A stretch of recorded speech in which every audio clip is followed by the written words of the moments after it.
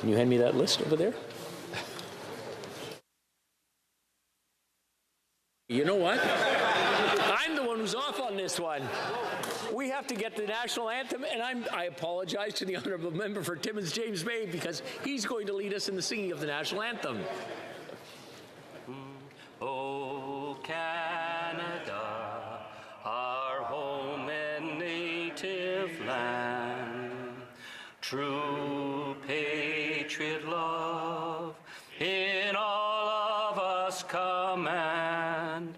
Carton brasse pour le pays, il sait porter la croix. Ton histoire est une épopée des plus brillants exploits. God keep this land glorious and free. Oh, Canada, we stand on guard for thee. Oh, Canada, we stand on guard for thee. Now, let the doors be open. Que l'on ouvre les portes. Thank you. Statements by members. Déclaration de député, the honourable member for Whitby. Mr. Speaker, it's good to be back in the House after the summer break. Over the course of the summer, I met constituents across my riding of Whitby, and they are rightfully worried about the rising cost of living. And they expect our government to create real solutions that make a real difference in the lives of Canadians and not make slogans and empty promises. Canadians spoke and we listened, Mr. Speaker. We are taking immediate steps. One, lower and stabilize cost of groceries, which will help all Canadians by demanding that the 5 big grocers come up with a plan to stabilize food prices by Thanksgiving. 2, extend the CEBA loan repayments to help small businesses. And 3, incentivize construction of purpose-built rental units by removing the GST on construction of new apartment buildings. This is just the beginning, Mr. Speaker, and I'm ready to roll up my sleeves and work even harder for Canadians. And I'm determined to address the affordability challenges, as we all are on this side of the House, that Canadians are facing today. It's good to be back, Mr. Speaker. The honourable member for Red Deer Lacombe. Mr. Speaker, I rise today to mark the 9th National Hunting, Trapping and Fishing Heritage Day, which is celebrated on the 3rd Saturday in September every year. For generations, our people have harnessed the resources of Canada's outdoors, building resilient communities, embracing the principles of conservation, and fostering economic prosperity through sustainable practices. Hunters and anglers have devoted their lives to preserving our natural habitats, advocating for ethical practices, and ensuring the continuity of these cherished traditions for future generations. Unfortunately, after 8 years, these Liberals have undermined our cherished heritage through attempts to ban hunting rifles and blaming hunters for their rise in gun crime. Conservatives understand the important role hunters, trappers, and anglers play in both our economy and in conservation of our fish and wildlife. Conservatives, and only Conservatives, will always protect the ability of Canadians to hunt, fish, and trap for generations to come. Way to go. The honourable member for Windsor-Tecumseh. Mr. Speaker, my community of Windsor-Tecumseh is rising. Hundreds of workers are building the Stellantis battery plant that will soon employ 3,000. Last week, I joined the Minister of Housing to officially open Meadowbrook Lane, the first affordable housing project in our community in 30 years. And that same day, the Minister and I stood on the deck of the Gordie Howe International Bridge. As it nears completion, over 9,000 workers have now worked on the largest infrastructure project in Canada. And this summer, the iconic Parks Canada beaver appeared in Ojibwe with a sign that says, soon to be the home of Ojibwe National Urban Park. Mr. Speaker, with strong Liberal investment, my community is thriving. And at the heart of that optimism are workers. And as our auto workers mobilize to fight for their fair share, we stand with them today, tomorrow, and always. The Honourable Member for Beauport-Limoilou. Mr. Speaker, our Capitals are champions for the second time in 2 years in the Ligue Frontière. They won the championship against the Evansville Otters. Once again, baseball fans responded with a new crowd record. 166,916 fans attended games during the season. This 9th title in 24 years is the result of the talent and hard work of the players and the entire organization, who delivered moments of pure magic. I would particularly like to highlight the extraordinary work of manager Patrick Scalabrini and President Michel Laplante. I'd also like to take this opportunity to wish a happy retirement to David Glaude, who did great at the end with a home run. Congratulations to the whole team, the whole organization, and once again, thank you for making us proud. The Honourable Member for Gatineau. Thank you, Mr. Speaker. It's the National Week of Trees and Forests, and the forestry sector has shaped the history of the Ottawa region. In 1926, CIP built the Gatineau newsprint mill on the Ottawa River and the Gatineau River. From then on, thousands of workers came to find work here. And it's on these pillars of heritage and identity that the city of Gatineau was born. The Gatineau plant has changed its names several times over the course of its history. It continues to be a major figure. It is now part of the Paper Excellence family, which has committed to supporting the company's long-term growth. This is great news for our 120 dedicated workers, members of Unifor. So I would like to salute the courage and great resilience of the employees over the years at the Gatineau plant, of whom I and we are very proud. Happy Forestry and Tree Week, Mr. Speaker. The Honourable Member for Montmagny, Lizla, Kamouraska, Rivière-du-Loup. Mr. Speaker, after 8 years of this government, everything is broken in this country. Inflation is already hurting families, and food prices are now expected to rise by 34% over the next 2 years. Successive interest rate hikes have doubled mortgage payments. 1 in 2 Canadians lives paycheck to paycheck. And what is this government doing? It persists with its plan to increase the carbon tax. Worse still, the Bloc is blindly supporting it. They want to radically increase the carbon tax. Do you know what radical means? Absolute, drastic. That's what the Bloc Liberal Coalition is all about, making everything more expensive, absolutely and drastically. You can't get more out of touch than that. To all families in Quebec and Canada, know this: it's expensive to vote Bloc. And remember, a Conservative government will bring back common sense by abolishing the Bloc Liberal tax to bring prices back down. The Honourable Member for Vancouver Centre. Mr. Speaker, this last weekend marked 20 years since the first North American safe injection site, InSite, opened in Vancouver. Since 2003, it has proven to be a lifesaver with 1.7 million visits. I want to shout out to those who looked at the positive evidence of harm reduction seen in Europe and took a chance on a pilot project with the Portland Health Society that proved successful. The catalyst was then Mayor Philip Owen, who convinced 2 other levels of government to sign the Vancouver Agreement. The MP for Vancouver East was the provincial minister, I the federal, and all 3 of us together with UBC's Dr. Montana, Kerr and O'Shaughnessy, who headed the pilot project, took a political risk based on evidence. 18 months later, we saw 100% of lives saved and knew it was all worth it.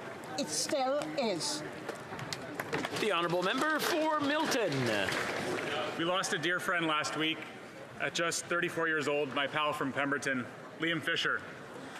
Liam was a fellow paddler who recently moved to Grenada to pursue his dream of becoming a doctor at St. George's University. He was not content with just being the fittest guy in the lower mainland of Vancouver. He dreamed of doing more, helping more people, and he aspired to help people as being a doctor.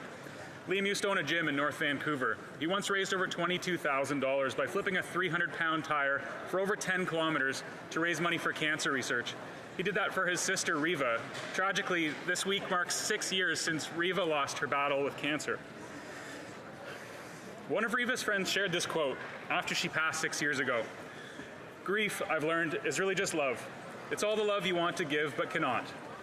All that unspent love gathers up in the corners of your eyes, the lump in your throat, and that hollow part in your chest. Grief is just love with no place to go. To Reva and Liam's parents, Hugh and Hillary, on behalf of the Canadian paddling community, we are so sorry. We love you so much. The honourable member for Carlton Trail, Eagle Creek. Mr. Speaker, let me tell you about the leader of the Conservative Party of Canada. Many know him as the common sense leader our country needs. His school teacher parents know him as the boy they adopted and raised in their modest home in the suburbs of Calgary. His dad knows him as the son he took to early morning hockey games. His neighbors know him as the boy who used to deliver their morning newspaper. His children know him in Francais, Espanol, and English as Papa. And his colleagues know him as someone who is fighting hard every day for Canadians.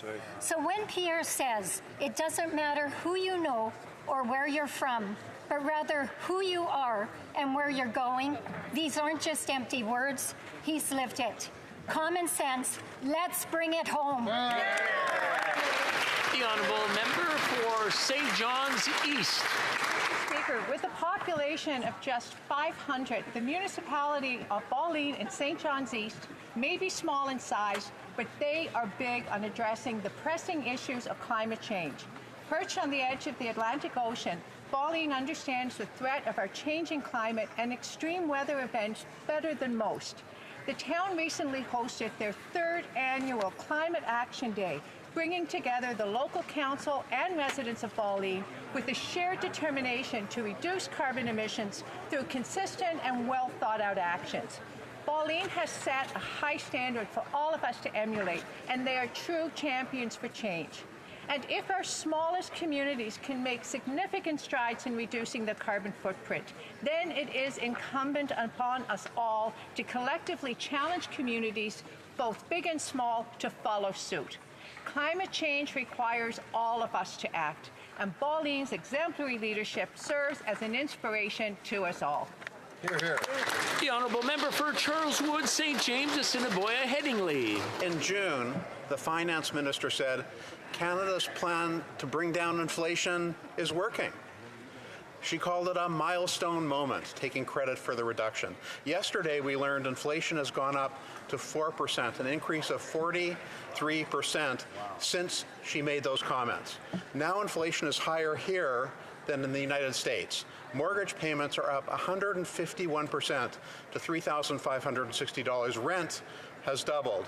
Before this Prime Minister took office, it took 25 years to pay off your mortgage. Now it takes 25 years just to save for a down payment. This NDP Liberal government wants to blow the bank. The Prime Minister's added more debt than all previous Prime Ministers combined. Common sense Conservatives will bring homes people can afford by reducing inflationary deficits and taxes to bring lower interest rates. After 8 years, this Prime Minister just is not worth the cost. The honourable member for Kamloops, Thompson, Caribou. Mr. Speaker, first, I have a very special message for someone important in my life. To my daughter, happy birthday. I love you, and my life got 1,000 times better the day you were born. But I worry about my daughter's safety, given that after 8 years of this Liberal NDP government, crime is up nearly 40%. Gang-related murders are up 108%. Worst of all, Mr. Speaker, sex crimes against children are up 126%. Despite this Liberal NDP government stands by their pillowy soft sentences for gun, sex, and violent offenders that are an affront to ordinary Canadians. Luckily, we are beginning to realize that the Prime Minister is not worth the cost. Conservatives and our leader are ready to work to reverse the wave of violent crime that has been ushered in by this Prime Minister. He's not ready to act. We are. The honourable member for Ottawa-Vanier. Thank you, Mr. Speaker. Today, I would like to pay tribute to and thank an exceptional woman, the Honourable Monique Bégin. She paved the way for all of the women who followed her into this House with profoundly liberal values, feminism, equality, social justice, and equity, which guided her throughout her career. In 1972, she became one of Quebec's first 3 female members of parliament. This pioneer also served with distinction as a cabinet minister, creating the child tax credit, supporting an increase in the guaranteed income supplement, and passing the Canada Health Act. After politics, she made her home in Ottawa-Vanier and continued her service in the academic world at the University of Ottawa. She also continued to influence and advise political decision-makers, and I had the privilege of benefiting from that. Monique Bégin, we owe you a great deal of thanks for your achievements, and we have a duty to carry the torch that you gave us. To her family and friends, I offer my sincere condolences. Rest in peace. Thank you. The honourable member for Winnipeg Centre. Thank you, Mr. Speaker. I rise today to recognize the work of Project Empower Her and other women's health organizations who have come to Ottawa to advocate for universal coverage of contraception in Canada. It is time that we end financial barriers that limit access to contraceptives. I heed Action Canada's call for, in quotes, for universal no-cost prescription contraception that is predicated on everyone being able to give free and informed consent, and on that consent being respected. And to, in quotes, see an end to forced sterilization and discrimination in the healthcare system. End of quotes. It is time to put in place a national pharmacare strategy that includes free contraceptives. It is time to get rid of the cost barriers that limit an individual's right to choose. It is time to respect people's bodily autonomy, including the right to reproductive choice. And it's time to recognize reproductive rights as human rights and ensure free access to contraceptives in Canada. Thank you, Mr. Speaker.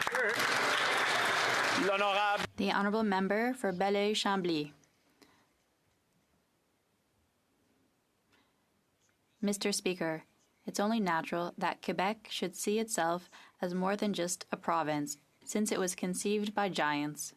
Giants like Jacques-Yvan Morin, who passed away on July 26th.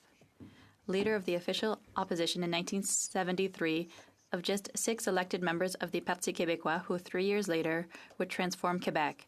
Then he was Deputy Premier of Quebec under René Lévesque, Minister of Education, of Cultural and Scientific Development, then Intergovernmental Affairs. Jacques-Yvan Morin was at the forefront of writing our national history.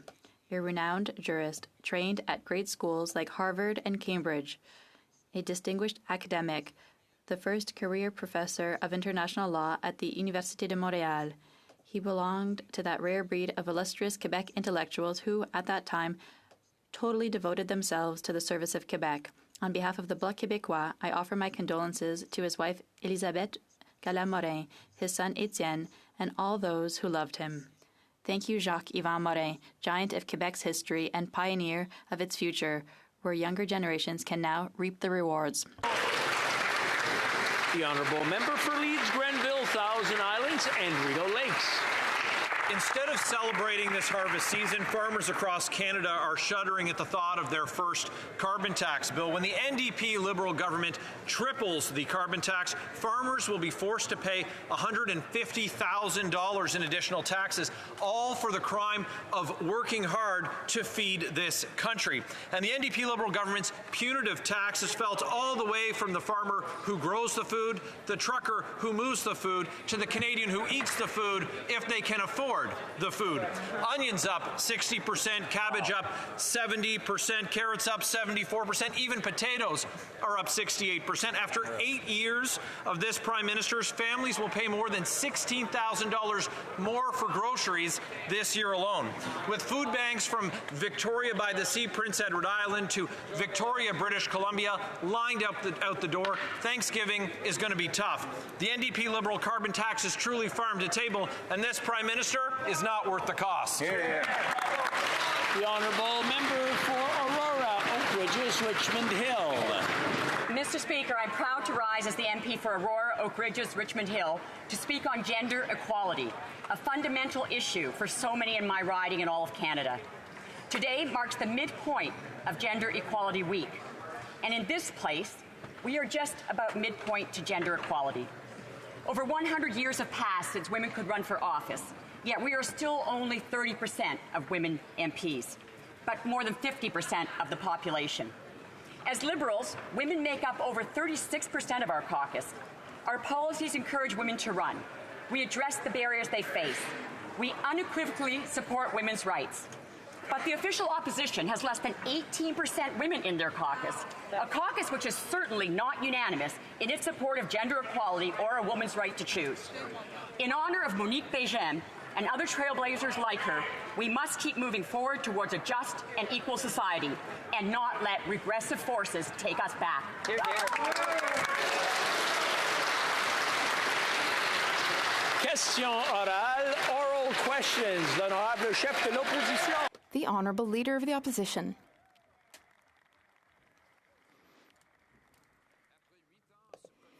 After 8 years, this Prime Minister has said that these are difficult times for politicians. He said at his conference on inflation in Charlottetown at the Cabinet Retreat that inflation has gone back down. But yesterday we found out that inflation is going back up. And in fact, the Finance Minister declared victory in the fight against inflation. But since that declaration of victory, inflation has risen by 43%, which forced the Bank of Canada to raise interest rates for Canadians who are the most in debt of any G7 citizens. Will the government finally bring down taxes and inflationary deficits so that we can bring down interest rates before we have a housing crisis and mortgage crisis? The Honourable Innovation Minister.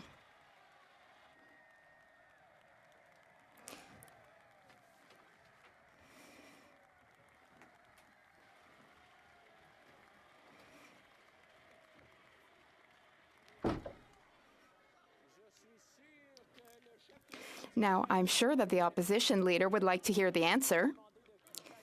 So we will ask everyone to please calm down. It's all well and good to be excited, and I'm happy that everyone's excited, but we are now giving the floor to the Honourable Minister.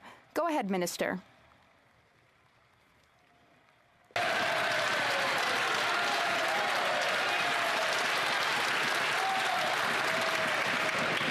Allez-y. I thank colleagues on both sides of this House for their enthusiasm. Now, Mr. Speaker, this summer we listened to Canadians. We met with them and we heard them. They told us 3 things, Mr. Speaker. First, they asked us to help them with the cost of groceries. Second, they said help us with housing. And the third thing that Canadians want,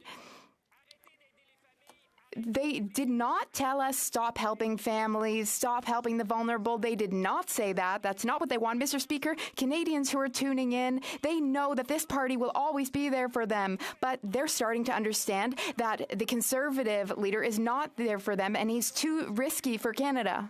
The Honourable Opposition Leader. Wow.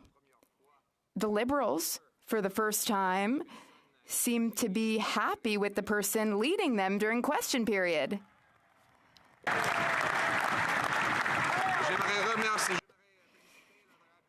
I congratulate the member for his new role. Another guy from Shawinigan might become Prime Minister. And I understand, even the Liberals want to sack the Prime Minister because the Prime Minister costs too much and he's not worth the cost. He's just not worth it. The Honourable Innovation Minister. Mr. Speaker, the Conservative leader likes his big speeches, but Canadians told us very clearly that they need our government to help them. That's why we're here for them. We're helping with grocery costs, Mr. Speaker. We also called in major grocery heads this week. We are going to bring down GST for housing. We are going to take action to help Canadians, Mr. Speaker. Canadians are tired of hearing the Conservative leader's slogans.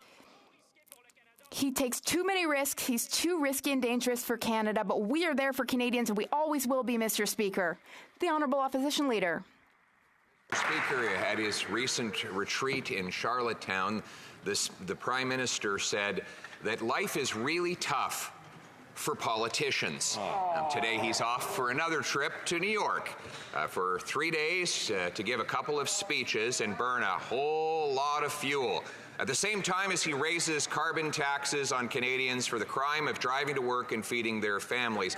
Yesterday, inflation was up and way up. It is accelerating. It is higher than in the States and in Japan, which could drive up interest rates. Will he balance the budget and axe the tax to bring inflation and interest rates down? The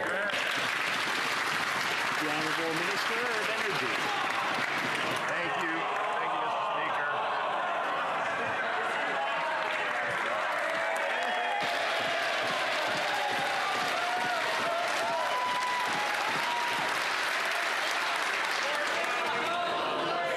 Order. Order. Order. Order.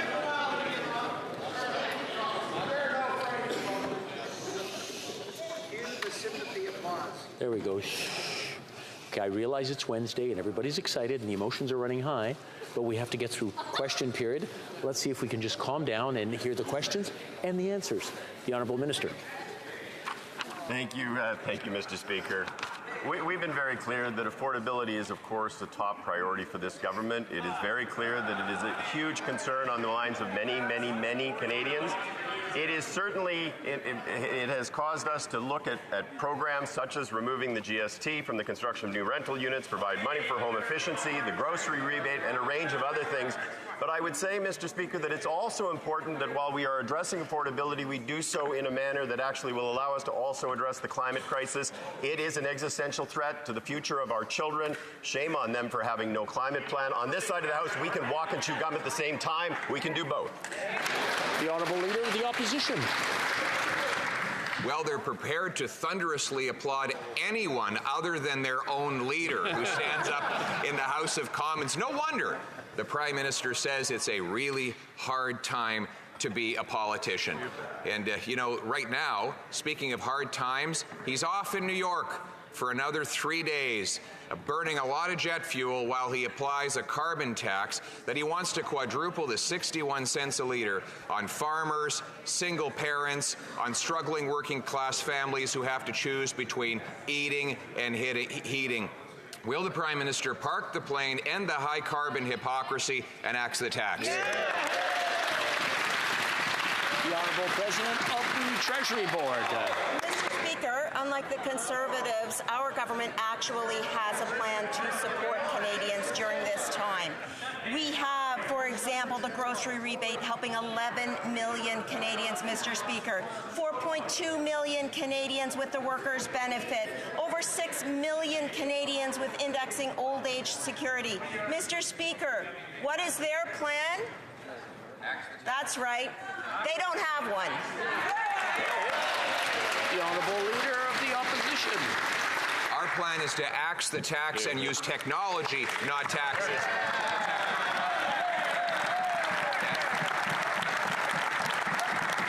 It's really incredible that this high-flying, high-carbon hypocrite is jetting around the world at the expense of Canadian taxpayers at the same time as he raises fuel taxes on everyday Canadians. The NDP supports him 100% in this 61 cent a litre carbon tax that they want to impose. That and the inflationary deficits have driven inflation back up. Will this government finally end the inflationary taxes and deficits so that we can bring down rates before Canadians go bankrupt? The Honourable Minister for Housing. Mr. Speaker, over nearly 2 decades in Canadian politics, he hasn't seen a program that helps Canadians he doesn't want to cut. Over the course of my time in this chamber, I've watched him attack the programs that support my constituents, programs like employment insurance, programs like the Canada Pension Plan. Mr. Speaker, we're going to continue to put forward measures that are going to support Canadians during their time of need. He may dismiss them as big, fat government programs. I call them programs that put food on the table for families who live in my community. The Honourable Member for Belleuil-Chambly. Mr. Speaker, too many Quebecers and too many Canadians are stuck between overpriced housing and maybe even homelessness. Now, the GST break for rental housing is positive, but it might not benefit renters, the ones who most need help. So will the government set aside its desire to meddle in Quebec's jurisdiction and the province's jurisdiction? Will Ottawa recognize that the best solution is to unblock and make available the $900 million in housing spending that it has for Quebec? The Honourable Housing Minister. Mr. Speaker, I've had many conversations with Quebec, and I have spoken with my counterpart, and my team has met with my counterpart's team. Just this morning, I had a call, and tonight I will have another call. We, of course, share my colleagues' priority to bring down housing prices in Quebec and to build more housing in Quebec and everywhere in Canada. That's essential, and I will continue my efforts. I will continue to work with my Quebec counterpart, and I will continue to work with Quebec. The Honourable Member for Belleuil-Chambly. Canada needs to stop with the meddling and interference. Canada needs to help the least well-off when it comes to rising prices and housing prices. Ottawa needs to build housing so that Ottawa is not contributing to inflation. Ottawa is spending billions, giving billions to the oil and gas industry. Shouldn't Ottawa rather stop subsidizing oil and gas and then use that money to increase old age security, to also stop discriminating against seniors aged 65 to 74, and also invest in social housing? The Honourable Natural Resources Minister. Of course, we must fight climate change. We need to reduce our greenhouse gas emissions in all sectors of our economy, and especially in the oil and gas sector. We eliminated subsidies to fossil fuels. We did so 2 or 3 months ago. We will, of course, build a strong economy in a low-carbon future. The Prime Minister admitted that he could have and should have done more to build affordable homes in Canada. Now the reality is we have a situation where we're losing more affordable homes than we are building as a nation. Now, what does the Prime Minister have to say to a renter who is living in a home that he can afford right now, but lives in fear that one day that home will be rent-evicted or dem-evicted and he'll lose it? What does a Prime Minister have to say to ensure that people will be able to stay in the homes that they can afford? The Honourable Minister for Housing. Mr. Speaker, I share the Honourable Member's concern about making sure some of the most vulnerable Canadians have a safe and affordable place to call home. That was in fact the motivation for the National Housing Strategy, where our government re-entered the social housing space after decades of governments, I should say of different partisan stripes, vacated it. In reality, Mr. Speaker, we know that we need to do more. That is why we move forward with eliminating GST on apartments that are going to be rented to Canadians. Part of the solution to the housing crisis is to build more homes, and that is exactly what we're going to do. The Honourable Member for Burnaby South. On ne veut pas entendre. This is not what we want to hear. We don't want promises. We want things to get done. Currently, it's impossible to find affordable housing because there just isn't any. If a Canadian wants to find a unit to rent, well, there are no units with affordable rent. So what is this Prime Minister going to do? How will the Prime Minister guarantee that affordable units will be built? L'Honorable Ministre. The Honourable Minister.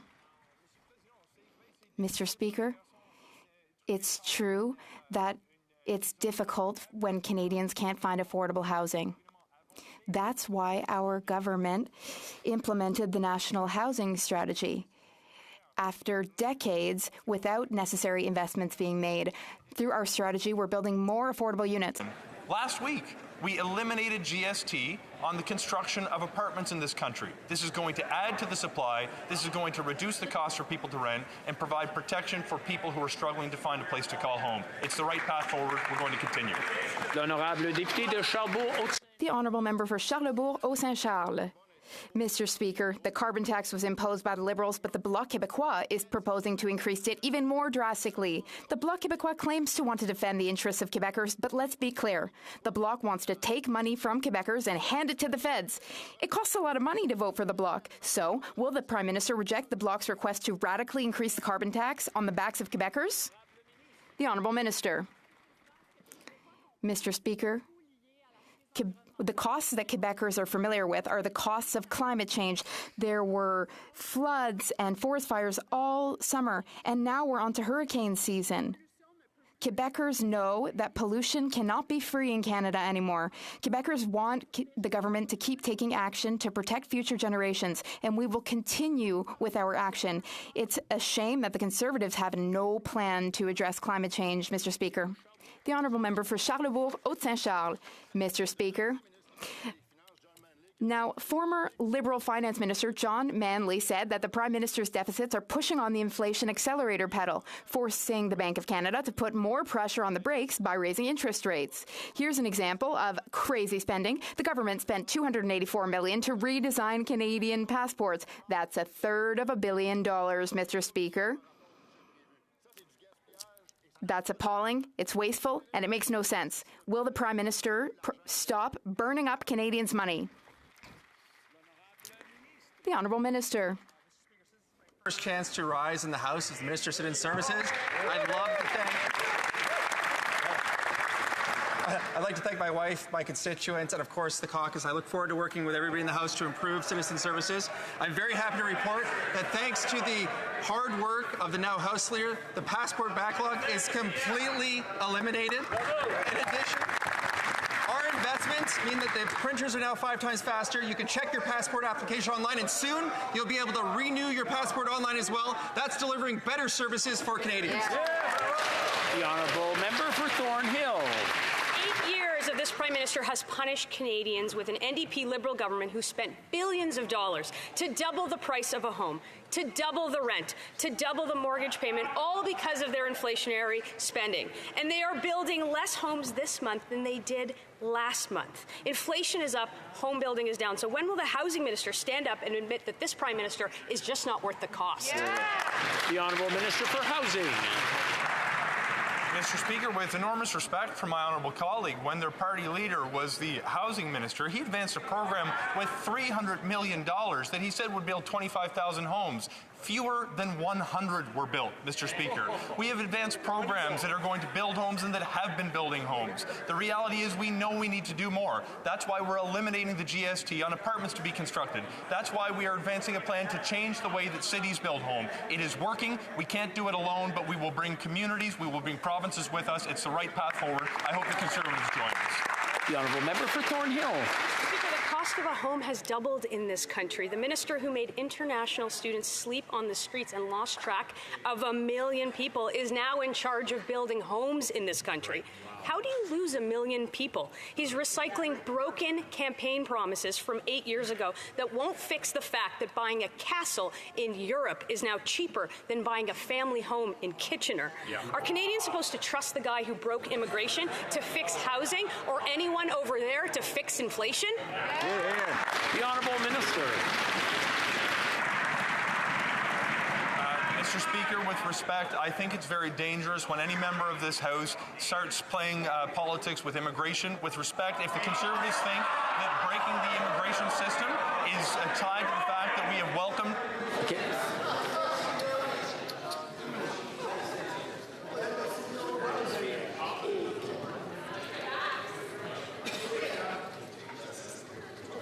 The Honourable Minister, you have 20 seconds. Please continue. Mr. Speaker, welcoming an ambitious level of newcomers is not breaking the immigration system, and we want to make sure communities are equipped to welcome them. We are not going to take lessons from the Conservatives, who failed miserably when it came to housing by doing absolutely nothing. We have removed taxes on home construction. We are changing the way that cities build homes. We're going to build Canada, and we're going to advance the measures to make it happen. The Honourable Member for Haldimand and Norfolk. Mr. Speaker, they lost track of 1 million people. After 8 years of this Prime Minister, housing prices are at an all-time high, and many Canadians have lost hope of ever owning their own home. This is a direct result of the NDP Liberal government's reckless deficit spending that has poured countless cash into the economy, driving up inflation, which has driven up interest rates, which has doubled mortgage rates. Will this Prime Minister finally stop his inflationary spending so that Canadians can once again keep a roof over their head? The Honourable Parliamentary Secretary. Mr. Speaker, I hope that this feigned compassion on behalf of the Conservatives isn't fooling Canadians. because on two occasions, Mr. Speaker, on two previous occasions, the Conservative voted against lowering taxes for the middle class in this country. We have been crisscrossing the country over the course of the summer, Mr. Speaker. Not a single Canadian has told us that they would like us to cut our programs. Canadians are relying on the supports that our government is providing, and we are providing them in a fiscally responsible way. The honourable member for Haldimand Norfolk. Mr. Speaker, former Liberal Finance Minister John Manley said that the Liberal deficit spending is like pressing a gas pedal on inflation, while the Bank of Canada is trying to press the brakes on it by raising interest rates.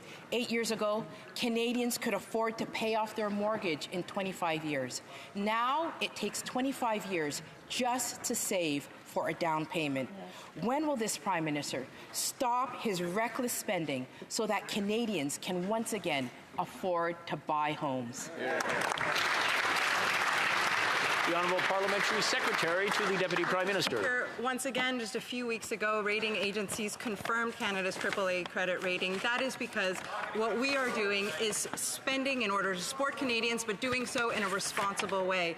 Mr. Speaker, we have just announced the next step in our plan to build more homes faster. What we will do is create more apartment buildings for more Canadian families right across the country. The response from the Conservative leader was, we don't need any more of those. Mr. Speaker, Canadians do need their federal government, and this is the federal government that has their back. The Honourable Member for Belleuil-Chambly.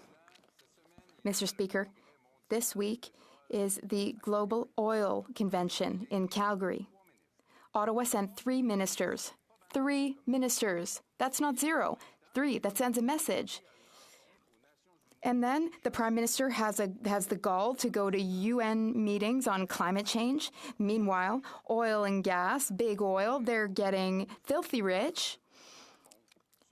And oil and gas are getting richer on gas prices going up at the pump. So, will the government commit to ending subsidies to big oil? The Honourable Natural Resources Minister. As I said, we have implemented a framework to reduce and eliminate subsidies to oil and gas, to fossil fuels. I went to Calgary. I gave a speech on climate change and the importance of reducing greenhouse gas emissions in all sectors of our economy, which includes the oil and gas sector, of course. The Honourable Member for Belleuil-Chambly. The government subsidizes rich oil and gas companies that don't at all need the money. Meanwhile, the government is holding back money for social housing. The government is refusing to increase old age security, which is decreasing. Pensions are decreasing. Shouldn't the government take the money that it gives oil companies and instead invest that money in social housing and old age security? The Honourable Minister.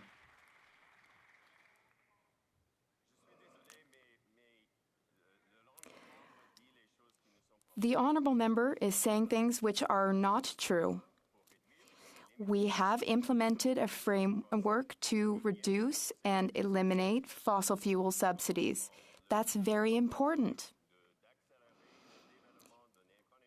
We need to speed up the development of a prosperous economy for a low-carbon future. The Honourable Member for Mégantic-L'Érable. Mr. Speaker, if we tax vegetable growers, if we tax the farmers who transport the vegetables and the processors too, all those taxes, well, prices will inevitably rise everywhere in the country for groceries. Meanwhile, half of Canadians are struggling to get by from one paycheck to the next, and the Bloc Québécois Liberal Coalition feels that you're not paying enough. The Bloc Québécois not only supports carbon taxes, but its MPs want to drastically increase carbon taxes. Why are the Liberals and the Bloc Québécois joining forces to make Quebecers poorer? The Honourable Innovation Minister. Mr. Speaker, it's very unfortunate. that Canadians and Quebecers have to hear a question like that, because in fact, just this week, Canadians saw that on this side of the House, we are taking action. What have we done to help Canadians? Well, we called in the CEOs of big companies to express to them the frustration that millions of Canadians are feeling. We told big grocers that enough is enough and that we need to take action to stabilize grocery prices in Canada. The Conservatives love their slogans, but instead of shouting their slogans, they should unite with us in coalition to help Canadians. That's what Canadians expect. The Honourable Member for Mégantic-L'Érable. The coalition's making all kinds of excuses for their radical tax hikes. They say that the carbon tax does not affect Quebec. That's false. This second carbon tax, supported by the Bloc, will add 20 cents to the cost of a litre of gas. After 8 years, the Liberals have managed to convince the leader of the Bloc Québécois to take more money out of Quebecers' pockets and send it where? To Ottawa. That is obviously irresponsible if they want to help families who are struggling. Voting for the Bloc is costing people a lot, Mr. Speaker. Why is the Prime Minister backing the Bloc's plan to radically increase taxes at the expense of Quebecers? The Honourable Minister. Thank you, Mr. Speaker. What is drastic and irresponsible is denying the existence of climate change. That is what the Conservatives have been doing for years. They are telling 80% of Canadians who are getting more in their pockets, they're telling people that they don't deserve a more affordable life. And you know what's irresponsible and unacceptable is that the Conservative Party, just 2 years ago, they themselves suggested carbon pricing or pollution pricing, and now they're singing another tune. What Canadians want right now is for inflation to come down and for interest rates to fall, not to pour fuel on the fire of inflation. That was what this finance minister promised last year. Instead, mortgage interest rates are up 31%. Inflation is up 4% this month alone. After 8 years, this Liberal NDP government refuses to be the financial stewards that this country so desperately needs. The Prime Minister is not worth the cost. Mr. Speaker, will the Prime Minister finally stop his inflationary spending so Canadians can keep a roof over their head? The Honourable Minister of Health. Thank you, Mr. Speaker. Let's be specific about what they're talking about when they're talking about cuts. Because when they're talking about dealing with global inflation, they want to do it on the backs of the most vulnerable, as if cutting from the most vulnerable people in Canada is going to somehow fix global inflation. That means, as an example, with the dental care program that we're rolling out, 3.5 million seniors will lose their dental care. That means 181,000 people with disabilities will lose their dental care. That means 1 million children will lose their dental care. That's what they're talking about, Mr. Speaker. Let's be clear about what their real plan is. The Honourable Member for Hastings, Lennox and Addington. False and empty, condescending rhetoric. Let's quote former Liberal Finance Minister John Manley. This is a bit like driving your car with one foot on the gas and the other on the brake, especially if there's slushy conditions under your tires. It's not a good plan for controlling the direction of your vehicle, nor is it a good plan for controlling the direction of the economy either. After 8 years, this Liberal NDP government is still not able to address the housing and living crisis that they helped create. Mr. Speaker, again, will the Prime Minister finally stop his inflationary spending so people don't go bankrupt? Yes or no? The Honourable Government House Leader. You know, Mr. Speaker, what the Conservatives, when they were in government, they had higher unemployment, lower wages, and stagnation when it came to poverty rates. Mr. Speaker, when they're talking about cutting, they're talking about cutting things like childcare. They're talking about cutting things like dental care. They're talking about rolling back pensions, just like they did when they were in government, Mr. Speaker. Mr. Speaker, what Canadians need right now is a government that's there for them, and what they can't afford is the risky ideas of the Conservative Party of Canada. Thank you, Mr. Speaker. Now, before going to the next question, I just want to compliment the honourable members for South Shore St. Margaret's and Dufferin-Caledon, who are very quiet during the questions. Now, if you could just carry that through the answers, I would really appreciate it. The honourable member for Vancouver East. Conservatives and Liberals caused the housing crisis by cancelling the National Co-op and Housing Program 30 years ago. Canada is now amongst the lowest of the G7 countries in social housing stock. Seniors, families, everyday Canadians need a home that they can afford.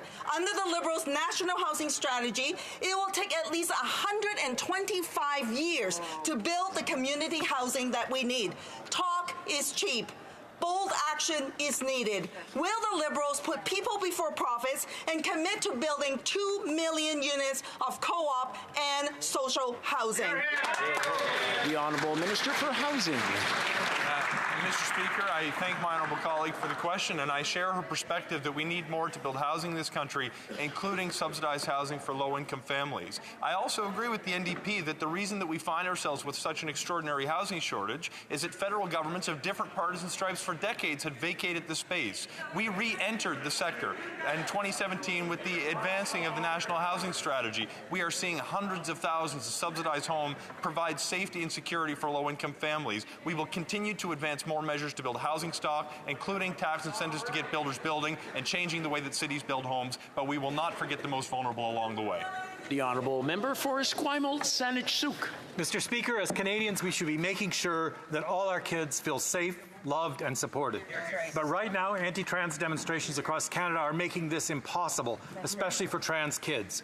In June, the Conservatives blocked an NDP motion calling on all Canadian leaders to condemn this rising tide of hate and violence. Will the Liberals join New Democrats in condemning this anti-2S LGBTQI plus hate by supporting our motion when it comes back to the House? Will they join us in demonstrating that Canada is truly a country where there's no space for hate? The Honourable Minister for Diversity.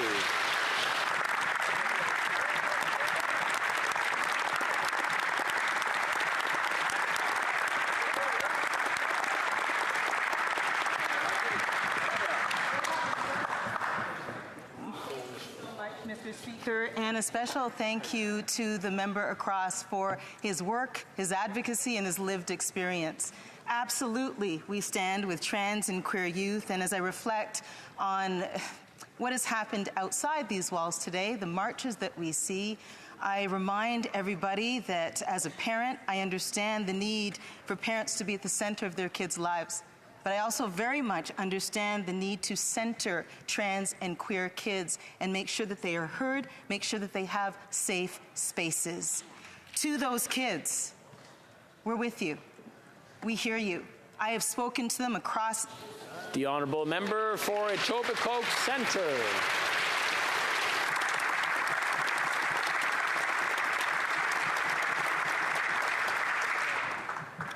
Mr. Speaker, as we speak, the Ukrainian people are risking everything and sacrificing their lives to defend their homeland against Russia's genocidal invasion. Russia's invasion is not just an existential threat to Ukraine. It is also the primary reason for food and energy price inflation here in Canada and around the world, and it is a major threat to global security and to Canada's security. So Canada must stand with the Ukrainian people until they win. Could the Minister of National Defence share with Canadians what Canada is doing to support the brave people of Ukraine? The Honourable Minister of National Defence. I'd like to begin by thanking the member from Etobicoke Centre not only for his question, but for his exceptional leadership in support of the Ukraine. Mr. Speaker, in the face of Russia's unrelenting brutality and aggression, Ukrainians have fought back with remarkable strength and courage, and Canada continues to stand with them.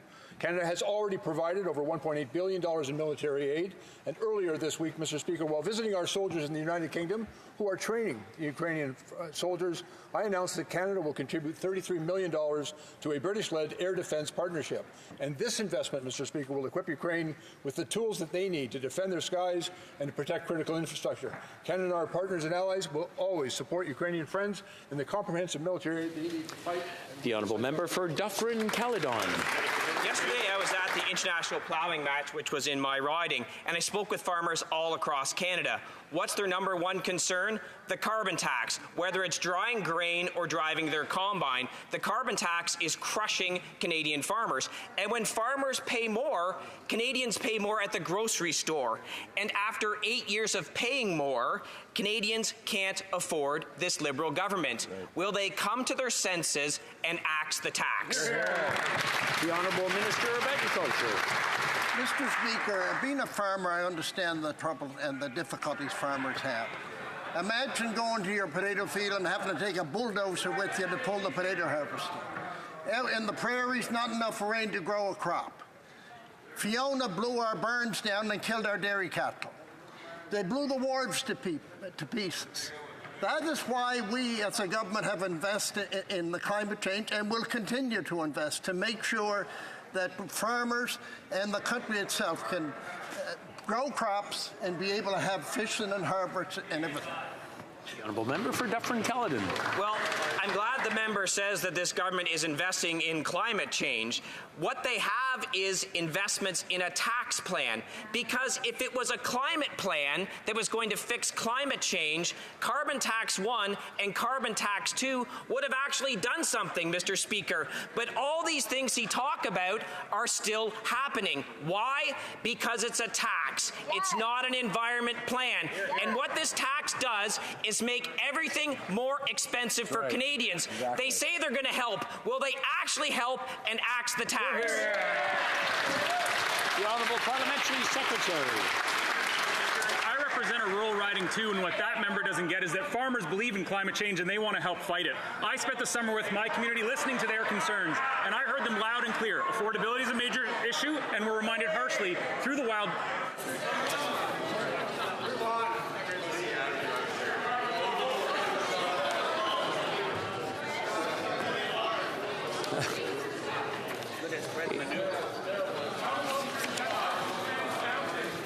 The honourable member for Dufferin-Caledon would like to hear the response to his answer. I'll let the parliamentary secretary continue, please. Please, everyone, listen so that we can all have an idea of what the answer is. Please continue. Thanks very much, Mr. Speaker. And like I was saying, like the member, I live in a rural riding too. And unlike the Conservatives, I spent the summer talking to my constituents and hearing their concerns, and I heard them loud and clear. Affordability is a top issue, but we're also reminded harshly through extreme weather events throughout the summer that fighting climate change is more important than ever. We have a plan to address both, Mr. Speaker. That's important, environment and climate change, as well as affordability. But the Conservatives don't have either. Our climate action incentive sends more money back to... The honourable member for Foothills. Once again, the Liberal Agriculture Minister claims that farmers support the carbon tax. How out of touch can a minister be? Only 2% of Canadian farmers think the Liberals even support agriculture because they know this Prime Minister is unaffordable. Farmers can't afford to pay close to $1 billion in carbon taxes. They can't afford it when diesel goes up 70 cents a litre. They can't afford to pay more in fertilizer and feed and higher interest rates. Does the Liberal Agriculture Minister truly support quadrupling the carbon tax on farmers, truckers, and processors, knowing the consequences means higher food prices for Canadians? Minister for Agriculture. And I appreciate my honourable question, but the fact of the matter is farmers are fully aware of what's taking place in this country. Hurricane Fiona blew down our barns, killed our cattle. Temperatures went to 50 below zero.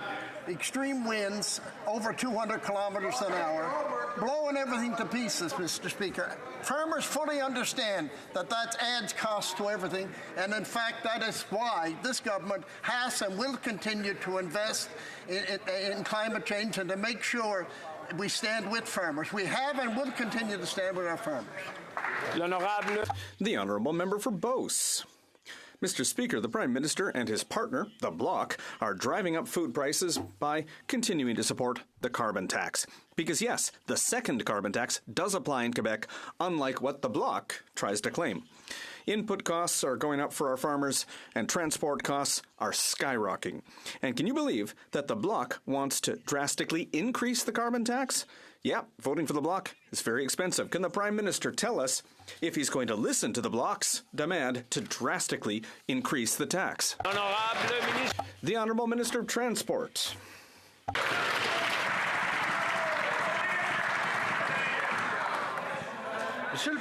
Mr. Speaker, my colleague wants to talk about costs. How much does it cost a forest that burns? How much does it cost our lakes, our rivers, when they flood? How much does it cost a tornado, a hurricane that hits our rural areas? How much does that cost in health care for our kids? Mr. Speaker, there's one thing that's very clear. Canada doesn't have, can't afford the Conservatives. The Honourable Member for Beauport-Limoilou.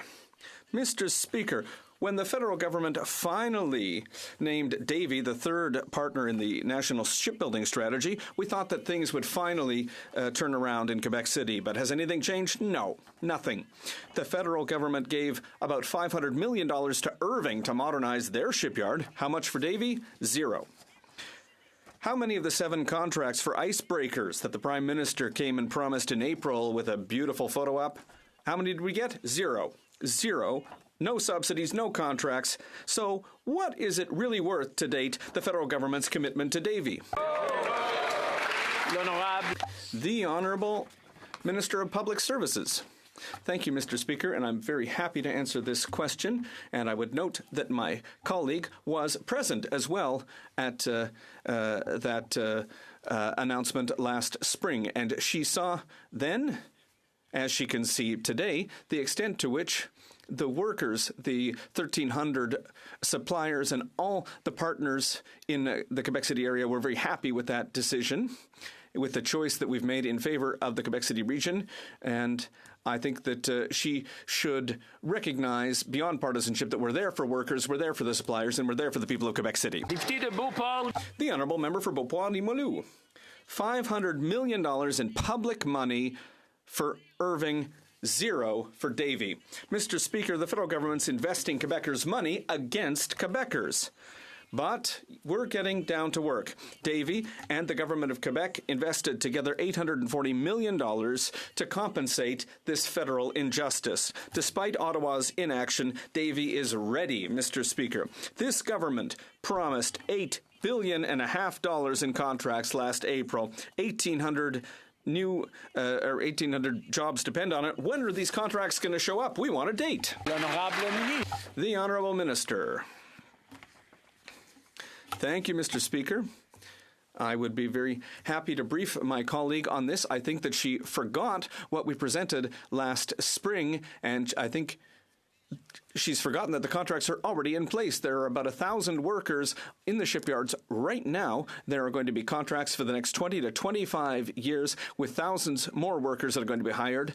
And of course, there are tens of thousands who are going to be working for the 1,300 suppliers. This is great news for the Quebec City region. I would ask my colleague to celebrate along with us. Colchester. Mr. Speaker, every member of this House receives emails, letters, and phone calls explaining how unaffordable life has become due to the NDP Liberal government's punishing carbon tax. Right. After 8 years of this Liberal Prime Minister, everything costs more, and of course inflation on basic necessities such as food continues to rise. The price of lettuce is up, the price of carrots is up, the price of potatoes is up, all more than 70%. And quite frankly, Mr. Speaker, Canadians are fed up. Yeah. Will this Liberal Prime Minister cancel his plans to increase his inflationary carbon tax? Good question. The Honourable Minister for Housing. Mr. Speaker, it's hard to take seriously a question from the honourable member when just a couple of evenings ago I read a news article indicating he and some of his Conservative colleagues went on a $45,000 trip to have $600 bottles of champagne in the United Kingdom so they could meet with people who oppose sensible policies to put a price on pollution. The reality, Mr. Speaker, is that we're going to continue to put forward measures that grow the economy, and I'll take this moment to point out that the Conservatives, contrary to the will of the provincial Conservative government in Nova Scotia, are opposing a regulatory framework that's going to allow us to build offshore renewable energy, get with the times. We're going to build a green economy for the future. Hear, hear. The Honourable Member for Cumberland, Colchester.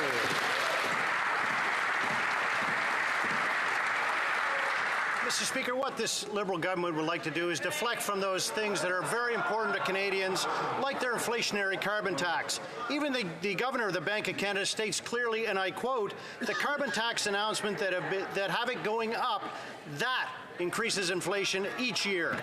The ongoing punishment of Canadians simply for trying to buy food, put a roof over their heads, for which this minister is failing again like he did on immigration, and heat their homes must stop. After 8 years, this Liberal Prime Minister is not worth the cost. When will he cancel his plans to increase his inflationary carbon tax? The Honourable Parliamentary Secretary. Serious and responsible government needs to have a plan to address both affordability and climate change, but all these Conservatives have are slogans and catchphrases to stick on T-shirts and bumper stickers. Groceries are too expensive, Mr. Speaker, but one of the main driving forces behind, for example, expensive lettuce is, in drought-prone places, is climate change, Mr. Speaker. And while that member was hobnobbing with millionaire climate change deniers in Europe, we were here continuing to address the issues that face Canadians and playing a leadership role in addressing the threats of climate change in Canada. The honourable member for Banff Airdrie. 8 years that the NDP Liberal government have depleted Canadian savings, raised their taxes, and increased the prices at their local grocery store. Cutting his carbon tax could bring immediate relief for Canadians, but the Prime Minister refuses. Even the Bank of Canada governor is now warning that the Liberals' carbon tax increases are causing inflation. So the policies of this Prime Minister aren't worth the cost, and Canadians know it. So will he finally side with Canadians and cancel his inflationary carbon tax increases? The Honourable Minister for Natural Resources. Thank you, Mr. Speaker. As I've said in this House a number of times, the price on pollution was put in place in a manner where 8 out of 10 families get more money back than they pay in terms of the price on pollution. But I would have to say that the hypocrisy coming from that side of the House is unbelievable. The last Conservative government in which the Leader of the Opposition was a minister proposed cap and trade, which is a form of pricing pollution. In the last election, the Conservative Party and everybody in this chamber ran on putting a price on pollution. Now the Conservative Party campaigns actively against on pollution. How do the Canadian public believe anything these people have to say? I want to remind the honourable members to place their questions and answers through the chair, just to keep some decorum in the chamber. The honourable member for Pontiac. Mr. Speaker, we're talking a lot about affordability right now, but we also need to build an economy that's going to create good jobs and great quality of life for Canadians. In the Outaouais region, Mr. Speaker, we have extraordinary potential in eco and recreative tourism, and I'd like to know what the Minister of Tourism is planning to do to help us meet our full potential in the Outaouais. The Honourable Minister of Tourism. Thank you, Mr. Speaker. The member for Pontiac is right. Tourism is an economic engine in our regions, and that's why the government, through Economic Development Canada, has provided $700,000 to 8 Outaouais businesses to help them improve their tourist accommodation offering. We want people to come. We want them to be able to stay more than just one day, Mr. Speaker. I would invite everyone, by the way, to explore the Outaouais because there are all kinds of ecotourism activities in place, and I'd like to thank the member for Pontiac for all the work she's doing on economic development in our regions. Simcoe. Mr. Speaker, new documents show the Liberals billed Canadians more than $250,000 for a 3-day cabinet meeting supposedly focused on tackling inflation. Instead of coming up with any real plans to make life more affordable, this out-of-touch Prime Minister and his cabinet spent their time eating expensive meals at high-end restaurants. Inflation is out of control, but the Liberals won't stop living large. Will the Prime Minister take the silver spoon out of his mouth, axe the carbon tax, and show respect to Canadian taxpayers? The Honourable Government House Leader. Mr. Speaker, what this government has been focused on for the last 8 years is making sure that we are advancing measures that help Canadians.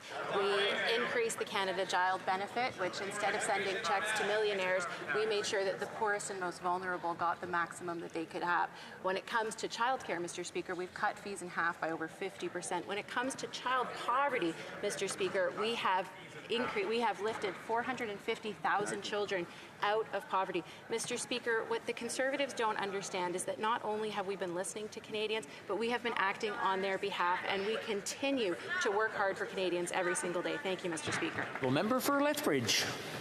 And yet somehow life is less affordable than it has ever been. Yeah. Because there's this punitive thing called the carbon tax that the Liberals have applied to every single heating bill of Canadians, every single grocery bill of Canadians, every single fuel cost that Canadians incur at the pump. Yeah. And Canadians are struggling to make ends meet.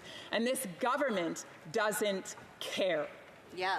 There is a very tangible action that can be taken on behalf of Canadians, and that is to scrap the tax. When will this government find themselves on side with the Canadian public and finally get rid of the punitive carbon tax? The Honourable Government House Leader. Mr. Speaker, it's incredibly disappointing to hear from the members opposite when it comes to being there for Canadians, because over the past summer there have been hundreds of thousands of Canadians who have been displaced from their homes because of wildfires, because of climate change related disasters. In fact, an entire community and Yellowknife was evacuated because of unprecedented wildfires. Mr. Speaker, the Conservatives can continue to bury their heads in the sand. We are going to continue to act to fight climate change because this is existential. Our job as a government is to protect Canadians, and we will continue to do that. Thank you, Mr. Speaker. Honourable Member for Lethbridge.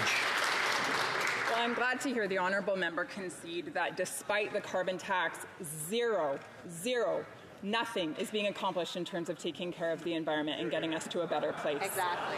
But Canadians are certainly worse off. They're struggling to afford the basic necessities of life. They are going to the grocery store and they are literally spending hundreds of dollars and walking out with nothing more than a couple bags of groceries. That's not okay. And after 8 years of this NDP Liberal government, they're fed up and they can't afford the cost anymore. So when will this government finally make the right decision, axe the tax, and give Canadians hope? The Honourable Parliamentary Secretary to the Minister of the Environment. 2023, and if you don't have a plan to address climate change, then you don't have a plan for affordability or for the economy either. And it's clear that these Conservatives, every single idea they put forth makes it clear that they're out of touch. In fact, the only recommendations that these Conservatives have put forward would cut social programs. I'm talking about things that actually support Canadians, like Canada Child Benefit, like childcare, like dental care, like the Guaranteed Income Supplement. The Conservative plan to fix global inflation by cutting people's services and benefits, Mr. Speaker, that's no plan at all. It's irresponsible, it's risky, and it would put Canadians' families at risk. The member for Yukon. Mr. Speaker, small businesses are the backbone of communities across our country, making up 98% of all businesses and employing 2/3 of Canadian workers. But many Yukon business owners have reached out to me over the past few months outlining their struggles with rising costs while still trying to recover from the pandemic. Can the Minister of Small Business outline how we are continuing to support small business in Canada, including CEBA loan holders, at this time? Very great question. The Honourable Minister for Small Business. Thank you, Mr. Speaker, and I thank the MP from the Yukon for this question. I was also a small business owner during the pandemic, and I really understand the struggles that many continue to face. That is why we are offering additional flexibilities for small businesses to repay their CEBA loans that are both balanced and fiscally responsible. This includes a full 1-year extension on the repayment deadline, more flexibility on refinancing, and more time to access the loan forgiveness. We will keep listening to small businesses across the country, and that includes all Canadians, Mr. Speaker. The Honourable Member for Skeena Bulkley Valley. Mr. Speaker, farmers in northern BC have been hit hard by extreme drought, another symptom of the worsening climate crisis. Hay harvests are down as much as 90%, and many farmers are struggling to feed their animals. We're seeing herds sold off, and we're seeing family farms lost. Now, for months, we've been calling on this government to provide support to source hay from other parts of Canada and the United States. Local governments are waiting, provincial government is waiting, and farmers are waiting for this minister to finally come to the table. The question, how long are they going to have to wait? Hear, hear! The Honourable Minister of Agriculture. Thank you, Mr. Speaker, and I appreciate my honourable colleague's question and fully understand the stress that the farmers are under.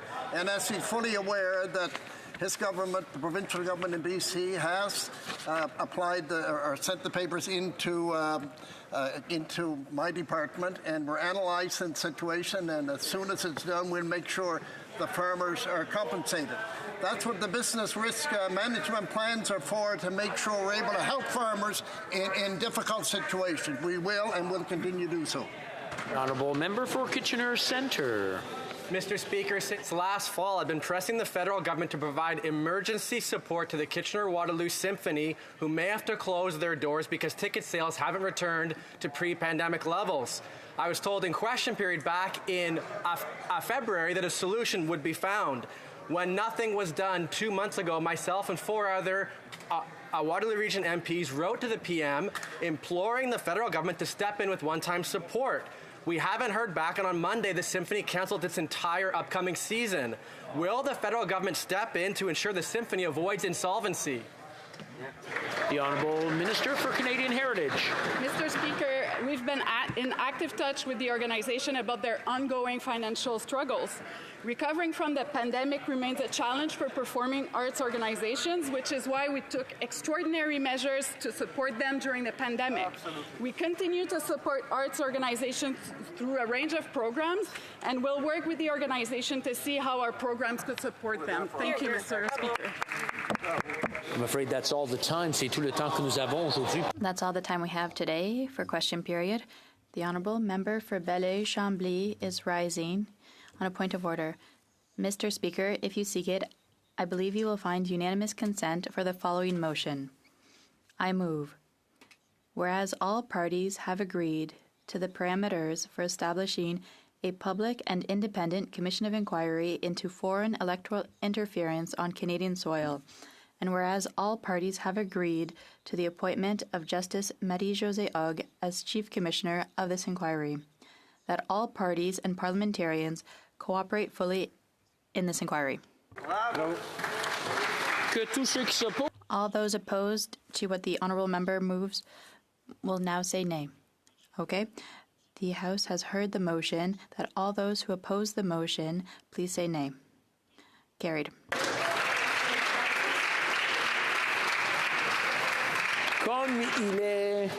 It being, what time is it? It being 3:16, the House will now proceed to the taking of the deferred recording division on the motion at second reading stage of Bill C-318 under private members' business.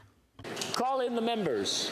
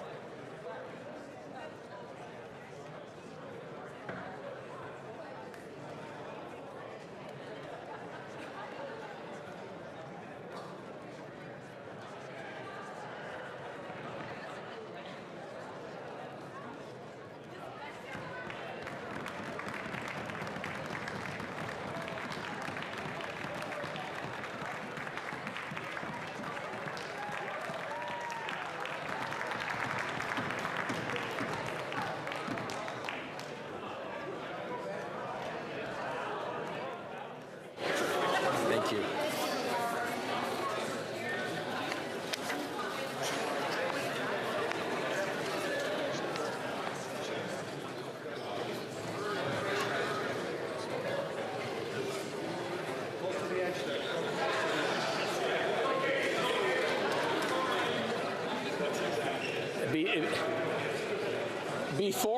Before I start the vote, I want to remind everyone, and I'm sure everyone is in their seats,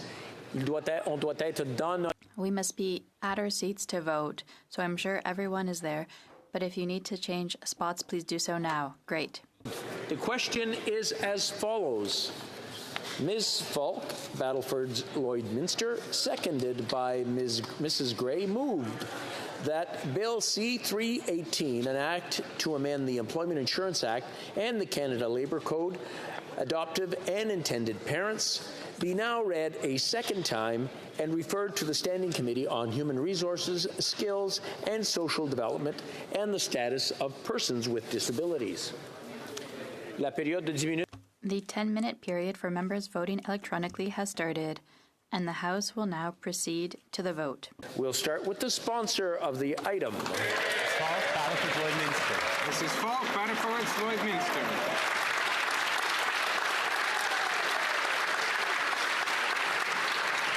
We'll now proceed to members participating in person. All those on my left in favor of the motion will please rise. Monsieur d'Entremont. Mr. D'Entremont. Mr. Morrison. Mr. Morrison. Mr. Dowdle. Mr. Dowdle. Mr. Carey. Mr. Carey. Mr. Weber. Mr. Weber. Mr. Soroka. Mr. Soroka. Mr. Lake. Mr. Lake. Mr. Vierson. Mr. Vierson. Mr. Fast. Mr. Fast. Mr. Canna. Mr. Canna. Mr. Leslie. Mr. Leslie. Mr. Majumdar. Mr. Majumdar. Madame Bérubé. Madame Bérubé. Monsieur Désilets. Monsieur Désilets. Madame Hughes. Madame Hughes. Ms. Zarillo. Ms. Zarillo. Left. Mr. Dreeshen. Mr. Dreeshen. Mr. Cram. Mr. Cram. Mr. Tolmie. Mr. Tolmie. Mrs. Wagenthal. Mrs. Wagenthal. Mr. Epp. Mr. Epp. Mr. Bragdon. Mr. Bragdon. Mr. Allison. Mr. Allison. Dolphin. Pardon me? Dalton. Mr. Dalton. Mr. Dalton. Mr. Nader. Mr. Nader. Mrs. Gallant. Mrs. Gallant. Mr. McLean. Mr. McLean.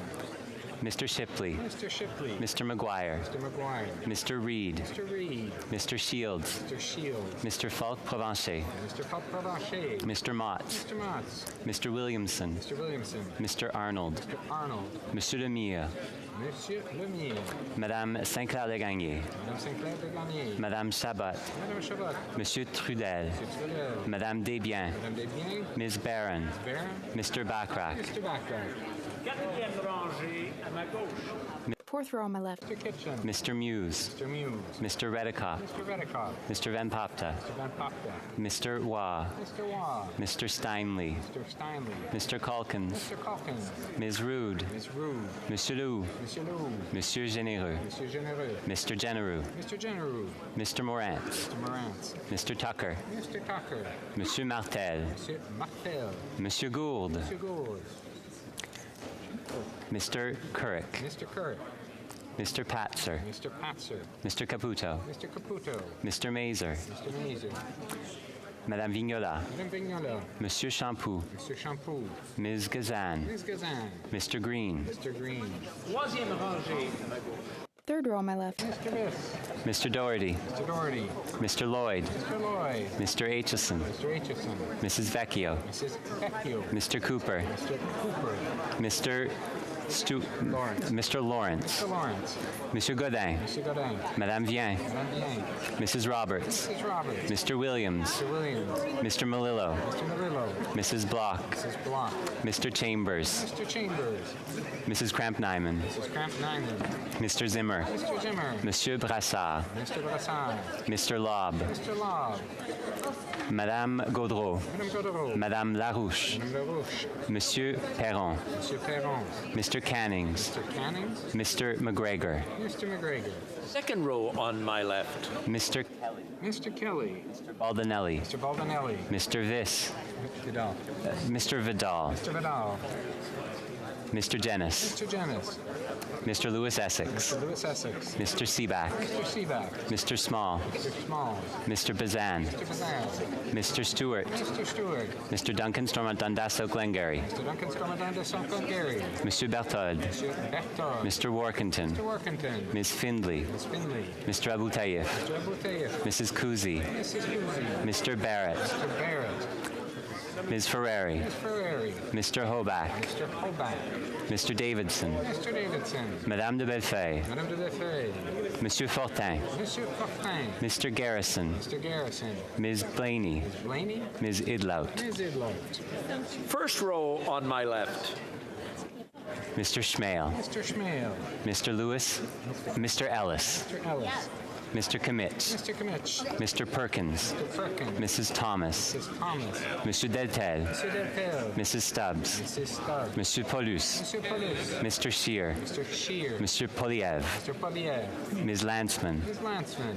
Mr. Halan. Mr. Halan. Ms. Lewis Haldeman Norfolk. Ms. Lewis Haldeman Norfolk. Mr. Barlow. Mr. Barlow. Mrs. Gray. Mrs. Gray. Madame Normandin. Madame Normandin. Monsieur Simard. Monsieur Simard. Mr. Massey. Mr. Massey. Mr. Julian. Mr. Julian. Ms. Kwan. Ms. Kwan. All those at my right in favor of the motion will please stand. Sixième rangée. Sixth row. Cinquième rangée. Fifth row. Mr. Long.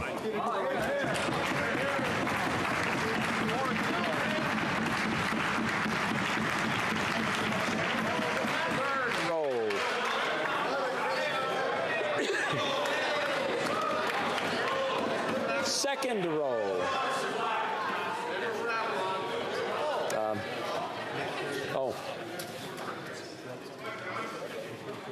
Mr. Blakey. Mr. Desjardins. Mr. Desjardins. Ms. McPherson. Ms. McPherson. Okay, did you get No. Ms. Fry. Ms. Fry. Back to Ms. Fry. On my right. Mr. Massey. Pardon me, Monsieur Bouleris. Mr. Bouleris. Mr. Angus. Mr. Angus. Mr. Massey. Mr. Davies. Mr. Davies. Ms. Matheson. Ms. Matheson. Que tous ceux à ma gauche qui s'opposent à la motion. All those at my left opposed to the motion will please rise. Cinquième rangée. Fifth row. Fourth row. Troisième rang. Third row. Second row. Première rangée. First row. Que tous ceux à ma droite qui s'opposent. All those at my right opposed to the motion will please rise. Sixth row. Madame Mendez. Madam Mendez. Mr. Pulowski. Mr. Van Bynen. Mr. Van Bynen. Mr. Ali. Mr. Ali. Mr. Baines. Ms. Bradford. Ms. Bradford. Mr. Chahal. Mr. Chahal. Madame Chatel. Madam Chatel. Mr. Koto. Mr. Koto. Madame Diab. Madam Diab. Mr. Gahir. Mr. Gahir. Mr. Hanley. Mr. Hanley. Ms. Kayabaga. Ms. Kayabaga. Madame Lapointe. Madam Lapointe. Mr. McDonald Malpeck. Mr. McDonald Malpeck. Mr. Meow. Mr. Meow. Ms. Taylor Roy. Ms. Taylor Roy. Ms. Thompson. Ms. Thompson. Mr. Carr. Mr. Carr. Ms. Gainey. Ms. Gainey. Fifth row on my right. Mr. Longfield. Mr. Longfield. Mr. McDonald Avalon. Mr. McKinnon Coquitlam Port Coquitlam. Mr. McLeod. Mr. McLeod. Monsieur Robillard. Monsieur Robillard. Monsieur Schiffke. Mr. Schiffke. Madame Shanahan. Madam Shanahan. Mr. Zuberi. Mr. Berry. Ms. Hefner. Ms. Hefner. Mr. Turnbull. Mr. Turnbull. Ms. Khalid. Ms. Khalid. Mr. Chang. Mr. Chang. Ms. Sidhu Brampton South. Ms. Cedar Rapids South. Mr. Sobara. Mr. Sobara. Ms. Said. Ms. Zayed. Madame Lambropoulos. Madam Lambropoulos. Mr. Rogers. Mr. Rogers. Ms. Yip. Ms. Yip. Mr. Aldag. Mr. Aldag. Mr. Baker. Mr. Baker. Mr. Blois. Mr. Blois. Mr. Lewis Kitchener-Conestoga. Mr. Lewis Quatrième Kitchener-Conestoga. rangée à ma droite. Mr. Sassy. Mr. Sassy. Monsieur El Khoury. Mr. El Khoury. Mr. Fonseca. Mr. Fonseca. Mr. Hardy. Mr. Hardy. Mr. Sidhu Brampton East. Mr. Cedar Brampton East. Mr. Badaway. Mr. Badaway. Mr. Sousa. Mr. Sousa. Mr. Dogood. Mr. Dugan. Mrs. Atwin. Mrs. Atwin. Mr. Maloney. Mr. Maloney. Mr. Kellaway. Mr. Kellaway. Ms. Vandenbeld. Ms. Vandenberg. Monsieur Sanson. Mr. Sanson. Monsieur Serré. Mr. Serré. Madame Koutrakis. Madame Koutrakis. Madame Brière. Madame Brière. Mr. Fisher. Mr. Fisher. Monsieur Yakano. Mr. Yakano. Mr. Jauhari. Mr. Jahari. Third row on my right. Monsieur Dubourg. Monsieur Arsenault. Mr. Arsenault. Madame Lalonde. Madame Lalonde. Mrs. Romanado. Mrs. Romanado. Mr. Sheehan. Mr. Sheehan. Ms. O'Connell. O'Connell. Mr. Oliphant. Mr. Oliphant. Mr. Lamoureux. Mr. Lamoureux. Ms. Sahoda. Ms. Sahoda. Madame Bendayan. Madame Bandayan. Mr. Fragascatos. Mr. Fergascatos. Mr. Biddle. Mr. Biddle. Ms. DeBrusen. Mr. Brusen. Mr. Vancouverden. Mr. Vancouverden. Mr. Baptiste. Mr. Baptiste. Monsieur Lauzon. Mr. Lozon. Mr. Kuzmarchuk. Mr. Kuzmarchuk. Mr. May Cambridge. Mr. May Cambridge. Ms. Dillon. Dylan. Ms. Zarovitz. Ms. Zerowitz. Deuxième rangée à ma droite. Second row at my right. Miss Grove. Mr. McGinty. Mr. McGinty. Mr. Casey. Mr. Casey. Monsieur Vandal. Monsieur Vandal. Ms. Cara. Cara. Madame Saint-Onge. Madame Saint-Onge. Ms. Qualtrough. Ms. Qualtrough. Monsieur Miller. Monsieur Miller. Monsieur McKinnon-Gatineau. Monsieur McKinnon-Gatineau. Madame Bibeau. Madame Bibeau. Madame Petitpas-Taylor. Madame Petitpas-Taylor. Mr. Beach. Mr. Beach. Madame Martinez-Farada. Madame Martinez-Farada. Mrs. Valdez. Mrs. Valdez. Ms. Jazek. Jazek. Madame Fortier. Madame Fortier. First row on my right. Mr. Sajan. Mr. Sajan. Mr. Blair. Mr. Blair. Mr. Holland. Mr. Holland. Mr. Duclos. Mr. Duclos. Monsieur Rodriguez. Rodriguez. Ms. Gould. Ms. Gould. Mr. Champagne. Mr. Champagne. Ms. Anand. Anand. Mr. Wilkinson. Mr. Wilkinson. Ms. Hutchings. Hutchins. Ms. Tassi. Mr. Varani. Mr. Varani. Ms. Sachs. Sachs. Ms. Suds. Ms. Suds. Ms. Bennett. Ms. Bennett. Ms. Chagger. Ms. Jagger.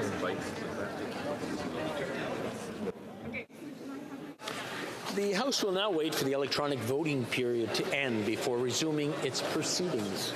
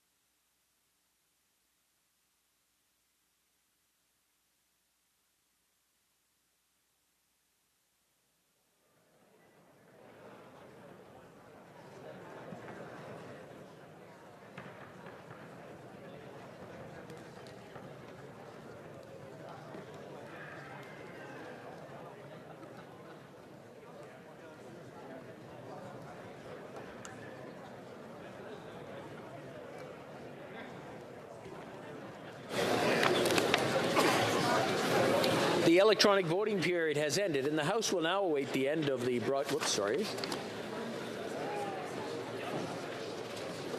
I wish to inform the House that the electronic voting period has ended, as I said. The table will... one second here. If just going right down here, right? They weren't changed on me. If members were not able to vote due to technical difficulties, they may now use the raise hand function, and the chair will recognize them. Mr. Naqvi. I vote no. Naqvi, nay, no. Mr. Singh. Vote yes. Mr. Singh, yay pour. Monsieur Blanchette, Blanchette-Jonca, vous avez quelque chose? Monsieur le Président, j'ai été incapable de voter avec l'application de vote. Mr. Speaker, I was unable to vote, and I confirm that I'm voting in favor.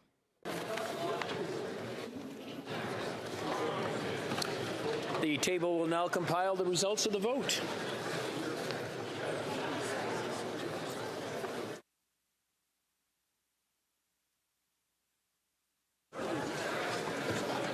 Yeas pour 177, 177. Nays contre 146, 146. Je déclare la motion adoptée. I declare the motion carried. Accordingly, the bill stands referred to the Standing Committee on Human Resources, Skills and Social Development, and the Status of Persons with Disabilities. Okay, very good. I wish to inform the House that because of the deferred recorded division, government orders will be extended by 16 minutes. Do you want to take over while they're talking about that?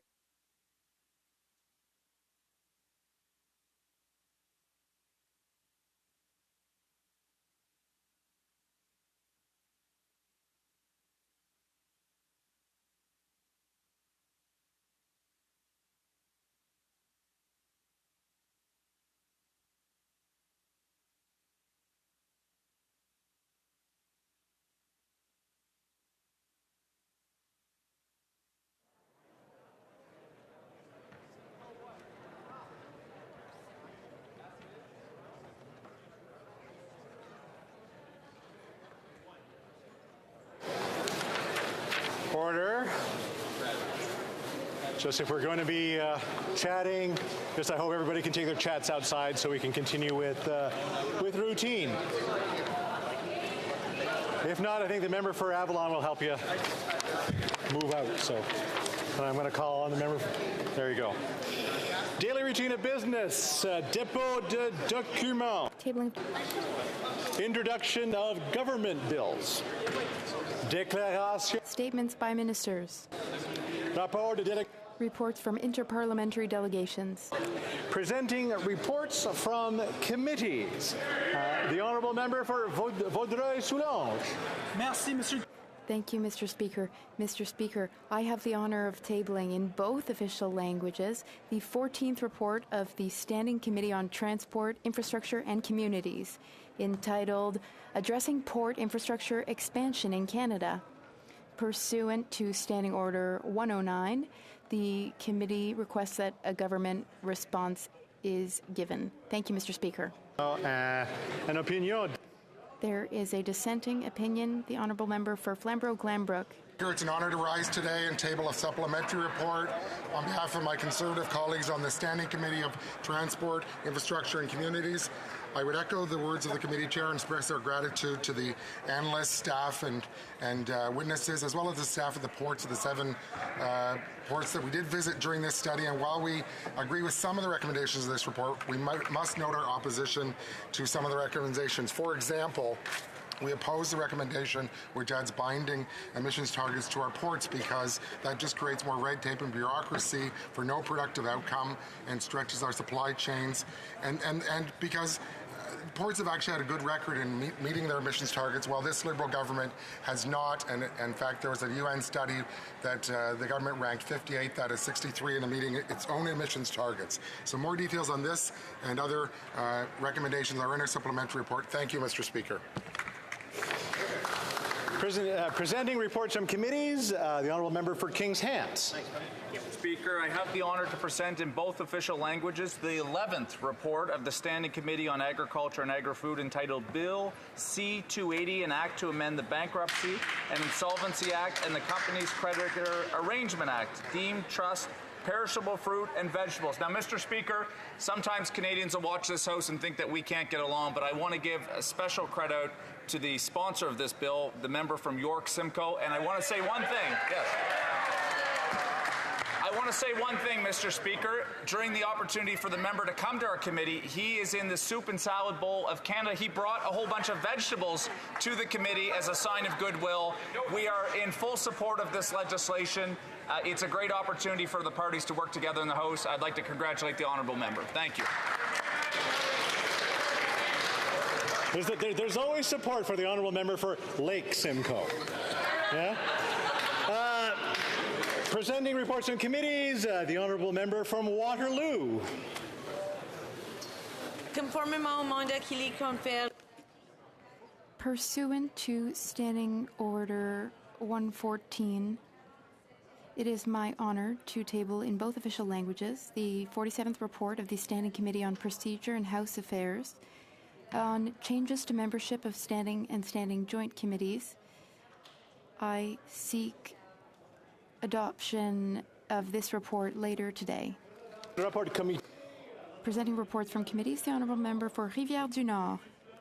Mr. Speaker, it's my honour to table in both official languages the 15th report of the Standing Committee on Justice and Human Rights. The report is on Bill S-224, an act to amend the Criminal Code, trafficking in persons. The committee studied the bill and decided to report to the House with amendments.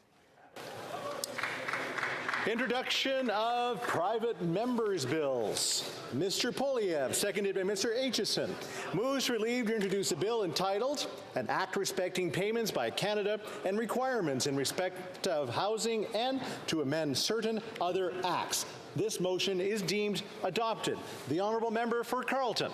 It's an honour to rise today. Thank you. It is an honour to rise today to introduce the Building Homes Not Bureaucracies Act. And now more than ever, it's necessary. After 8 years, this Prime Minister has doubled the national debt, which has ballooned mortgage rates, and he has funded local bureaucracies to block home building. So we have the fewest homes per capita of any country in the G7, even with the most land to build on. Now he's got a program that will add even more bureaucracy. It's taken a year and a half to make its first announcement and hasn't built a single home. My common sense plan is based on the success I had when I was minister that had when housing costs were half of what they are now. The approach that I take in this bill is to keep the existing GST rebate on purpose-built rentals, but also extend it to all new construction of rentals for which the rent is below average to encourage affordable home building, not $2 million penthouses. Second, we will cut the bonuses of CMHC officials if they don't provide decisions on financing new home building construction within the promised 60 days. Next, we will make it a legal requirement that municipalities approve and allow construction of affordable housing around every single federally funded transit station, and the dollars won't move until people are moved into those apartments. Finally, we will incentivize cities to speed up and lower the cost of building permits and free up land by linking the federal dollars they get to the number of homes that actually get completed. There will be a target of 15% more home building per year, which would double home construction within 5 years at a compounding rate. Those that beat the target by 1% will get 1% more money. Those that miss it by 1% will get 1% less. It is a simple mathematical formula for which no new forms, no new bureaucracy, and no new delays are required. It is common sense of the common people united for our common home. Now let's build some homes.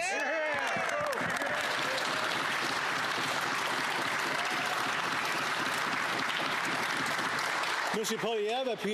Poilievre, seconded by Mr. Aitchison, moved that this bill be now read a first time and be printed. This motion is deemed adopted. First reading of this bill, première lecture de ce projet de loi. When shall this bill be read a second time?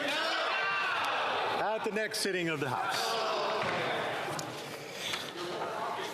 Introduction of private members' bills. The Mr. Julian, seconded by Mr. Boulris, moves for leave to introduce a bill entitled An Act to Amend the Government Employees Compensation Act. This motion is deemed adopted. The honourable member for New Westminster Burnaby.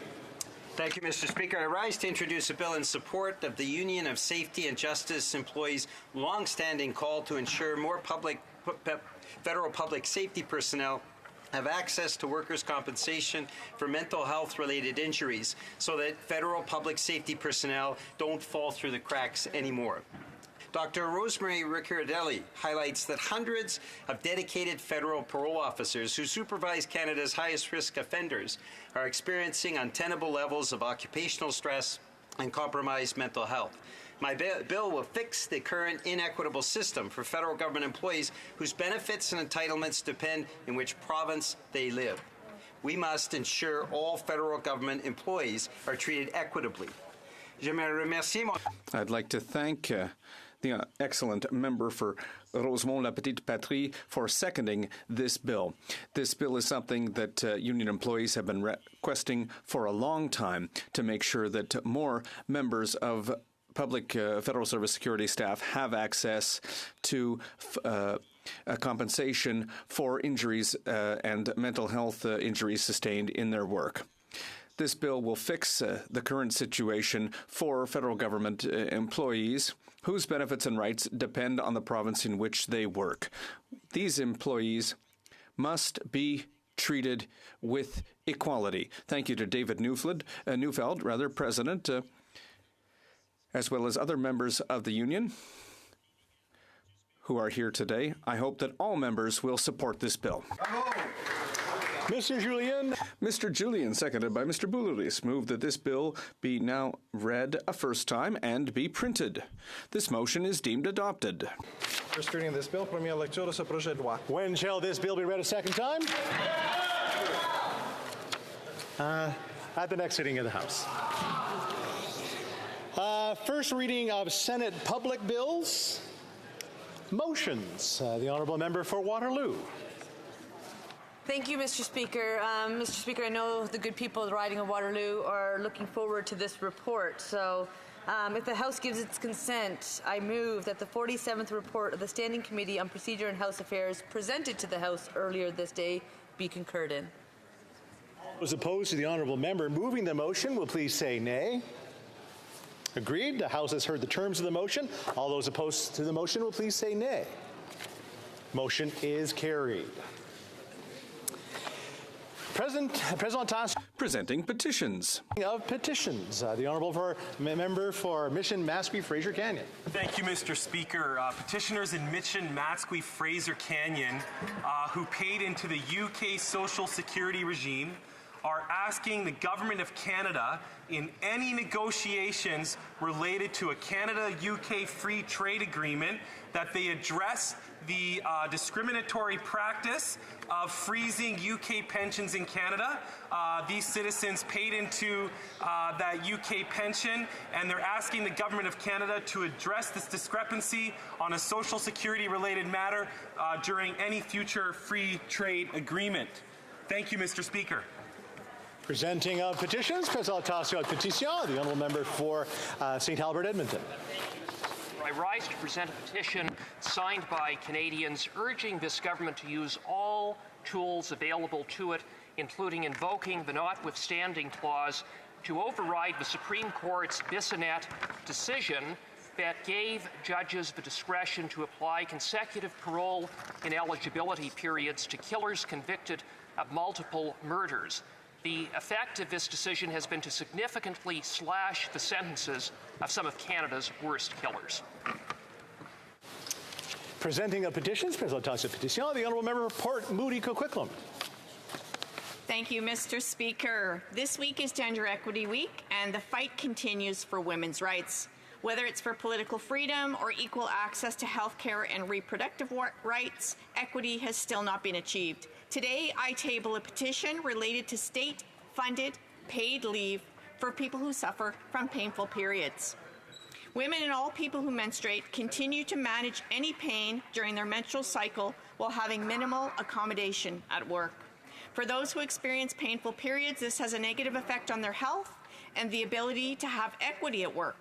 The undersigned petitioners are supportive of designated time off, 3 to 5 days a month, to manage period pain.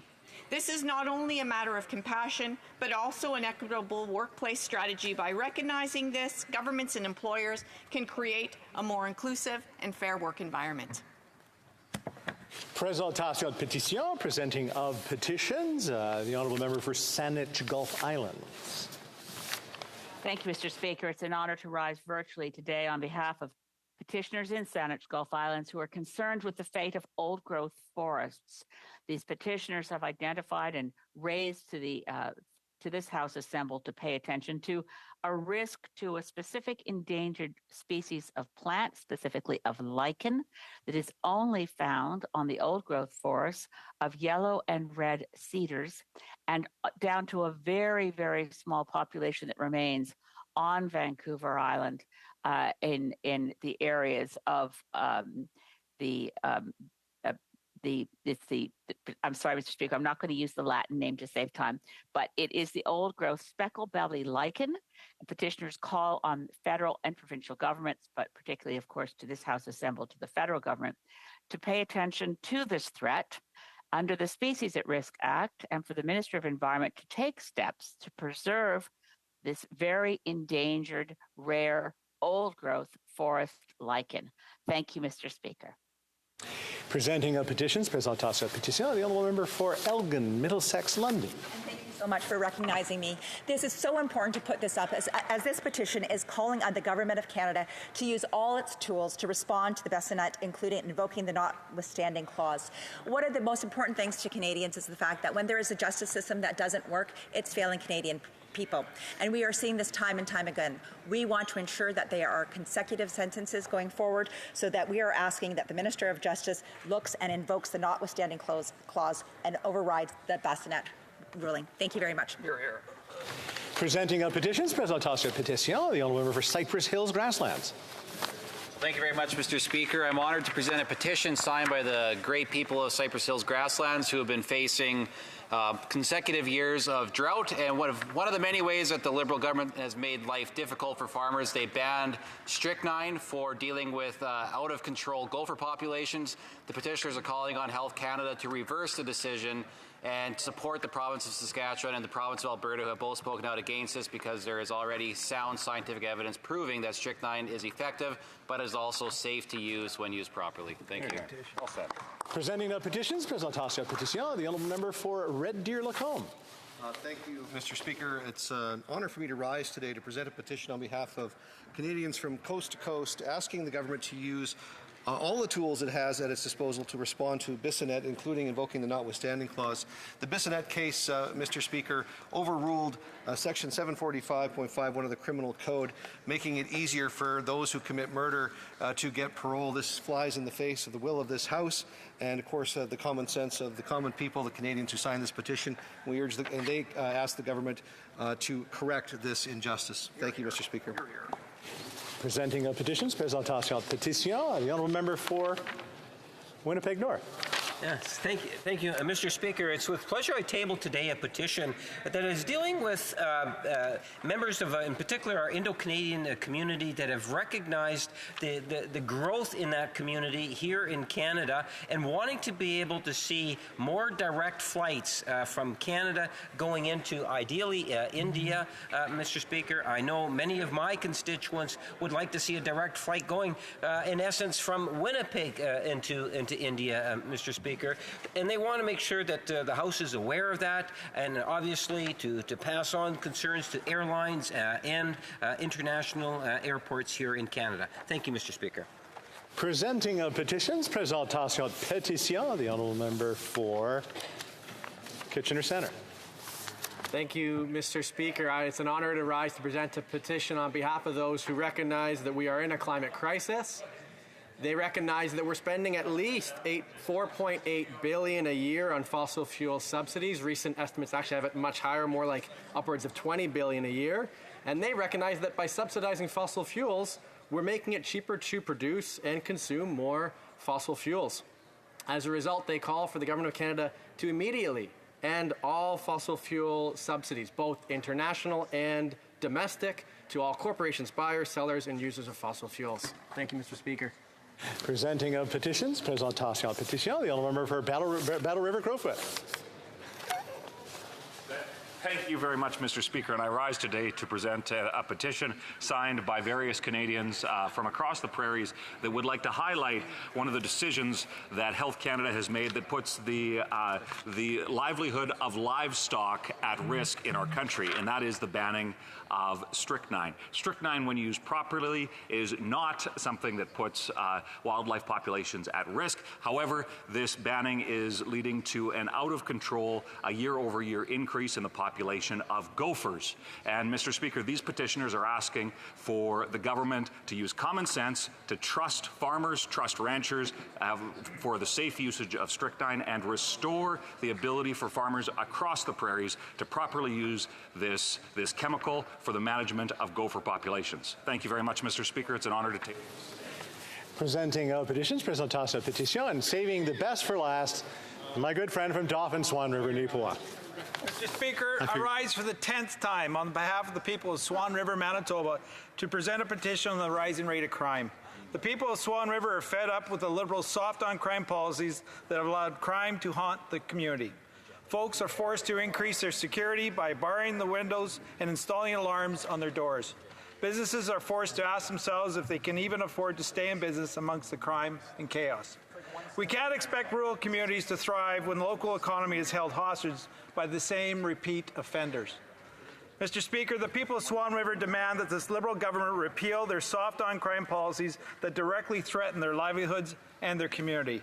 I support the good people of Swan River. Well said. Presenting of petitions, présentation de pétition, and back to the regular schedule today, the honourable member for Sherwood Park, Fort Saskatchewan. Well, thank you very much, Mr. Speaker. I appreciate the opportunity to table a number of petitions on behalf of my constituents and other concerned Canadians. The first petition deals with the issue of political discrimination, the growing fear that some Canadians have that they will face discrimination in the workplace, perhaps bullying, risk of employment consequences, etc., on the basis of their political views. While the Federal Human Rights Act provides protection for Canadians against certain kinds of discrimination, there is not protection against discrimination on the basis of political views. And that's why I've tabled Bill C-257, a bill that would add political belief and activity as prohibited grounds of discrimination to the Canadian Human Rights Act.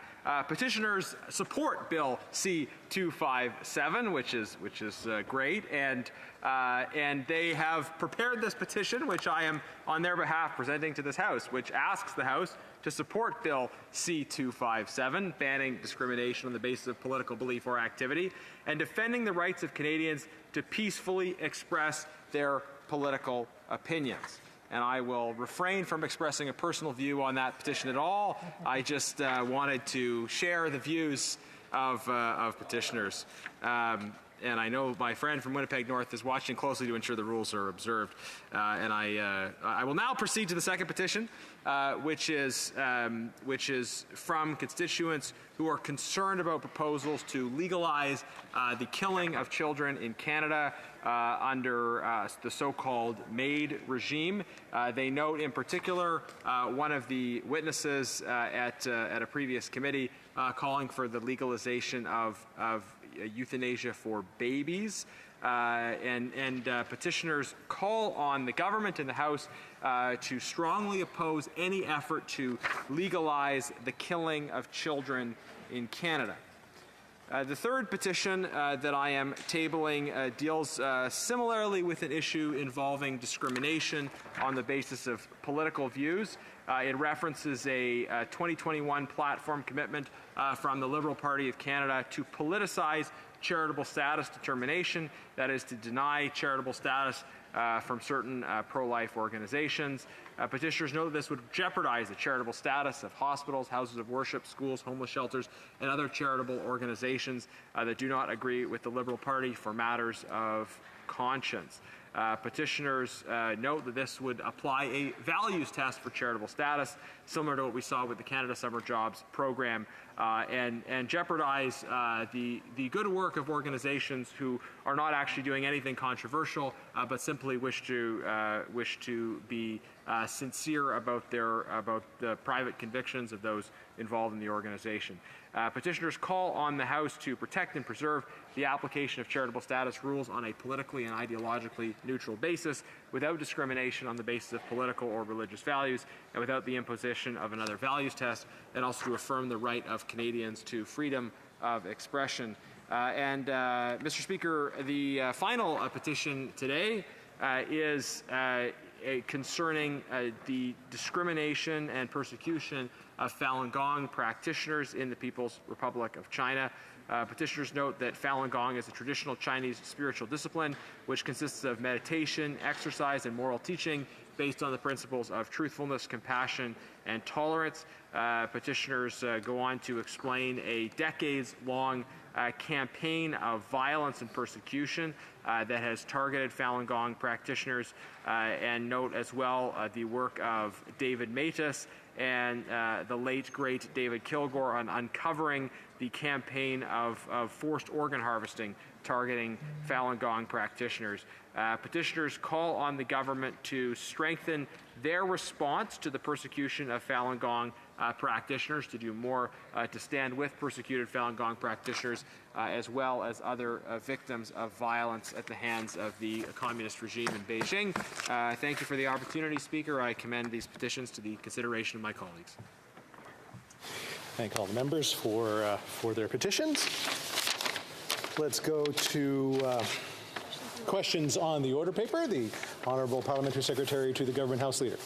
Thank you. Mr. Speaker, if revised response to question number 1621, originally tabled on September the 18th, 2023, could be made an order for return, this return would be tabled in an electronic format immediately.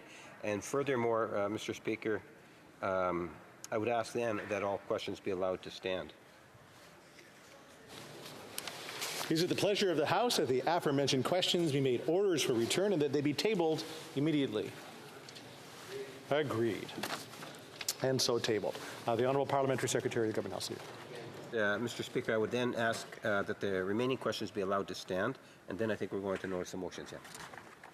Notices of motion for the production of papers. Avis de motion portant production de documents. L'Honourable Secretary. The Honourable Parliamentary Secretary to the Leader of the House. Mr. Speaker, I ask that all notices of motions for the production of papers also be allowed to stand at this time, please.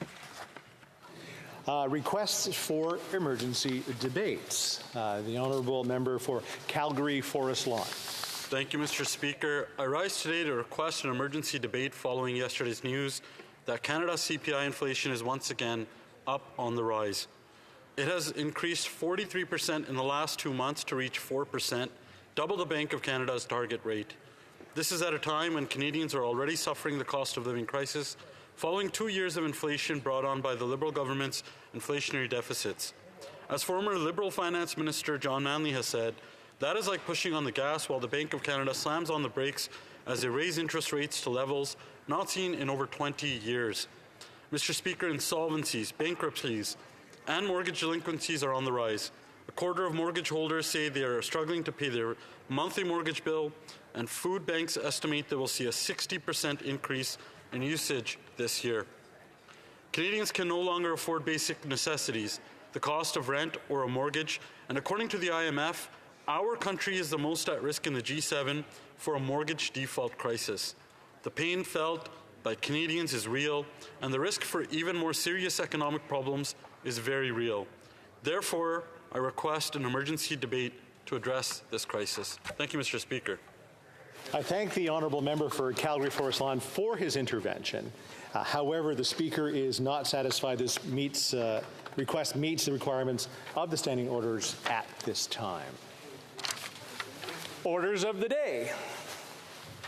Orders of the day, ordre du jour, ordre du gouvernement. Government orders, Government Bill Senate. Second reading of Bill S-12, an act to amend the Criminal Code, the Sex Offender Information Registration Act, and the International Transfer of Offenders Act. Mr. Virani, seconded by Ms. St-Onge, moves that the Bill S-12, an act to amend the Criminal Code, the Sex Offender Information Registration Act, and the International Transfer of Offenders Act, be now read a second time and sent to the Standing Committee on Justice and Human Rights. Debate. The Honourable Minister of Justice. Merci, Monsieur le Président. Thank you, Mr. Speaker. Discuss Bill S-12, an act to amend the Criminal Code, the Sex Offender Information Registration Act, and the International Transfer of Offenders Act. Ce projet de loi est... This bill is another example of our government's ongoing efforts to make the criminal justice system more effective in the fight against sexual offenses and more responsive to the needs of victims and survivors of crime. The main purpose of this bill, Mr. Speaker, is to respond to the Supreme Court decision that found sections of the Sex Offender Registry unconstitutional. If we do not pass this bill by October the 28th of this year, judges will not be able to add newly convicted sex offenders to the Sex Offender Registry. I think we can all agree that none of us in this House, from any party, want that outcome. Police have told us that this is an important tool for them in their work.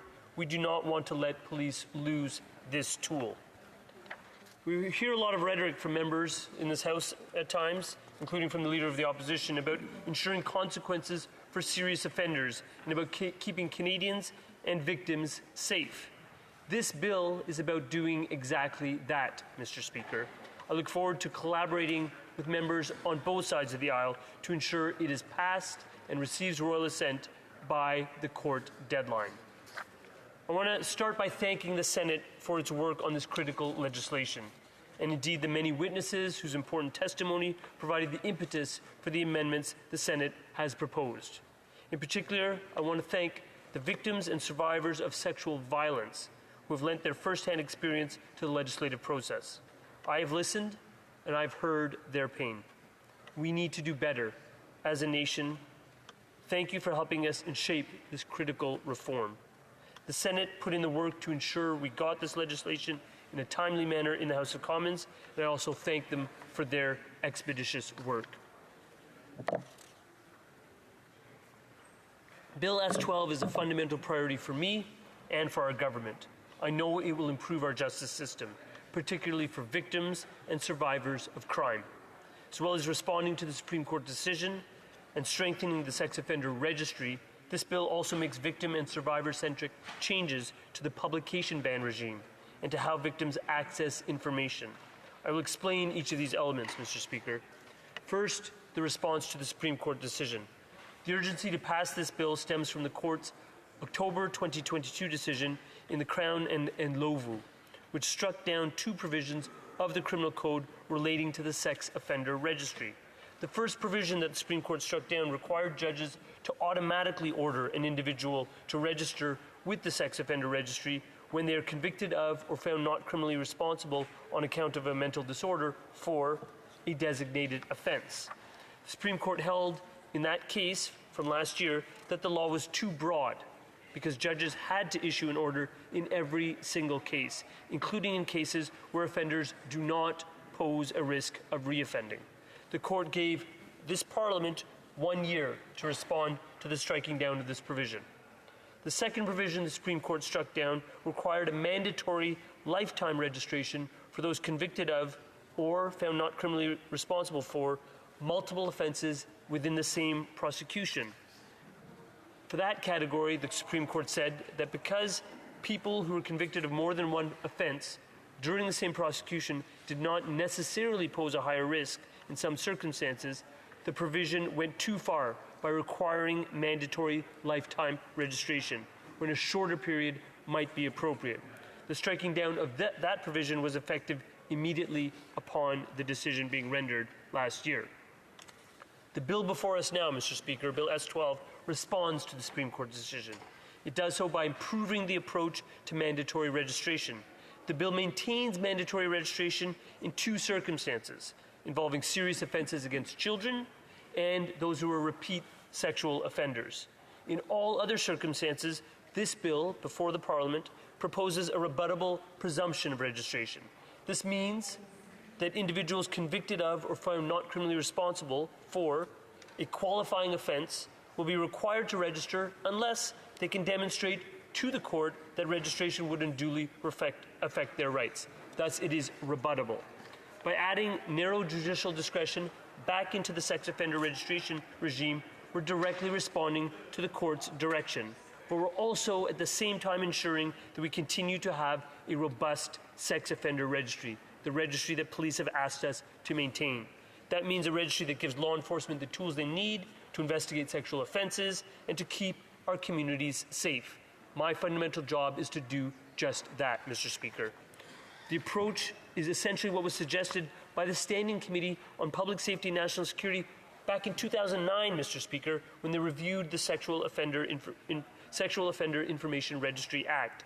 However, the Conservative government at that time, back in 2009, Mr. Speaker, the Conservative government of that time decided not to heed the Public Safety Committee's advice and proceeded instead down a path that was deemed unconstitutional. It's not a coincidence that this is similar to what we see today from members across the aisle. The Leader of the Opposition has repeatedly said that he's willing to ignore the Charter when he does not like a court decision, and that is something that troubles me, Mr. Speaker. In fact, I will note that anecdotally, a few of the petitions that were just read into the record talked about invocation of the notwithstanding clause because of petitions' perceptions about their views about certain Supreme Court judgments. But returning to this bill, Mr. Speaker, I want to highlight the circumstances in which we believe the automatic registration to the National Sex Offender Registry will be justified. These are all for repeat offenders and for child sex offenders convicted of indictable offences and sentenced to 2 years or more imprisonment. The Supreme Court of Canada has made clear that the automatic registration in all cases is unconstitutional. It violates the Section 7 of the Charter. But our government nevertheless believes that it is important to maintain automatic registration in two categories. The decision to retain automatic registration for these two categories is informed by evidence that shows an objectively verifiable risk of reoffending. So the first category, as I mentioned, Mr. Speaker, sexual offences against children are among the most heinous criminal acts. And based on the evidence which we have reviewed, sexual offending against children is a known risk factor for sexual recidivism. Secondly, we know from experts that repeat sexual offenders have a high risk of reoffending, a risk that is elevated by 5 to 8 times higher than individuals who have non-sexual criminal histories. For all other cases, other than the two categories I just mentioned, offenders will be required to register unless they can prove to a court why it would be inappropriate in their case based on the criteria that I mentioned earlier. This approach, outlined in Bill S-12, is both respectful of the Charter, again, one of my fundamental duties, Mr. Speaker, keeping Canadians safe, but all the time respecting Charter rights, and is also consistent with upholding public safety. To respond to the court's decision about the automatic lifetime registration, Bill S-12 will give courts the discretion to order lifetime registration in cases involving multiple offences in the same proceeding, where the pattern of offending indicates that the individual poses a risk of reoffending. In addition to the elements that respond to the Supreme Court decision, Bill S-12 contains a number of elements designed to strengthen the sex offender registration system as a whole. These elements have been developed through ongoing consultations with our provincial and territorial partners, including law enforcement agencies. S-12 adds new offences to the list for which registration may result, such as extortion for a sexual purpose or sextortion, and non-consensual distribution of intimate images. These are inexcusable crimes, Mr. Speaker, that have inflicted real damage on Canadians' lives, especially women and girls. We take them seriously and are ensuring that offenders of these deplorable acts are held to account. Changes will also require those who are already on the registry to provide 14 days' notice of any travel, as well as the specific address of their destination. When Attorney General Garland and Secretary Mayorkas were in Ottawa in March for the Cross-Border Crime Forum, they applauded this very important change to our legislative structure. These changes will strengthen our partnership with our American allies in maintaining safety and security across our shared border. Further, Mr. Speaker, S-12 will enact a new warrant provision to allow police to arrest an offender who's in breach of their obligations and bring them to a registration centre. In sum, the changes proposed in Bill S-12 to the National Sex Offender Registry will make it more effective and contribute significantly to the ability of law enforcement agencies to investigate and prevent sexual offences. And I urge all of my colleagues to join me in supporting these changes. As I mentioned at the outset, Mr. Speaker, Bill S-12 also contains important and useful reforms to the publication ban provisions. These reforms are designed to empower victims of crime by ensuring that their wishes are respected when it comes to issuing, revoking, or modifying publication bans, and that a victim's right to receive information about his or her case is fully respected. Mr. Speaker, these changes have been called for a long time, including more recently by victims and survivors groups, including a group called My Voice, My Choice. The support for these reforms spans across all parties. I want to thank the member for Victoria in particular for her leadership on this very issue. I know that members of the Conservative Party, the NDP, Le Bloc Québécois, and the Green Party all heard heartbreaking stories from survivors of sexual violence at an event hosted by My Voice, My Choice this spring. Across partisan lines, a promise was made to deliver changes to the publication ban regime called for by these brave survivors. We now, in this chamber, have the ability to deliver on this promise and fulfill that very promise. And I hope all members from all parties will join me in doing so. One survivor of sexual violence who has spoken out on this issue sought to lift a publication ban on her name to protect her children. She was abused as a child and came forward to tell her story as an adult after hearing that her abuser was working in the child care sector. It took many months, legal fees, and a complicated court process to finally get the ban lifted before she could try to protect her children and other children who she feared risked the same abuse that she herself had suffered. When someone has the courage to reopen an immensely painful chapter in their life in order to lift a publication ban, I firmly believe our justice system needs to make it easier for them to heal and not to re-traumatize them. That's critical, Mr. Speaker. Ces changements. These changes have long been called for, including more recently by victims groups such as My Voice, My Choice.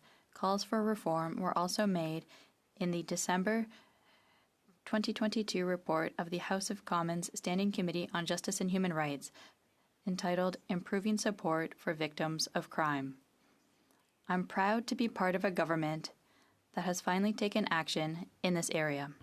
While publication bans can be a useful tool for protecting victims, they can also unduly silence them. I want to assure Canadians in this chamber that our government's intention is that victims and survivors of sexual crimes have ownership over their own stories. That is absolutely critical as a priority for our government and as a priority for this legislation. The publication ban amendments in Bill S-12 were the subject of significant discussion in the Senate. There was broad support for the policy objectives grounding these changes, but a belief that more could be done to give better effect to them. Our government worked collaboratively with survivors, with experts, and advocates to make some important changes. The bill was amended in a number of ways. Generally speaking, I believe these changes have made Bill S-12 better, and I'm thankful for that, both to the witnesses who shared their stories and their insights during the committee study, as well as with our colleagues in the Senate who listened and proposed such thoughtful amendments. What does Bill S-12 do in the area that I'm describing? First, it makes it clear that a publication ban that has been imposed, that if a publication ban has been imposed, the court must, at the first reasonable opportunity, Mr. Speaker, inform the recipient of their right to apply to revoke or vary the order. So it's empowering the individual. The bill also requires the court to ask a victim or witness if they wish to be the subject of a publication ban. If they are present in court, and if they are not present, the court would be required to inquire of the Crown if they sought out the wishes of the victim or witness. Again, a further empowerment. The bill further clarifies obligations that the prosecutor has towards the victim or witness with respect to the information on their rights to seek, revoke, or vary a publication ban. Tous ces changements. All of these changes place the victim and witness at the heart of the publication ban process. The objective here is simple. A publication ban should be requested if it is desired. At the same time, we know that it is not always possible to reach the victim or witness in the early stages of criminal proceedings, and it is important to safeguard their interests prior to knowing what they may wish to do. That is why the bill does not prevent a publication ban from being sought in cases where the views of a victim or witness cannot be ascertained. It is my expectation that it will be impossible it will be impossible to seek the victim's wishes in only very rare instances.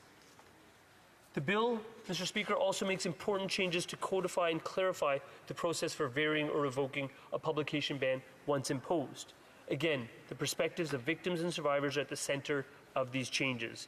Bill S-12 creates a new section of the Criminal Code that clarifies and streamlines out the process for seeking to change or revoke a publication ban. If the person who is the subject of the publication ban wants it to be revoked, the court will be required to do so without holding a hearing. The only exception to that rule, Mr. Speaker, would be where the court believes that the privacy interests of another person who is subject to a publication ban would be impacted by the revocation or variation. For example, Mr. Speaker, there could be a situation where there are two victims of sexual assault. One wants to have the ban removed, but the other wants her privacy maintained. A hearing should be held in that case to make sure that removing one of their publication bans will not inadvertently identify the other victim against her wishes. That's an important safeguard. I want to make it absolutely clear that the accused does not have any say in the process to modify or revoke a publication ban. We're not focused on the accused here, Mr. Speaker. We're focused on victims and witnesses. This is about empowering victims to decide what is best for them. Mr. Speaker, in response to concerns expressed during the debate on Bill S-12, there are now provisions in the bill that make clear when a prosecution of a breach of a publication ban by the recipient shall not occur. Specifically, the changes make clear a prosecution shall not occur in situations where a person breached their own publication ban unless they compromised the privacy of another person who is also protected by a ban, and where warning would not be appropriate. These changes are important to me, Mr. Speaker, and they're important to our government and to the many victims who have long advocated for reforms in this area. Earlier, I indicated that I believe that Bill S-12 was generally improved by the amendments passed in the Senate. I do, however, want to ask the Justice Committee to consider if there are any changes that need to be made, but to do so quickly given the imminent Supreme Court deadline of October the 28th. The final victim piece of the bill responds to calls from victims groups and the Federal Ombudsperson for Victims of Crime to make it easier for victims to tell the court system whether they want to receive ongoing information about their case after trial. Under the Victims' Bill of Rights, victims can decide whether they want to stay informed about all case developments like appeals or parole. They can also decide that they do not want to be contacted about the case. They have the right to move on and not have to hear about it again. It is their decision. However, as advocates told the Justice Committee, many victims who want to receive ongoing case information are slipping through the cracks. They do not know that they need to register to receive ongoing information. To address this acute problem, Bill S-12 proposes to significantly simplify and streamline the process for registering by simply making the judge ask the victim their preference and by making it a simple box to tick on a form. I'm grateful to the advocates who brought this to my attention so that we can address it with this important bill. In conclusion, Mr. Speaker, I would say that Bill S-12 is a tremendously important piece of legislation. It has victims and survivors at its core. It will contribute to public safety and it will respect charter rights at the same time. I look forward to the debate on this bill. I'm confident we can work together across party lines, across the aisle, to ensure and facilitate its speedy passage, to ensure not only the importance of the continued operation of the National Sex Offender Registry, but also the continued strengthening of the criminal justice system's response to victims of crime. Merci beaucoup, Monsieur le Président. Thank you, Mr. Speaker. Questions and comments? Question commentaire. The Honourable Member for Kamloops Thompson Caribou.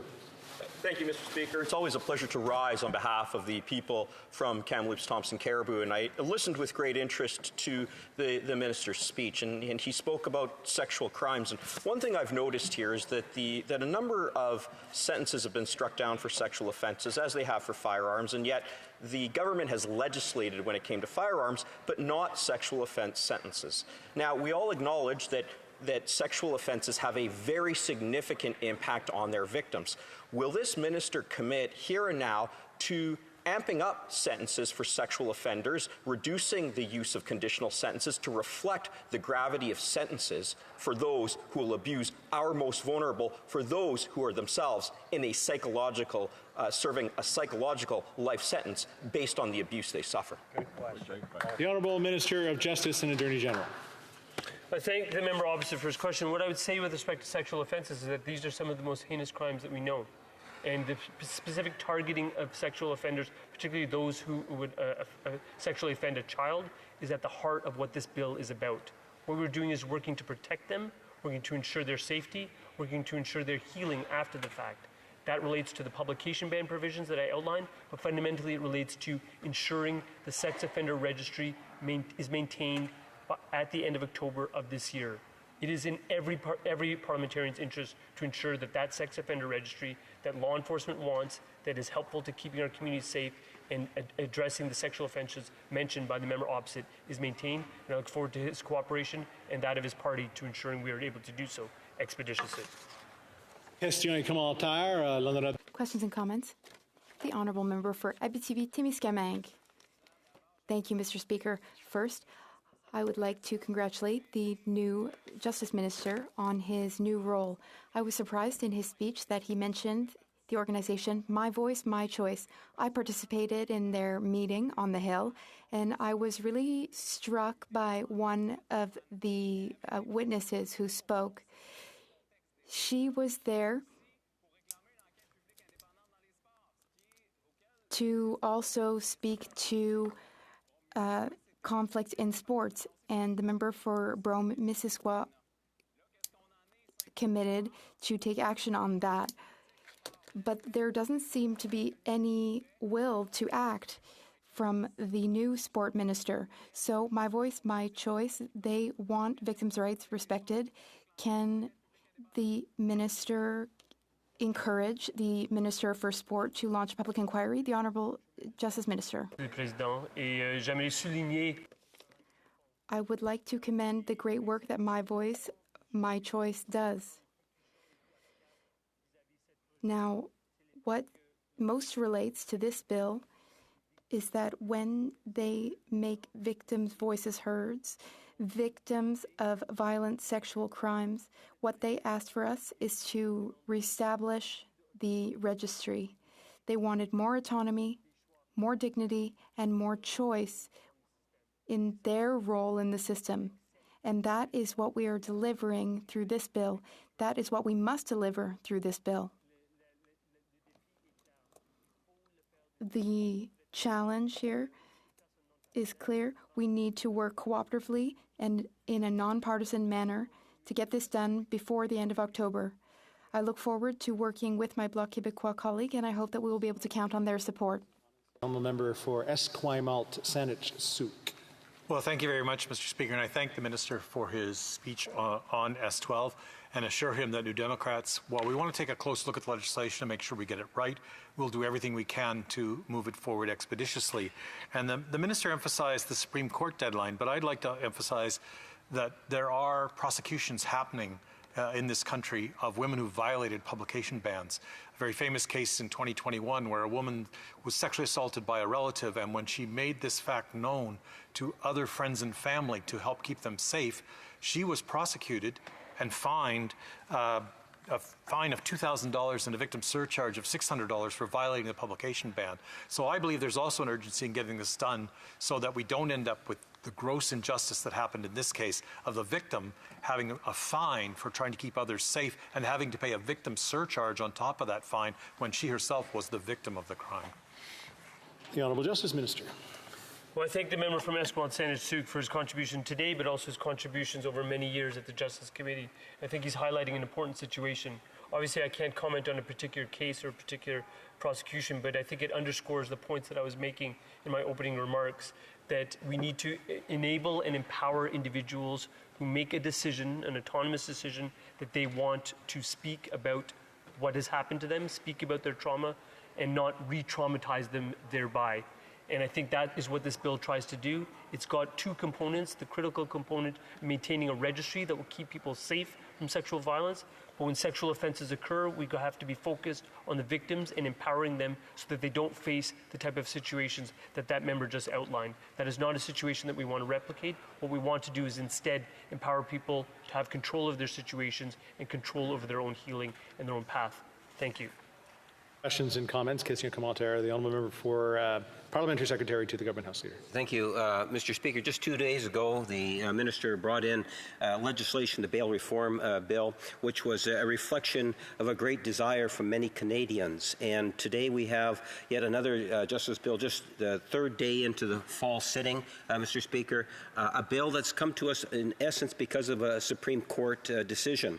The Minister has made reference to the need to have this bill passed by October the 28th. I just want to highlight the fact that when we talk about pass, we're talking about through the House of Commons and ultimately receiving royal assent from what I understand. And there's a fairly lengthy process. We also have a week break, constituency week in the month of October. So timing is of the utmost importance. And I'm wondering if he could just provide his thoughts in regards to why it's so important that we meet this deadline. The Honourable Minister of Justice. Well, I thank the member for his question. I'll say it's important because you see who's behind this bill.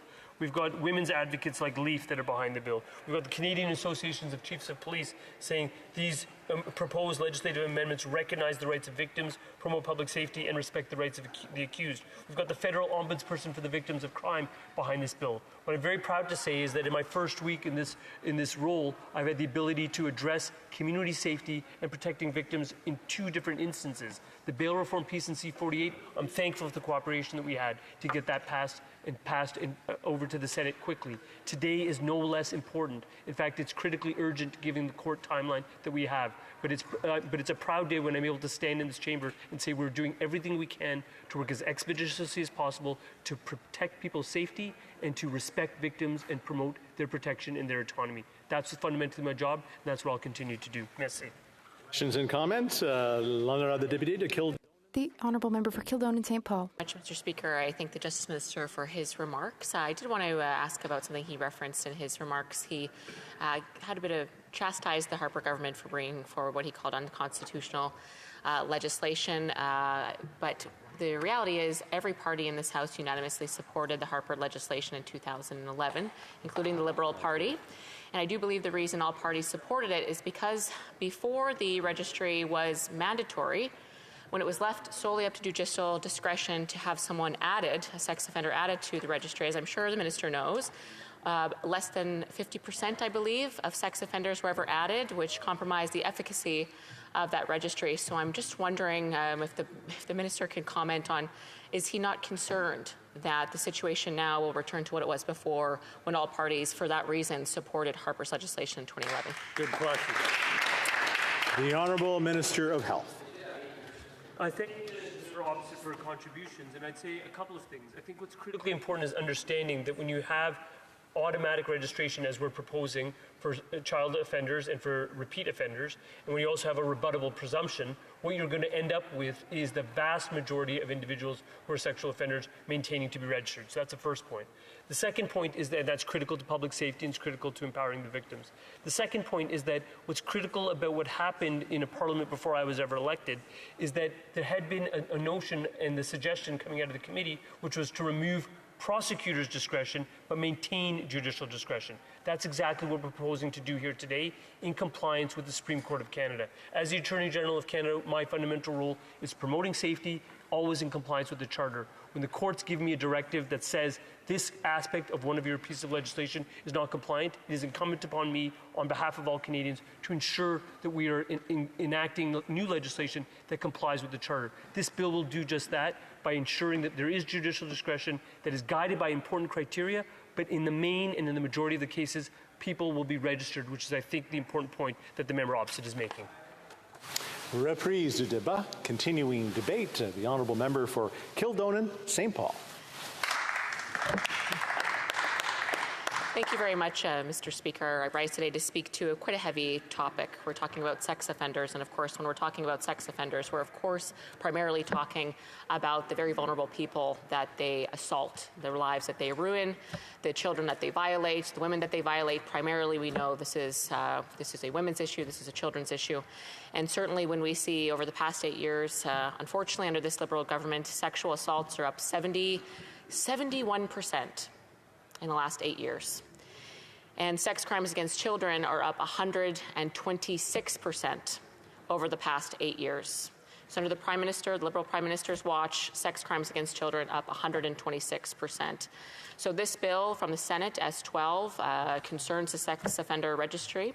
And so it's very important that all members of Parliament, and I do believe that the gravity of the situation is felt by all, but when we're talking about this, we are really talking about some very vulnerable people who have been absolutely violated in the most horrific way. And that's the reasons the sex offender registry was first brought in, and it's the reason that this piece of legislation needs to be given extra care to ensure that it keeps the justice system serving those that most need it, and that is, of course, the most vulnerable, particularly women and children who have been violated. And so I did want to say that I'm very honored to actually ask for unanimous consent. I hope that I can receive it to split my time with the member for Kamloops, Thompson Caribou. Excellent. He will bring excellent discourse to this, so I ask for unanimous consent to split my time. Unanimous consent to share the time. Is it agreed? I agree. The honourable member for Kildonan St. Paul. Thank you, Mr. Speaker. And again, so what we're talking about is the incredible weight behind the decisions that we make. We know most of the laws we pass in Parliament have a lot of weight behind them, but in particular, when it comes to things like this, I think extra consideration needs to be given, and I do believe that all parties will do so. But again, we do have a few concerns, and I will outline some of them in my remarks today. So ultimately, we are talking about Bill S12, which of course amends the criminal code, notably makes changes to the Sex Offender Information Registration Act in particular, among other things. And I'm just going to give you some background, Mr. Speaker, about how we came to this point and the history of this in Canada and why it was so important that this registry was brought forward in the first place. So certainly the Sex Offender Information Registration Act, or it's called SOIRA, was first passed by the Liberal Martin government, in fact, in 2004, with all parties supporting it. So that does happen from time to time in this place. Again, when there's a tremendous gravity of the weight of the decision, it's good to see sometimes all parties come together. And however, under Prime Minister Martin, the enrollment on the registry was at the discretion of the judge at the time. And certainly it introduced the idea that registered sex offenders were required to report annually to registration centers, as well as declare any changes of residence, travel plans, or changes in employment, and certainly were subject to police checks. And failure to comply certainly would result in fines in up to 2 years in prison, and frankly, rightfully so, in my opinion. So it really brought in that accountability and that sort of police watch on people who sexually violate other people. So a very important move forward in Canada back in 2004. However, a few years later, an enormous step forward again was made in 2011 under the Conservative Harper government, who introduced and passed Bill S2 with unanimous support yet again in the House. Again, all parties supporting S2 under the Conservative Harper government, which made inclusion in the registry mandatory for those convicted of any sexual offense and made inclusion for life mandatory for those convicted of multiple offenses. So under the Harper Conservative government, of course, an extra step forward to really crack down and hold accountable those who sexually violate other Canadians. And this change was very critical in the sense that it made it mandatory. The reason that was, the motivation behind that was because when it was left at judicial discretion following the 2004 Martin government's initial legislation, when it was left at judicial discretion, nearly half of all convicted sex offenders were not added to the list. So you had basically half of these sex offenders with no accountability mechanism in terms of the accountability that, as I mentioned, just outlined, was built into the registry.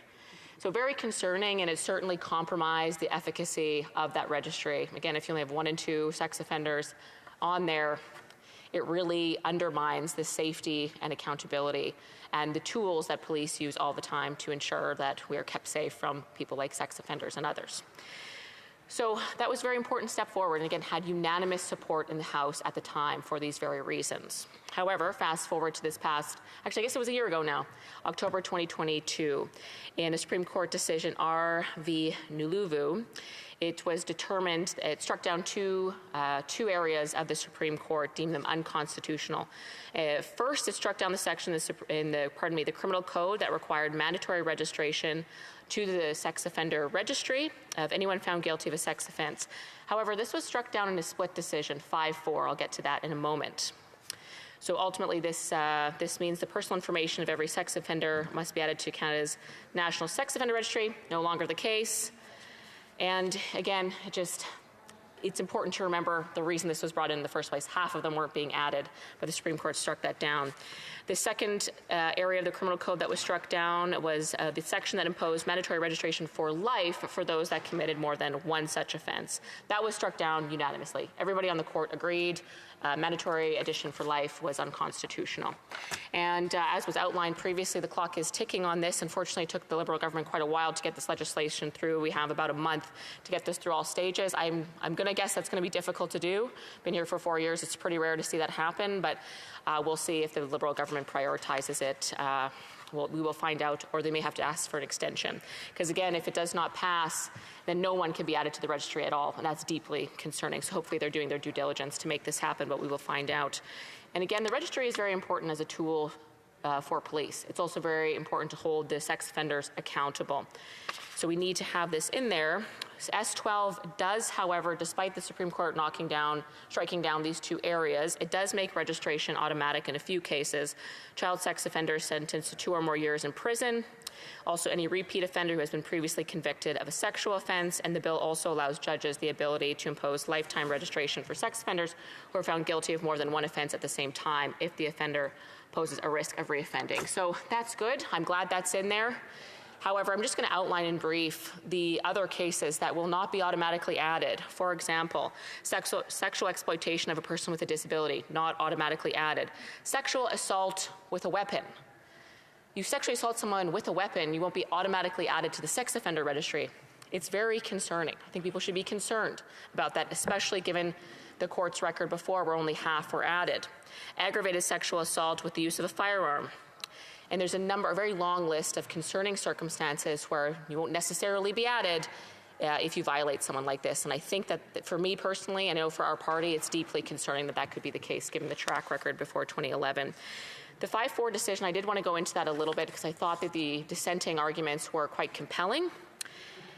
And again, this was mandatory registration. I'll just read a little bit of the minority or the dissenting opinion. I do think it's relevant to this discussion. The minority dissent argued that Parliament was pursuing a rational objective in mandating all sex offenders be included in the registry because this group of people as a whole, they argued, possesses an increased risk to reoffend, and the previous system of judicial discretion had resulted in up to 50% of sex offenders staying off the registry. The dissent went on to further argue, but in substance, they cherry-picked just one, they referring to those who struck this down on the court. They cherry-picked just one such example, an exceptional case involving an offender who was wheelchair-bound, that my colleagues can point to only a single extreme case where it was clear at the time of the sentencing that the offender did not pose an increased risk tends to prove my point, not theirs. And in conclusion, the dissent argued, in finding it unconstitutional, my colleagues fixate on the removal of judicial discretion to exempt offenders who do not pose an increased risk to reoffend. But the exercise of discretion was the very problem that prompted Parliament to amend the Criminal Code to provide for automatic registration of the sex offenders under the Sex Offender Information Registration Act. And in conclusion, they argued specifically many judges had exercised their discretion to exempt offenders in a manifestly improper manner. Again, this is the Supreme Court arguing this, at least in the dissent. And the registry's low inclusion rate undermined its efficacy. The evidence is clear that even low-risk offenders relative to the general criminal population pose a heightened risk to commit another sexual offense. It is also clear that it cannot be reliably predicted at the time of sentencing which offenders will reoffend in the face of that uncertain risk. Parliament was entitled to cast a wide net. I thought that was very compelling. I am concerned. I do appreciate the legislation seems to be doing what it can. I'm not convinced it goes far enough. I think it can go farther. We are looking to see if we can improve that throughout the stages of legislation in Parliament and in committee. And just to conclude, again, there was a reason this was mandatory. I recognize the Supreme Court decision, but as outlined in the dissent, we are talking about sex offenders and some of the most vulnerable people that they impact. We want to see legislation that can go as far as it can in light of the Supreme Court decision, and we're not quite convinced yet that we're there, and we will be looking at that very closely throughout the stages. Thank you, Mr. Speaker. Questions and comments? Question commentaire, the Honourable Minister of Justice. Thank you, and I thank the member opposite for her contribution. Mr. Speaker, I'd say that we're enacting what we believe is the strongest possible regime against sex offenders in compliance with the Supreme Court's direction. It's crucial that victims and survivors of sexual crimes can feel safe and can have confidence in our criminal justice system. What my question is to the member opposite is that we must pass this legislation quickly. It must receive royal assent before October the 28th, or else the National Sex Offender Registry will cease to function on a go-forward basis. Will my colleague opposite join me in supporting this legislation and preventing this dangerous outcome? The honourable member for Kildonan St. Paul. Thank you very much, Mr. Speaker. I very much appreciate the question. Again, it really is up to them. It took them a while to bring this forward. That's on them. That's not on the opposition, that they didn't do their homework quick enough. But again, we do recognize the deadline, but I know that they have asked for extensions when required, I believe, in MAID and MAID legislation and other things. So again, that's up to them. They're the governing party. What I would say is I actually am unclear. Perhaps the minister can ask another question and put his answer in that question, but I'm not clear how it is that this legislation, in the 2 or 3 circumstances that do require mandatory registration, how were those deemed constitutional despite the ruling, and why couldn't they put more circumstances on there? That's really unclear. These are kind of some of the legal opinions that we need to find out through committee and the other process. Not looking to slow this down, but we want to make it as tough as we can. So that's certainly our commitment as opposition. Questions and comments. The honourable member for Rivière-du-Nord. Thank you, Mr. Speaker. Mr. Speaker, I can first of all confirm that this is a bill that we welcome. We're very happy to see it in the Bloc Québécois, and we certainly intend to support it. That having been said, I'm anxious to see it in committee because, like with many bills, there are some questions that need to be asked, and I'll go into this more in a few minutes in my speech. But the question that I'd like to ask my colleague, I would have liked to have asked it to the minister, is I see that this bill follows a decision from the Supreme Court which came out October 2022, but the bill was only tabled April 26, 2023, 6 months later, and it wasn't tabled by the government, but rather by Senator Gold in the Senate. So I have a number of questions about that, because now, in just a month, there will be no more registry because of what the Supreme Court decided. So,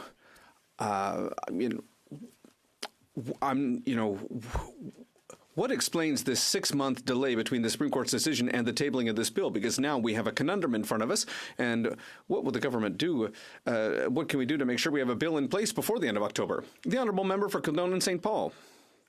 Thank you, Mr. Speaker. I'd like to thank the member for the question. I have the same question. Why was the government so slow in introducing this bill? I have the same question. And I'd like to hear an answer from the Minister of Justice on this, and I have no answer about this, but I'd like to now see. And now they're saying to everybody, we need to go really quickly, but it's on them. They didn't do their homework, and now they're telling everybody, well, it's up to you to do the work for us. Well, what I want is for this bill to be excellent. We want to make sure that it's very strict against sex offenders, so we have a lot of work to do.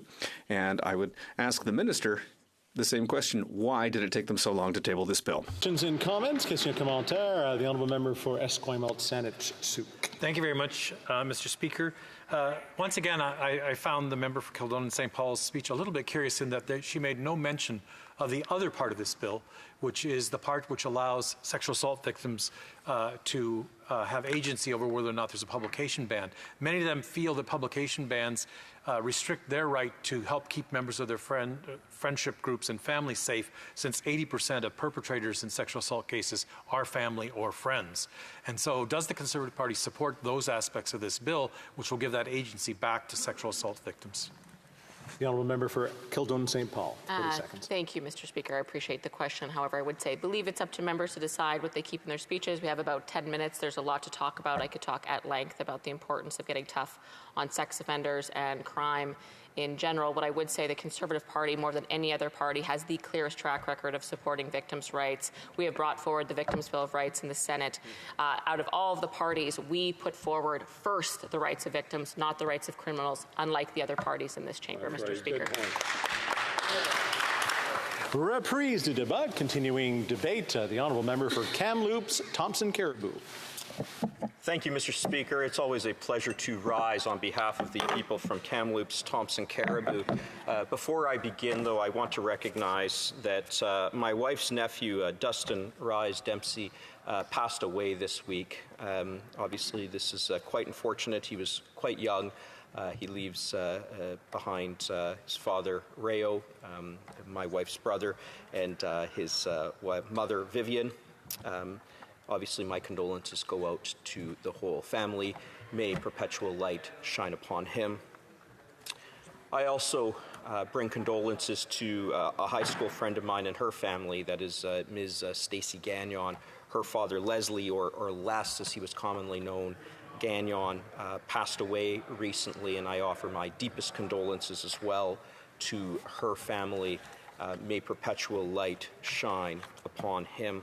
I find it interesting, Mr. Speaker, that I'm here talking about this because one of the things that I would have likely spoken about with my students when I was teaching an advanced criminal law or sentencing class at Thompson Rivers University in the Faculty of Law, a course that has since been taken over by one of my mentors, Judge Greg Katurbish, and he's teaching tomorrow, so who knows, this may come up, is the notion of dialogue. And that dialogue is between a ruling from the Supreme Court of Canada and then Parliament. And what we've often seen when it comes to criminal matters is that the courts speak and Parliament is supposed to respond. But it feels as though often with the Liberal government, the courts speak and Parliament doesn't respond.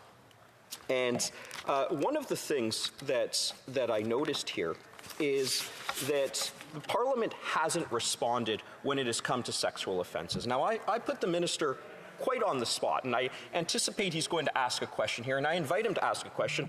And Mr. Speaker, I'm going to look directly at him. And I asked the minister in a question whether he supports restricting the use of conditional sentence orders, that is house arrest or jail in the community, particularly for people who offend against children. Yes or no? I really hope he addresses that question when we have time for questions and answers. Now, one of the things that struck me and really stuck out to me is this, and this is the first provision. It's speaking about changing one of the provisions. Somehow it got missed, section 153.1 sub 1 sub A. From 5 years to 10 years, and I believe that was sexual exploitation of a person with disability. I may be just saying that colloquially. I can't remember the precise title of the term. And it says a person will be liable on indictment to 10 years. Now, here's what's interesting about that, and this is what really frustrates me about this. It's not that we're raising it. It's that we're not raising it high enough. So I tabled Bill C-299. I was heckled by the Liberals when I did it. But this is the thrust of Bill C-299. I'm going to go through it one more time because I think it's extremely important and it is germane to this discussion when we talk about protecting children, which the Minister of Justice has said is a primary aim of this bill. We have various offenses in the criminal code that will end with a potential of life imprisonment, as in life is the maximum sentence, and that the one I always go to is robbery. Robbery is the deliberate taking of property without consent. Theft plus violence is robbery. It's the most basic thing. What is sexual assault? What is a sexual offense?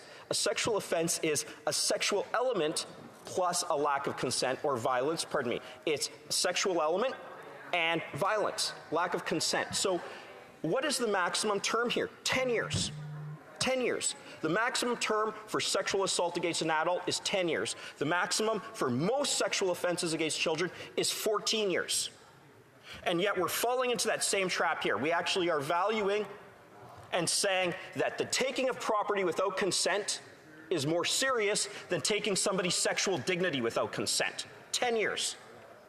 That is what someone's dignity, inviolability, consent is worth. 10 years. And it is incumbent on this chamber, and I will say to every single person here, that Parliament address this. I would ask every single person here, would you prefer to be robbed or prefer to be sexually assaulted? I can tell you right now, 100 times out of 100, most people here would say, I would take the robbery. Why? Because there's something about our bodily dignity. There is something about our bodily integrity. and victims like the people with My Voice, My Choice, who spoke so eloquently to me in the past, who I found to be so compelling in their presentation. People in that position are often in a psychological life sentence. They are serving a psychological life sentence. So when I ask the Minister of Justice, do you support house arrest when these people are in themselves a psychological jail? There's a reason for it. We as legislators have not kept up with the research that tells us the pernicious effects and sometimes the insidious effects of sexual violence against children. And yes, a registry is one step, but punishment itself is a primary step. So I do put it to the Minister of Justice. I hope he asks a question. It'll just be a simple yes or no. Do you support the elimination of conditional sentence orders for sexual offenses, particularly sexual offenses against children? And my message here, Mr. Speaker, isn't just for all of us here. We talked about a dialogue. Mr. Jacobucci talked about that in one of his decisions from many years ago. This is a dialogue I wish to have with judges, Crown prosecutors, of whom I was one, defense lawyers, and most importantly, victims, that those of us who are in this chamber will stand up for victims every single chance they get. I can say this, I've said it before, and I will say it again. If we as Conservatives, if I myself as the member for Kamloops Thompson Caribou is ever given an opportunity to legislate in this area, I will not take my foot off the gas pedal until the views of every victim in this country are represented, and the gravity of offenses, particularly offenses of a sexual nature and particularly offenses of a sexual nature against children, are adequately reflected in the punishment received by those who would take the innocence of a child.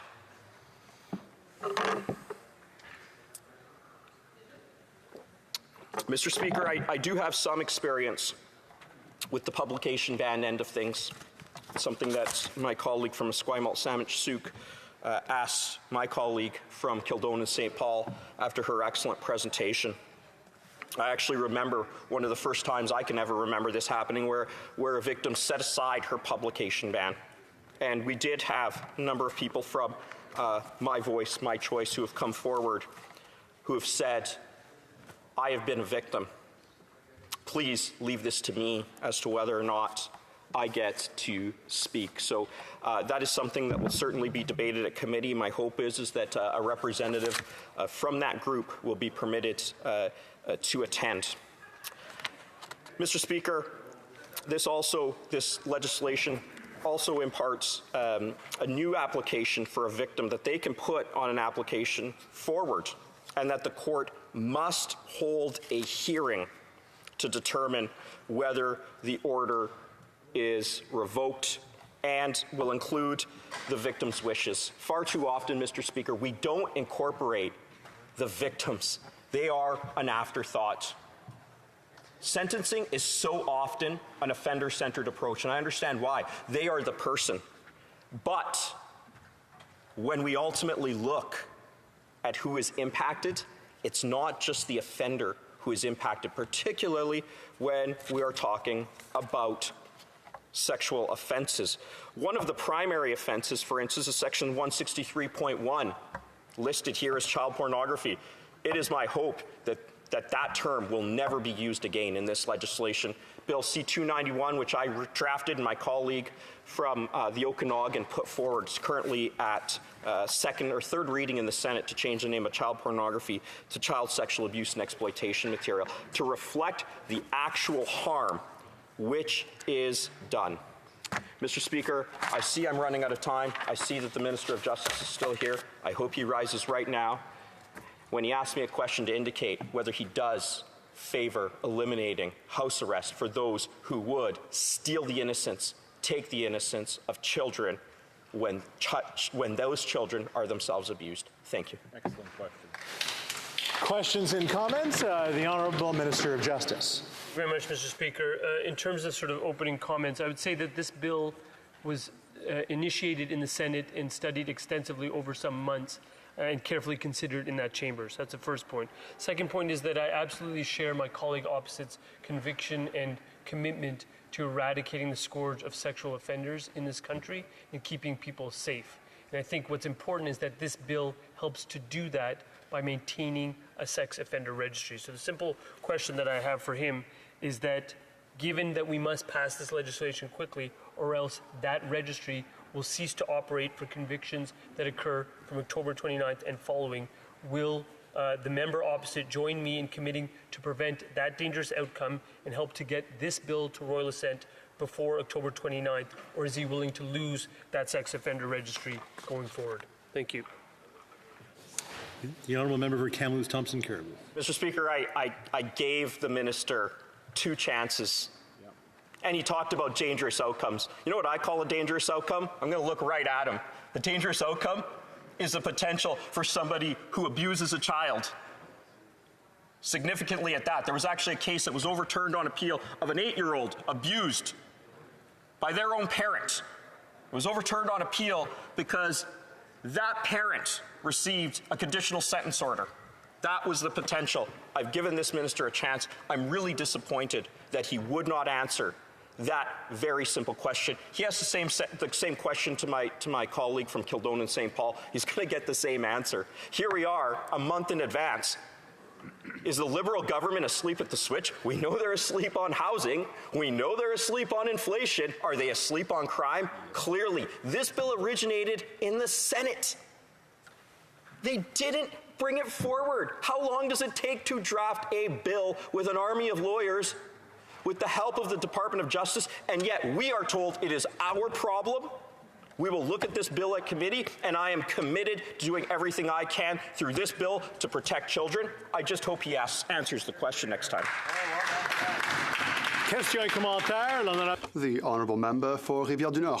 Thank you, Mr. Speaker. I have a question for my colleague. I'd like to thank him for his intervention, first of all. He raised an important point. The provisions of the criminal code with regards to sexual assault, especially against children, need to be scrutinized. That being said, I have a question for him that I would have liked to have asked the minister.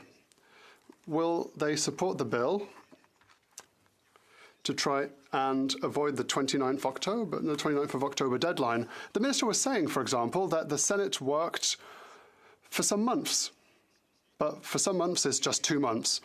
It was tabled on the 26th of April. On the 22nd of June, it was adopted in the Senate. Third reading, it was done. 2 months isn't a long time, but the government, between the Supreme Court's decision on the 28th of October and the tabling of the bill on the 26th of April, 6 months went by. That's a long time. What does my colleague have to say about that? Does he think that the Liberals really took this seriously and went quickly enough? 6 sitting months, nothing was done. And after 6 months, something was actually tabled in the Senate, and all of a sudden they pushed it through. And now we're being told, rush it through, let's forget parliamentary rules and let's get this adopted because we're late and it has to move before the deadline. What do you have to think about this? For Kamloops Thompson Caribou. Thank you, merci à mon collègue. Thank you to my colleague for the question. On my French here. Thank you to my colleague for his question. I almost feel like I'm talking to my child when I talk about this, and they say, Dad, I didn't do my homework. And it's an hour before bedtime, and I have 2 hours of homework to do. And they say, can I stay up a little later? And I sit there and I think, why didn't you prepare? Now, obviously, it's of critical importance that we address this. But in respect of my colleague's question, I am left with the same question. Why are we here on September 20th with an October 28th deadline? It's what, 38 days? And this government then puts it on us. This government knows that it has to go to committee. The honourable minister was the parliamentary secretary. He sat at committee for many months, if not years. He knows the routine. This has to go to committee. We first have to vote on it at second reading, and then it has to go to committee, and then it has to come back for third reading. And the government is putting it on us. We will scrutinize this bill, and I can say this, I will do everything in my power possible to ensure that we have the best possible bill in a timely manner. Thank you. Now, here's where I give everyone the little reminder that the quicker we can ask questions, the quicker we can answer them, the more people that get to participate in, of course, this debate, because now we are out of time and we have to move on to the next speaker. The honourable member is up next. The honourable member for Rivière-du-Nord. Thank you, Mr. Speaker. Indeed, these are debates that are very important to us. My apologies, I'm just going to put my phone on silent. These are debates are important, so perhaps we speak a bit longer about them than we usually would. This bill seems to be desirable, not only desirable, but essential.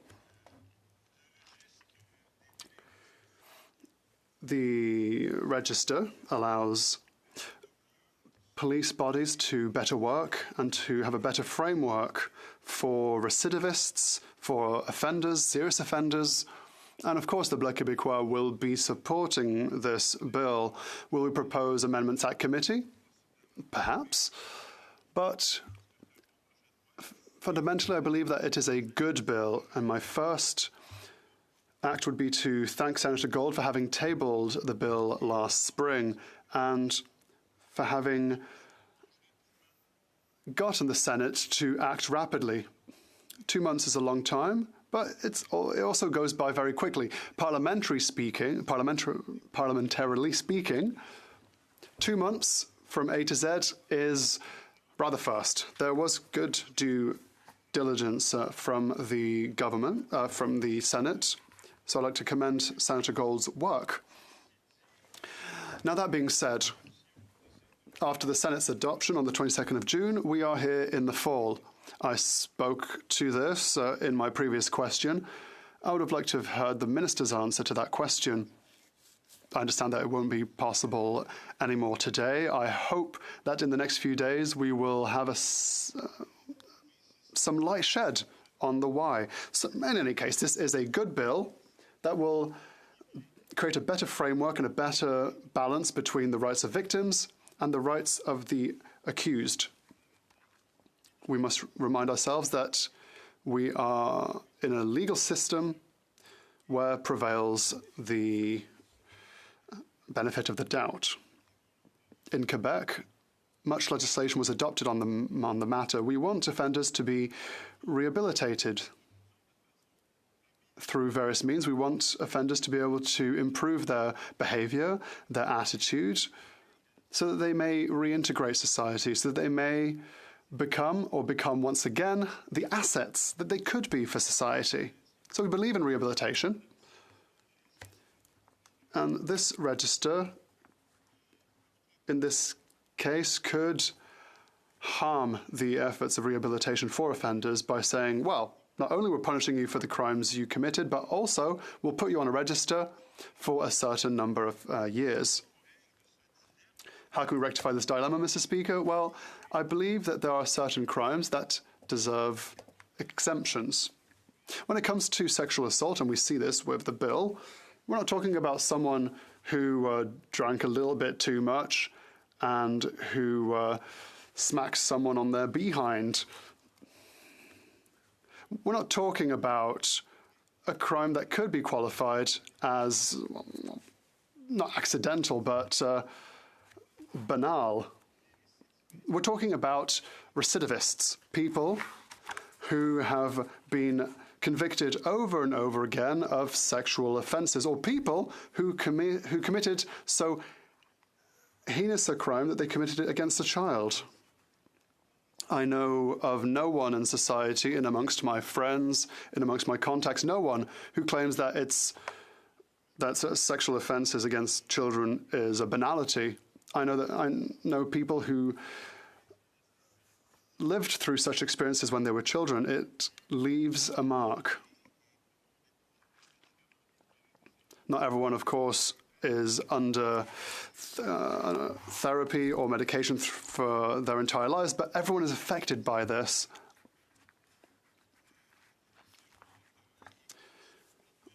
We have a system where where there should be appropriate sanctions for those who assault children. The register on that front would allow police officers to follow up with these offenders and keep an eye on them. Not everyone will be registered in the same way. The Supreme Court last year told us, less than a year ago, but in nearly a year ago, the Supreme Court, in its decision, stated that automatic registration of all offenders goes against the Charter. I think that this was a well-thought decision. S12 seeks to rectify this issue by saying not everyone will automatically be on this registry, irrespective of what they did. Offenders who've been convicted for over 2 years, or who assaulted children, or recidivists, they will be automatically registered. I think that in those cases, there should be automatic registration. For other offenders, there will be a question of presumption. The Crown won't be asked to prove that someone must be registered. There's a presumption that they must be registered, and then it is up to the individual to prove that they do not need to be on the register. They do not need to be registered because their crime has no link with the objectives of the potential registration, or that their addition to the registry would be completely disproportionate. Now, I don't want to be sexist, but someone who smacks someone else's behind in a bar commits sexual assault, yes. But should they be for life on a sex offenders registry? Maybe, in my opinion, not. It's up for debate, but I think not. That crime should be seen differently to someone who, for example, raped a 12-year-old girl. We see with S12 that there is a certain equilibrium struck between one and the other. Serious crimes, it's automatic. Other crimes, the offender will be able to say, I shouldn't be registered for XYZ reason. And if the determination is that they should not be on the register, or if the person shows that it will be completely disproportionate, then they won't be on the registry. They'll still be convicted, of course. They'll still have to serve a sentence if they are guilty of their crime, but their registration on the registry would be up to the court. I think this is an honourable compromise that allows us to improve provisions of the registry. We can only commend the decision of the Supreme Court last year and commend the tabling of this bill here by the Honourable Senator Gold. Now, S12 doesn't stop there. It also allows for a better participation of victims when it comes to judiciary processes. I sit on the Justice Committee. I have sat there for a while, and we did a study on this question when it came to reviewing the Charter of Rights, the Victim Bill of Rights, rather. Some victims wanted to participate more actively in the process when important decisions are to be made. Other victims were of another mind, saying, I want to stay at home, I don't want to be involved in this anymore. Both positions are perfectly valid. We have to respect the rights of victims to either participate or not participate in the process, and that's what this bill provides for as well. With regards to participation, Crown prosecutors, there is one subject for which victims want to be called upon. A number of years ago, we adopted certain provisions stating that in certain cases, a justice can order the non-publication of debates so we don't know who was involved in a certain case. We wanted to make sure that a victim is not identified if they do not wish to be identified.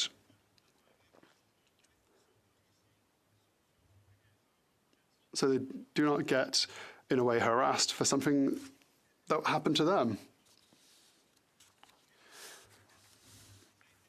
This was done in good faith in order to help victims. And no doubt everyone agreed to say that it was a good idea. However, victims are now saying, in some cases, we're very happy that there is a non-disclosure order. Sometimes we don't want this to be the case. Some victims want to speak out. They want to speak of the crime. They want to speak about it to journalists on television, or they want to talk about it publicly, irrespective of the medium, social media, for example. There are victims for whom it's useful therapeutically to speak to the crime. Under our current statutes, if they do this under an NDA, then they go against the NDA. And so they may be penalized for contravening the NDA. And so victims came to us and said, please, allow us to make our own decision. You say that you do this to protect us, but ask us openly what we would like. If we want, or if we don't want to be under an NDA, do not strike an NDA. If we want to speak out, allow us to speak out. This seems to me to be a wise decision, a decision that would improve federal legislation and our criminal code. So I would be remiss not to commend this particular provision in Bill S12. It's compliant to the report tabled last December by the Justice Committee. It's compliant, I was there, with what witnesses came to say to us at committee. And once again, I just think it's a good idea. Before rendering an NDA, the Crown will have to consult victims, victim or victims, plural. The Minister was saying if there are two victims and if only one of them wants there to be an NDA and the other one wishes there, well, the court will have to take into account both opinions and will have to make sure that the identity of the person who wants to be under an NDA is protected, whilst allowing the other person to be identified. There will therefore be a certain arbitration that will have to happen in the best interest of victims that will have to be undertaken by the courts. I believe that there is a way to do this and strike this balance. So they will be able to decide if they should be under an NDA. They can also ask that an NDA be withdrawn. At the beginning, the victim may say, no, I don't want to be identified. NDA, great idea. But after 3 months, 6 months, 1 year, 3 years, they say, actually, at the end of the day, time has progressed, and I'm ready. I'm ready to speak, to talk of the crime perpetrated against me. It wasn't the case before, but now victims will be able to ask that an NDA be withdrawn, which, once again, is, to me, a perfectly reasonable provision. Finally, victims will be able to be informed, to have a follow-up, if you will, of the offender's path and journey, where they are, which prison they're in. They'll be able to get information from correctional services, and they'll have information on any potential probation or when they're expected to be released. And so victims can prepare themselves for the potential release of the offender, so they can prepare themselves for it. I believe that these are provisions that are perfectly reasonable, desirable, that are compliant to that which was requested by victims at committee and compliant with the committee's report that was tabled once again last December. Mr. Speaker, if I may, I'd like to come back to this government. I don't know how to say it again because I'm a broken record. I keep having to say it. Well, the MP for Rivière du Nord is a broken record. They'll say, no, but that's not it. The MP for Rivière du Nord has had the same government before him for the past 8 years, and the government is the broken record, and they have been lagging behind on this matter. The current Justice Minister and his predecessor, well, I'm sure they are people of goodwill, but I have no idea at all why this has been lagging. Nothing happened for 6 months. Absolutely nothing, Mr. Speaker. My Conservative colleague was saying it, and rightly so. What is the government doing? What was the government doing? I would like to hear a minister or the Prime Minister. I would like one of them to say, well, sorry for the delays. It just fell by the wayside for a bit. We lost it in our files. I just can't imagine how and why this file wasn't picked up earlier. This is an unfortunate habit and trend which harms people in real life. On the 29th of October, there may not be a register at all. It will lapse. The Supreme Court said it last year, and we can't blame the Supreme Court for having done its job. The Supreme Court gave government 1 year to start moving. But at the end, it's a senator who did it after 6 months. Is there anyone at the wheel? Who knows? The minister was saying earlier, I hope that the opposition will collaborate because we need it for it to be adopted rapidly. Well, yes, I mean, you can't argue against that, Mr. Speaker. I want to say, yes, we will collaborate, and yes, we will once again bulldoze provisions through so that it's adopted rapidly. Like yesterday, we had to bulldoze provisions on C-48 for the matter at hand, but bulldozing everything has a perverse effect on Parliament, on our procedures. Our procedures exist for a reason. So don't come to me, Mr. Speaker, to say that studying a bill at committee is useless. I'm going to take that personally, let me tell you that much. Some people have been here for more than 8 years, and so my colleague for Plamondon, who is here, has apparently been doing useless work at committee for however many years, maybe 30, 40 years. Who knows at this point? Well, who wants to tell him that he's been doing useless work all that time? Some people have worked to draft bills and to adopt bills.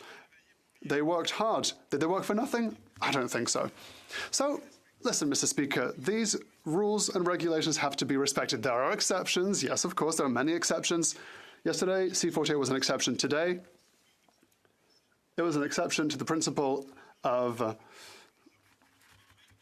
presumption of innocence. But we agreed that it was an exception that is justified in certain cases, and that's what we did. Today, we're being told to do exactly the same thing, once again for the sex offenders registry. I'm not saying that this registry is not important. It's very important. And we want it to be amended as proposed under S12. But I deplore, and I am concerned, that the government is asking us to bulldoze parliamentary procedure. Once again, Mr. Speaker. I don't want to say who's here and who isn't, of course, but could the minister perhaps turn up at some point to let us know why, once again, we are in a situation where we have to bulldoze parliamentary procedure? Why, in this case, for 6 months, have some people just watched the clouds go by, and then a senator said, hey, by the way, guys, we should probably table this. And the government said, oof.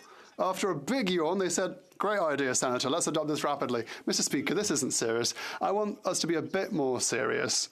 The government is asking us to be serious. I would like to say, yes, we will be serious. We will work on this hard. But could we also get a bit of serious from the government when it comes to adopting bills in this House? Thank you, Mr. Speaker.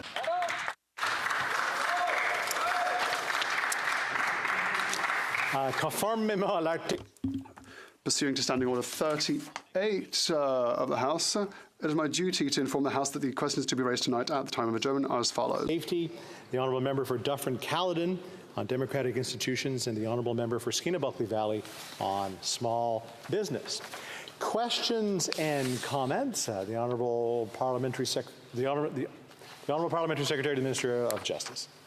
Thank you, Mr. Speaker. One of the things that always amazes me about this House is how much time we spend debating things that we agree on. Today appears to be one of those occasions.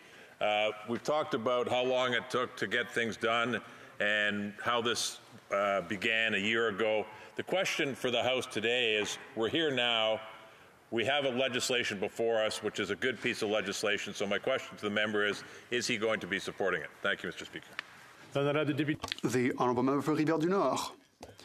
Mr. Speaker, to answer the question, I would like to commend him for his appointment as the Parliamentary Secretary, and I would like to confirm my support of this bill and other bills that will be of benefit to Quebec. I'm often surprised to see that we're debating certain subjects. We're not debating a bill uselessly.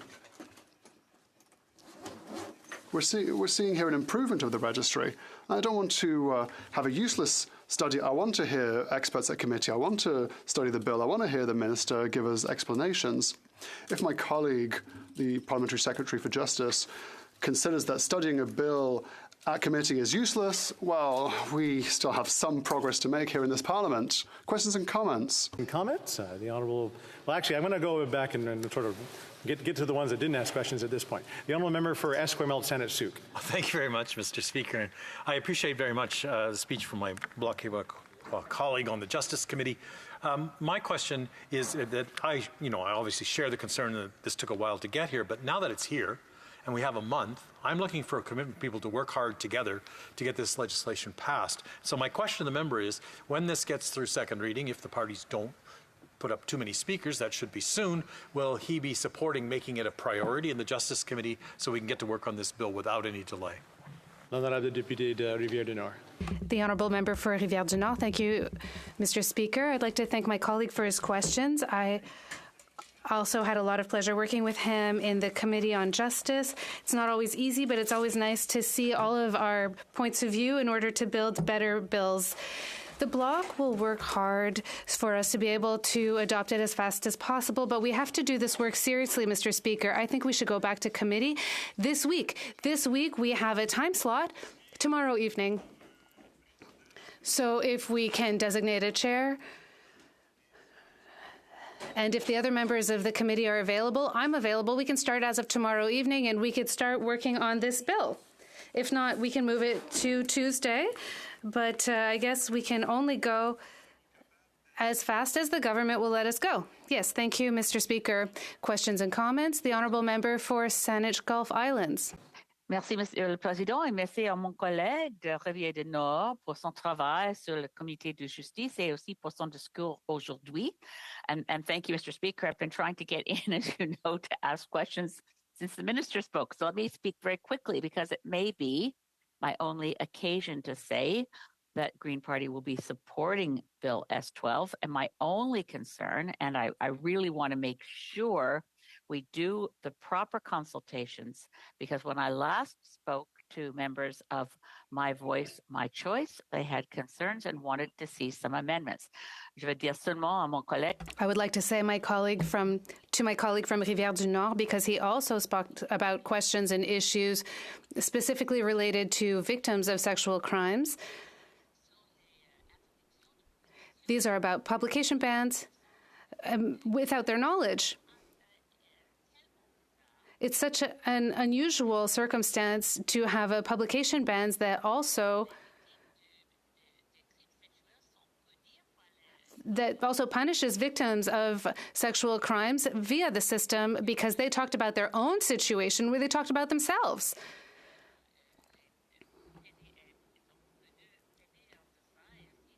So they are punished for speaking out about themselves, so it's unfair.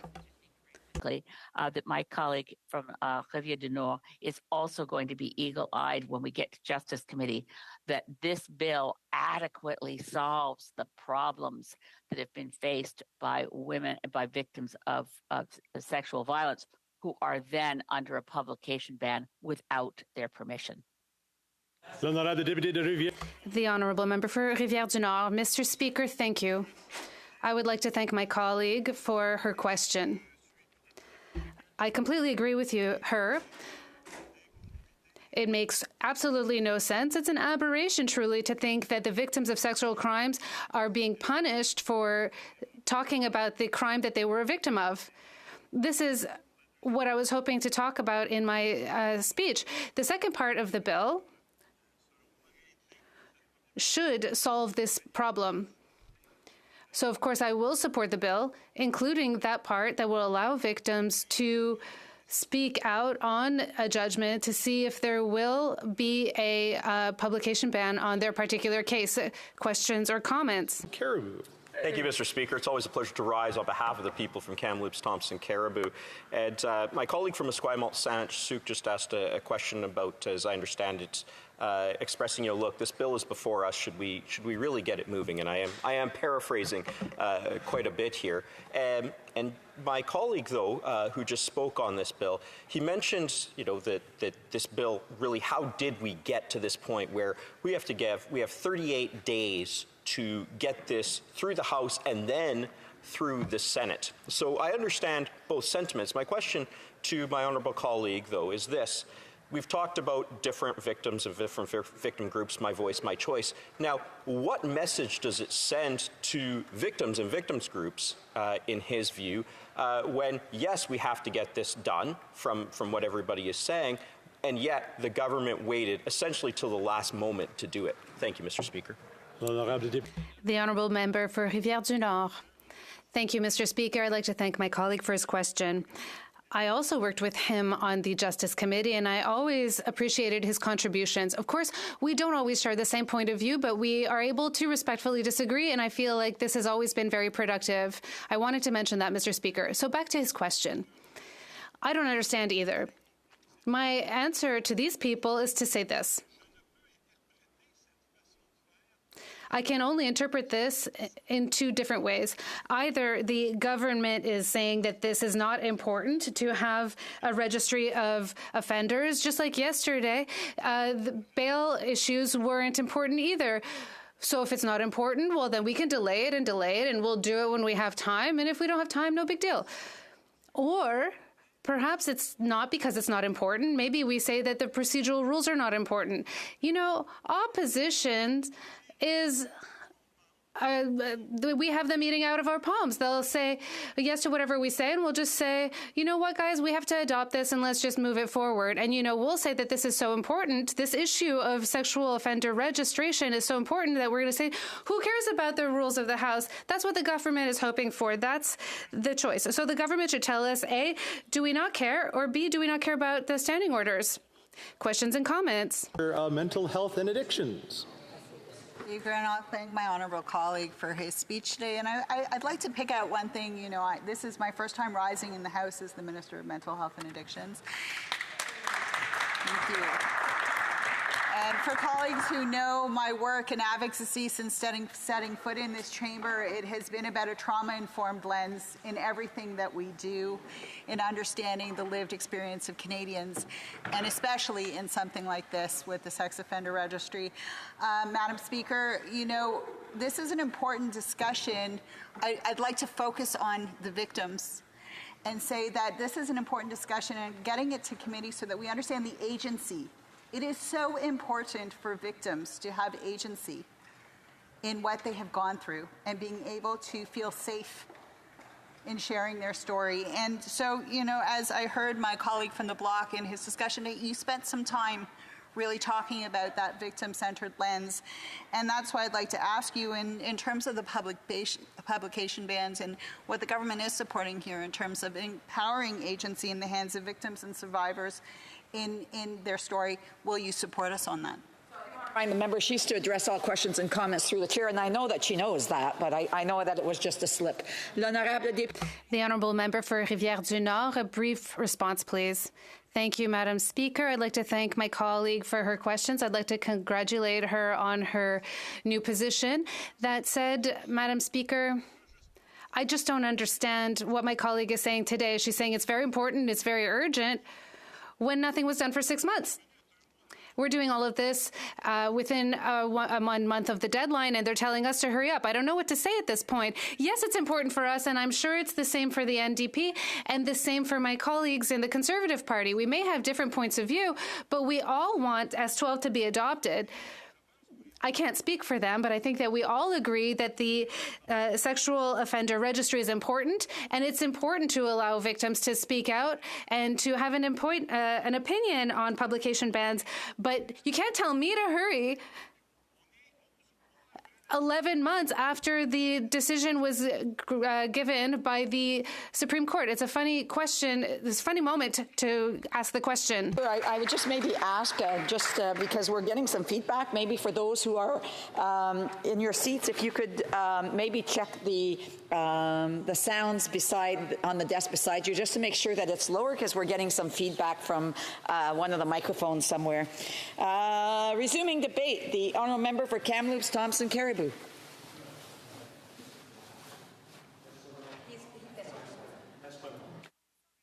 Esquimalt-Saanich-Sooke. Yes, I don't know where Kamloops Thompson Caribou came from, but Esquimalt-Saanich-Sooke. Well, thank you very much, Madam Speaker. And just before I start on Bill S-12, I just, as one of the openly gay members of this Parliament, I just have to make a brief mention of the events outside the House today.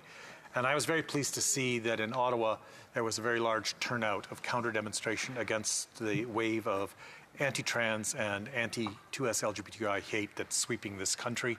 And very pleased to hear coming from the government to work with us on a motion that will condemn hatred and condemn the disruption of public events and public institutions like school boards on very misinformed and very hateful grounds. So I look forward to working on that. And one of the things that requires is for the Justice Committee to meet. And one of the pieces of urgency here, obviously, is S-12.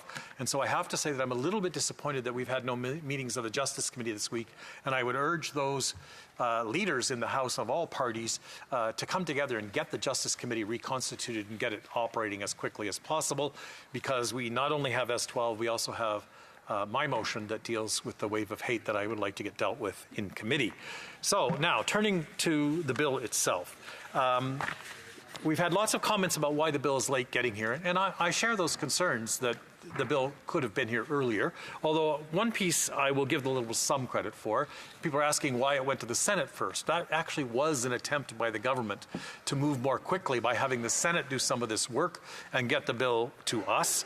And when we finish with it, it will have already been passed in the Senate, and therefore we can complete very I was going to say judiciously, that's probably the wrong word in this sense. We can get things going very quickly. What that requires is that we not have what I think a member referred to before, is a lot of people giving the same speeches over and over in support of the same bill. We have some important work to do at committee, so I'm hopeful that all parties will make sure that we can get this bill to committee as soon as possible and do that work. Now, two things in the bill, and again, some members in their speeches have talked about only one part of the bill.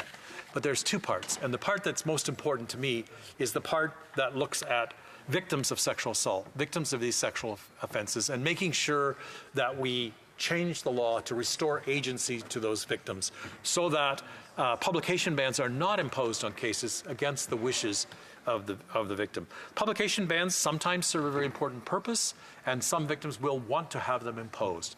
But publication bans, to me, are a kind of a relic from old thinking that somehow sexual assault victims have done something wrong and therefore their name shouldn't be exposed to the public.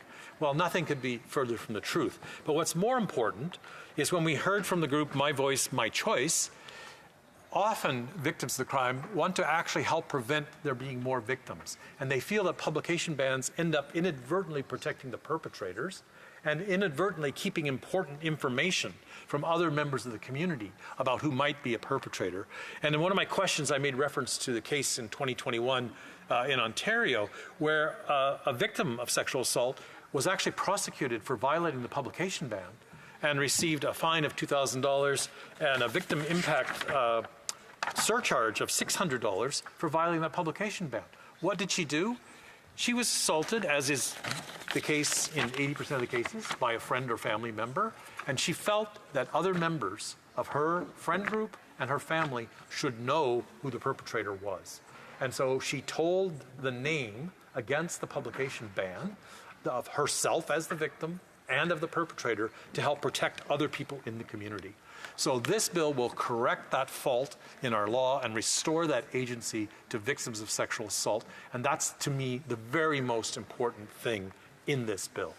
And I salute the members of My Voice, My Choice who came to the Justice Committee when we were doing our study on victims of crime and very bravely retold their stories and re-traumatized in many ways themselves in order to be of service to other victims. And when we talk to victims of crime, and I know this from my experience as a criminal justice field, what the most important thing for almost all victims is that what happened to them not happen to someone else. Their first response is not always what sometimes other members of another party in this House tend to say, is to demand punishment. They demand prevention and education, so this does not happen to someone else. And the lifting of the publication bans will help prevent there being other victims of sexual offenses. So once again, that's, to me, the most important part of this bill. The other half of this bill is the part that results from the Supreme Court decision about the sex offender registry. And let me say the obvious, we all support the operation of a sex offender registry. But what the court found was that in many cases, we're overly broad in the automatic registration of offenders. And whilst any kind of sexual offender is not a popular person to talk about, there are some cases, and I know two from my own community, where people with intellectual disabilities or people who are neurodiverse, who failed to understand the rules of social conduct and failed to properly read social cues, ended up convicted of sexual offenses. I'm not going to say through no fault of their own, because I don't wish to put it that way, but it's for a lack of understanding. They're very unlikely to reoffend, very unlikely to repeat their behavior, yet they ended up registered as sex offenders for life. What did it mean in those cases? It meant they can't live in social housing. It meant they can't get lots of social supports they needed because they're a registered sex offender. And so what this bill does is restore the discretion of judges in a very limited number of cases, to not register those people permanently as sex offenders. And the analysis this bill was done by the Justice Department says that over 90% of the people who are registered now will continue to be automatically registered.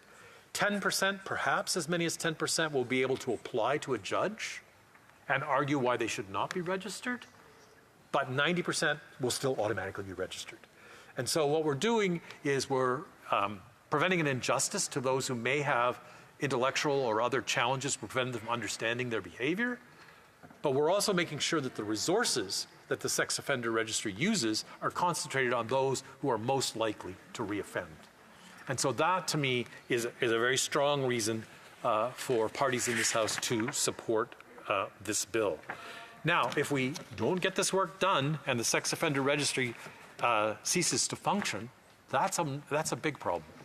And so while I, yes, will join in saying I wish this had gotten here sooner, I will point out that the report on victims of crime, which included the material from My Choice, My Voice, was only tabled in the House last December.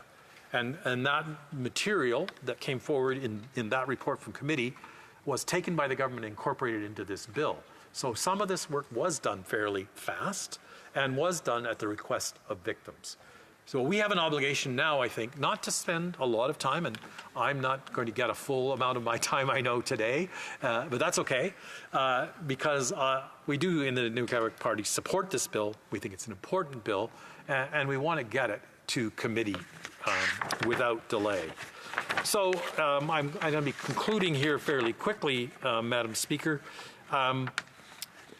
There's other things we must do, and the report from Justice Committee on some better support for victims of crime hasn't really been acted on, and I think we should all take seriously the recommendations that are there, and we should look for ways which the Ombudsman for Victims of Crime has also suggested we can improve support for victims of crime. But this bill is one of those ways in which we can do that. And so I urge all members to support this bill and to get it to committee without delay, and then those who are on the Justice Committee to make this bill a priority in our dealings in the Justice Committee. But back to the leadership of the House from all parties. Could we get the Justice Committee constituted and meeting, because we've missed all our meetings this week? Thank you. Comments, questions et commentaires. The honourable member for Fleetwood Park Hills. Thank you, Madam Speaker. Some time ago, and I hope it's not the situation today, victims of sexual assaults were further victimized in the courts. Their character was pulled into question. Very, very tough time to come forward and endure that. Is the honourable member satisfied that the conditions have either changed or are solid enough that lifting of publication bans won't lead to the person being victimized in society in general? The honourable member for Esquimalt-Saanich-Sooke. Thank you very much, Madam Speaker. I appreciate the honourable member's question, but here's what I think the important message we got from My Voice, My Choice is. It's up to the victims to make that decision about whether they wish to have the publication ban or not. It's not really up to me or the prosecutors or the judges to make that decision for them. So yes, I share concerns about the way victims of crime are still treated in the courts, and in particular victims of sexual assault. But sexual assault's the one area where we take away that agency, where we say, you're not allowed to talk publicly about what happened to you. And so that's the message we received quite clearly in the Justice Committee from My Voice, My Choice, is to give that agency to the victims, to let them make that decision for themselves. Comments? The honourable member for Windsor West. Colleague for his intervention, and would ask him, he's identified that it would have been better if it was sooner than later, but it's here now and at this time. What can be done to improve the bill? Are there another opportunity to kind of make up for lost ground? If he wants to reinforce maybe perhaps some of the improvements that are potential for this bill, I'd appreciate that. The honourable for Esquimalt-Saanich-Sooke. Well, thank you very much, Madam Speaker. There's two parts that I didn't talk about, which I think are significant improvements in the sex offender registry, and that is there will be two more offences which will be added to the list for automatic registration. And one of those is sextortion offences, where so-called revenge porn is used by an ex against their partner who has left them and they're angry, so they post intimate images without their consent. And the second part is any posting of intimate images without consent will result in automatic registration as a sex offender. I think those are two very important steps. They're already in the bill. I just didn't have time to mention them in my speech. There were some changes made to the original text of the bill in the Senate, and I think it's important that we look at those closely. And I think it's important that we hear from My Voice, My Choice once again to make sure this bill meets their objectives. The honourable member will have 7 minutes and 15 seconds the next time that this matter is before the House, it being 5:40 for questions and comments. It being 5:46, the House will now proceed to the consideration of private members' business as listed on today's order paper. Orders of the day, ordre du jour. Order of the day, private members' business, resuming debate of private members' motion M78, inclusion of people with disabilities, standing in the name of Mr. Lake. Reprise de débat, resuming debate, l'honorable... The honourable member from Beauport-Limoilou. Thank you, Madam Speaker.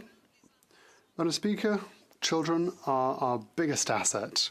Every child is different in their interests, in their capacities, in his or her hopes. M78 highlights this asset. For those listening to us, allow me to specify just one little point with regards to the content of the motion that was tabled by the member for Edmonton-Wetaskiwin. It asks Canada to recognise its own signing of the Convention on the Rights of Persons with Disabilities and to recognise that approximately 50% of children with disabilities are estimated to be out of school and that 49% of children living with disabilities are more likely to have never attended school.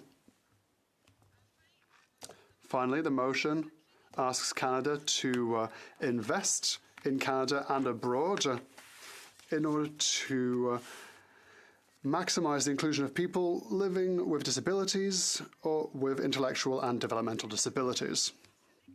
I would also like to mention that primary and secondary education is not a federal affair here in Canada, but a provincial one.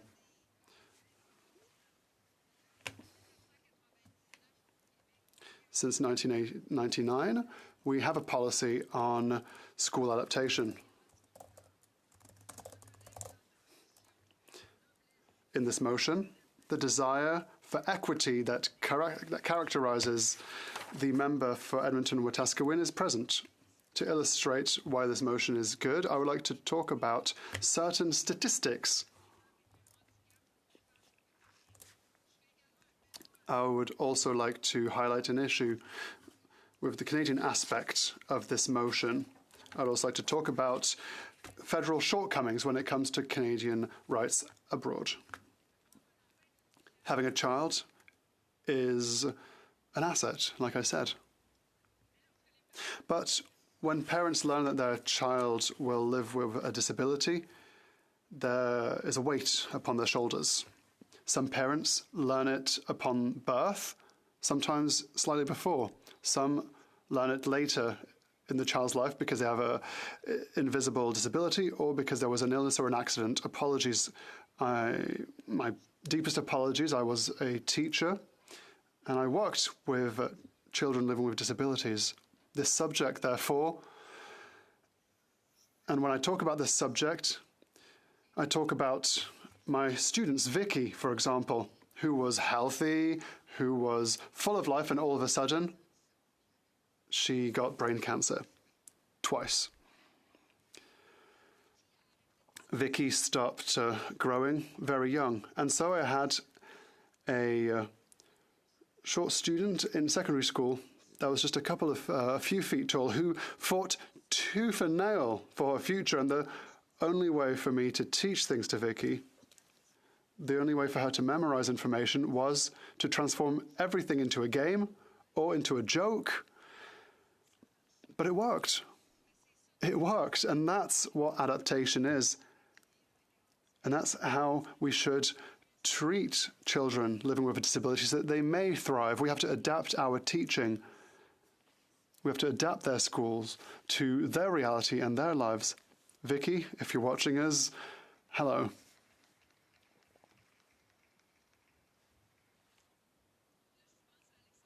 There's also Alexandre, who hated my jokes. He thought that they were absolutely terrible. Thank you, Vicky, for having given me trust in my own sense of humor.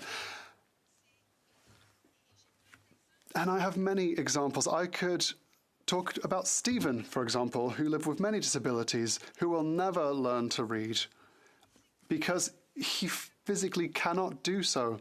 He cannot show physically that he has understood something. He cannot tell us that he's understood what we've taught him. I would work with the adaptation services in my school just to ground myself. Stephen, the second he saw me, would have a big smile on his face.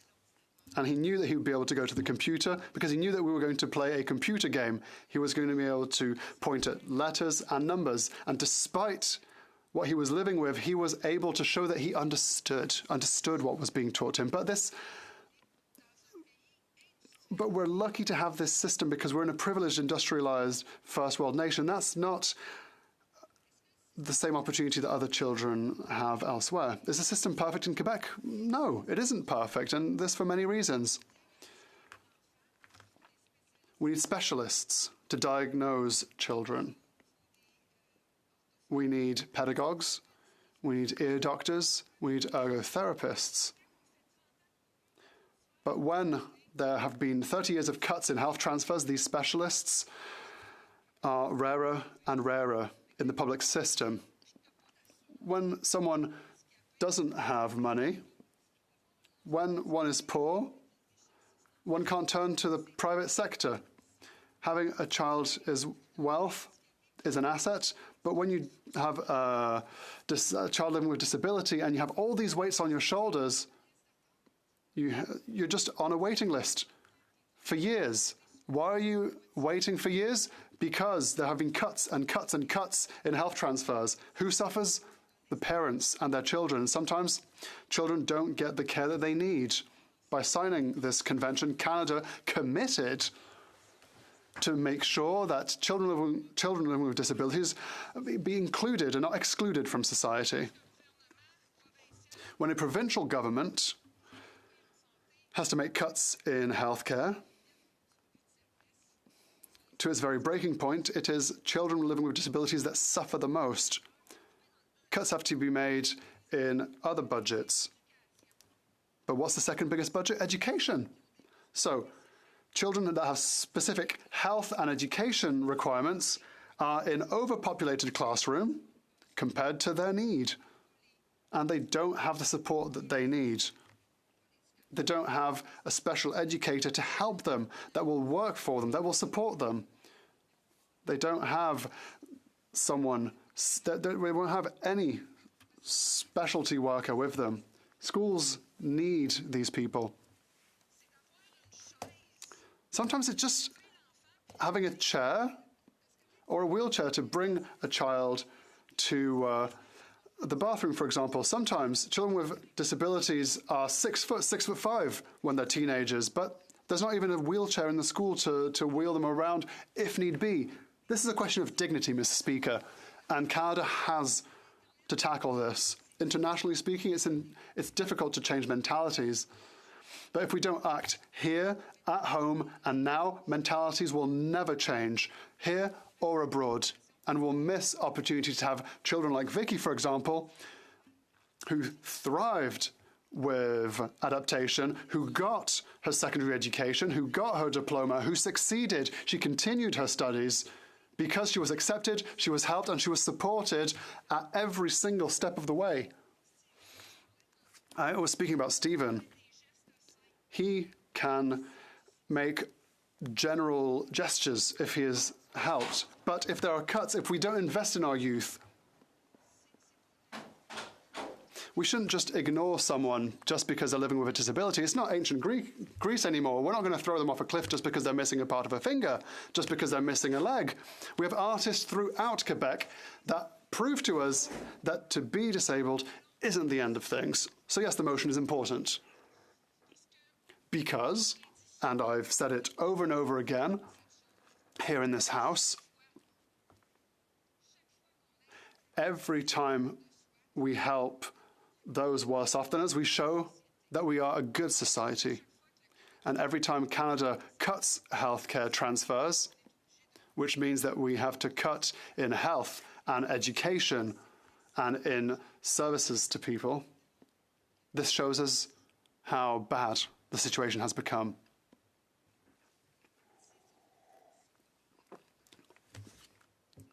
Even the smallest constituent element makes our strength, and it's by helping them, by educating them, by supporting them, that we will become a grand and great society and a better world internationally. Thank you, Madam Speaker. Resuming debate, the honourable member for Nanaimo, Ladysmith. Thank you, Madam Speaker. I'm happy to stand and speak to M78 this evening on the inclusion of people with disabilities put forward by my colleague from Edmonton, Wetaskiwin. I think I said it right. Madam Speaker, this motion speaks to Article 24 of the Convention on the Rights of Persons with Disabilities, which Canada signed, and states that signatories shall ensure an inclusive education system at all levels and lifelong learning directed to enabling persons with disabilities to participate effectively in a free society.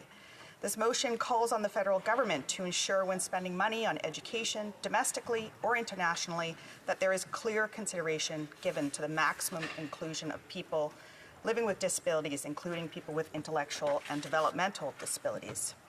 I'm happy to stand in support of this motion alongside my NDP colleagues, Madam Speaker, as it is clear that despite Canada signing on to this convention, Canada is not living up to this promise. I have spoken to my colleague who put this motion forward, and it is clear that his heart is in this work to ensure those living with disabilities are provided with maximum inclusion. Madam Speaker, as I have mentioned in this House before, I'm a mother of two and was a previous school board trustee and worked in education, mental health, and addictions. As a single mother who very much understood what it was like to live paycheck to paycheck, my work focused on ensuring and fighting for access to basic human rights and supports so that everyone had access to equitable opportunities, including those living with disabilities. In my former roles, I saw firsthand so many dedicated individuals, to name a few: educators, parents, caregivers, volunteers, and workers in nonprofits, doing all they can to fully support students. But the funding made available to students who need it is nowhere near enough. I've seen incredible people using collaborations and creativity to make ends meet, but unfortunately, inadequate funding also means long wait times to access educational or health specialists and lacking in required supports. Despite the Liberals' promise to people living with disabilities, school boards, provinces, and territories are not provided with the necessary funds to ensure the supports, infrastructure, and professionals required are in place to provide those living with disabilities the necessary supports to thrive. If the federal government were to truly follow through with their commitment to those living with disabilities, they would ensure the appropriate funding was in place from the onset, instead of underfunding and downloading the responsibility onto provinces, territories, municipalities, school boards, First Nations, and regional districts. Today, Madam Speaker, I spoke with Staminas First Nation Chief John Elliott about the availability of supports for students living with disabilities at Staminas Community School. Chief Elliott spoke to me about the need, desire, and commendable work to support and set up all students for success at this school. It is clear that there are many who are dedicated and working tirelessly to provide quality education and equitable opportunities. Despite this, it is all too often, students living with disabilities are not receiving the level of supports required due to a lack of adequate funding. Chief Elliott discussed the high need for supports at the community school with many students living with disabilities and the struggles that result from not having appropriate and adequate funding in place. Chief Elliott discussed with me the ways in which underfunding not only creates barriers and supports for students who need it, but also creates barriers in better understanding the challenges being experienced by students. The lack of access means delays in diagnosis, which we all know also means a delay in required supports.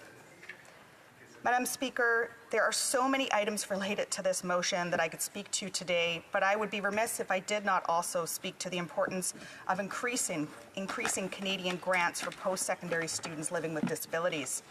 My friend Anne is just one example, which I've spoken about before in the House. We attended post-secondary school together. Anne lives with disabilities and with appropriate supports thrived in post-secondary, completing her undergrad and then going on to complete graduate school. But the student loan that follows her to this day is completely unaffordable for the income she is making and the expenses required. If we truly want to remove barriers for those living with disabilities, strapping a student loan to them at a time when they are trying to get ahead and to contribute to our communities in endless ways is not the way forward. It is time we see the changes necessary that set people living with disabilities up for success, not debt for life. Madam Speaker, I am certain my colleague would agree that in addition to Motion 78, there is much work to be done to support those living with disabilities. As the cost of living continues to increase, people living with disabilities are particularly hard hit. My NDP colleagues and I know that people living with disabilities need help now. My NDP colleague from Port Moody Coquitlam has been fighting tirelessly to have the voices of those living with disabilities heard. We know that the Liberals dragged their heels endlessly on moving forward with a national disability benefit, while people living with disabilities were unable to afford even the most basic of necessities: a roof over their heads, food on the table, life-saving medications, funds for transportation to appointments. I could go on. There is no denying that if it were not for the work of the NDP, we would not have seen the much overdue national disability benefit become law.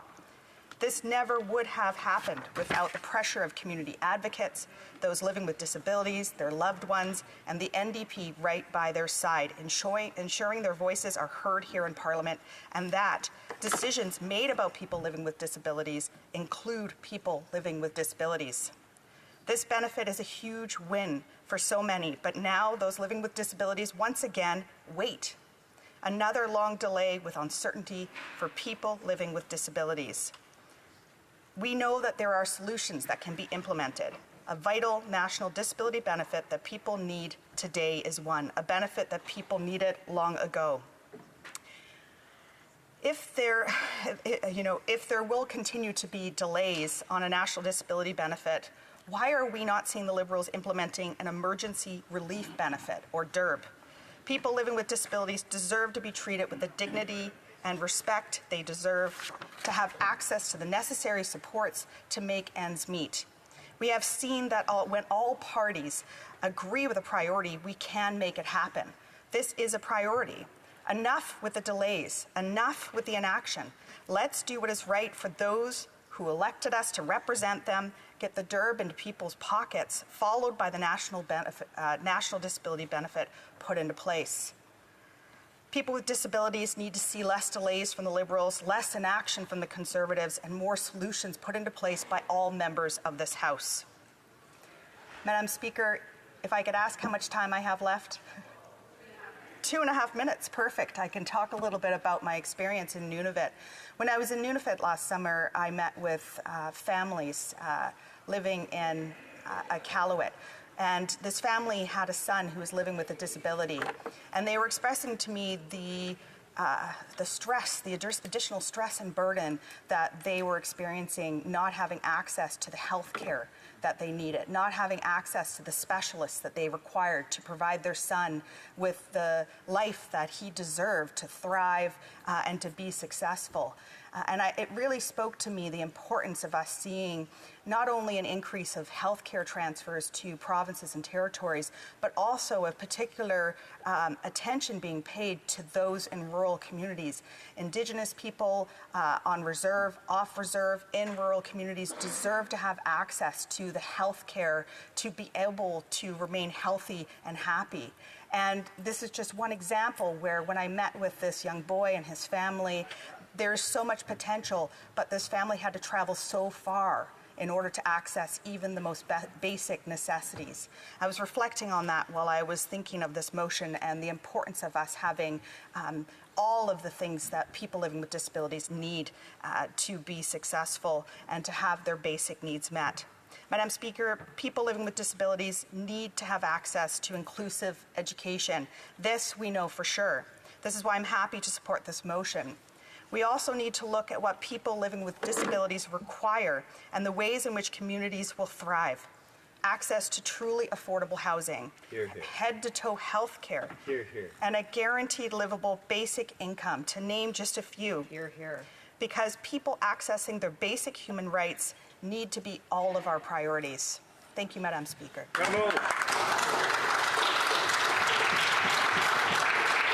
Resuming debate, the honourable member for Simcoe North. Thank you very much, Madam Speaker. It's a pleasure to rise this evening and speak to this very thoughtful motion by my colleague from Edmonton, Wetaskiwin.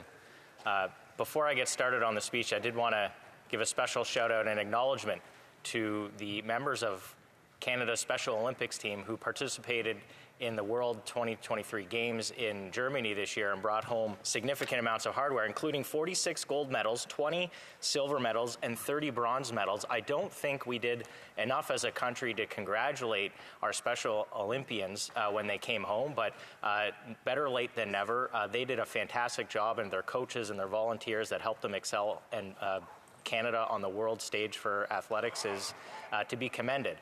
And it's in the same spirit. We've worked very hard as a country to be inclusive with individuals with disabilities with respect to sport. But we have much to do when it comes to education. Now, Canada has done some great things over the years, but we have a long way to go. I was very pleased to hear my colleagues speak just before me, both from the NDP and from the Bloc. In particular, the intervention from my Bloc colleague, who's very passionate, shared some very heartwarming stories of lived experience about what progress and joy and purpose and dignity that we can provide individuals living with unique abilities in our society. And I think too often in this place we end up focusing a lot on the differences we have between parties. We like to draw the contrast, how we're different than the others. Of course, the media like to play that up, but at least on this issue, every once in a while, there's something that comes before this chamber that has what appears to be unanimous support. So I look very much forward to seeing the outcome of the vote next week. But I wanted to take a few minutes to commend the member from Edmonton-Wetaskiwin. I've known him for over 15 years. He's been elected since 2006. If I can quote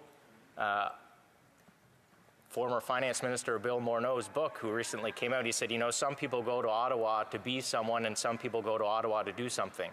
And the member from Edmonton-Wetaskiwin has come to Ottawa to do something. He's put passion, his purpose into this issue. Among many other issues, of course, we all come here to serve constituents, we all belong to a party, we all support our party and our priorities. But each of us has an ability to lean into something that we care about.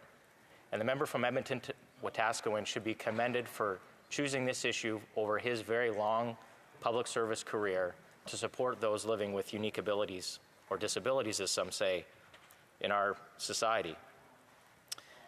Inclusion in education is important. We spend a lot of money around the world trying to help those in developing countries find education opportunities. Why? Because education is one of the single best predictors of lifting someone out of poverty.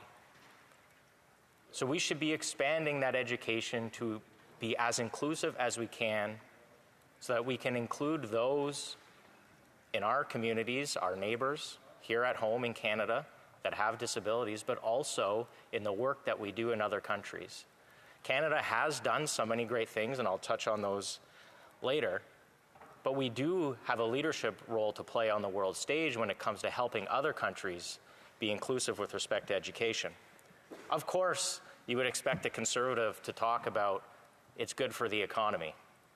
Obviously, there are over 500,000 underemployed or unemployed individuals in this country that have disabilities. If we get those individuals into the workforce, absolutely it helps with our GDP. There's no question about it. Hundreds of billions of dollars of additional GDP.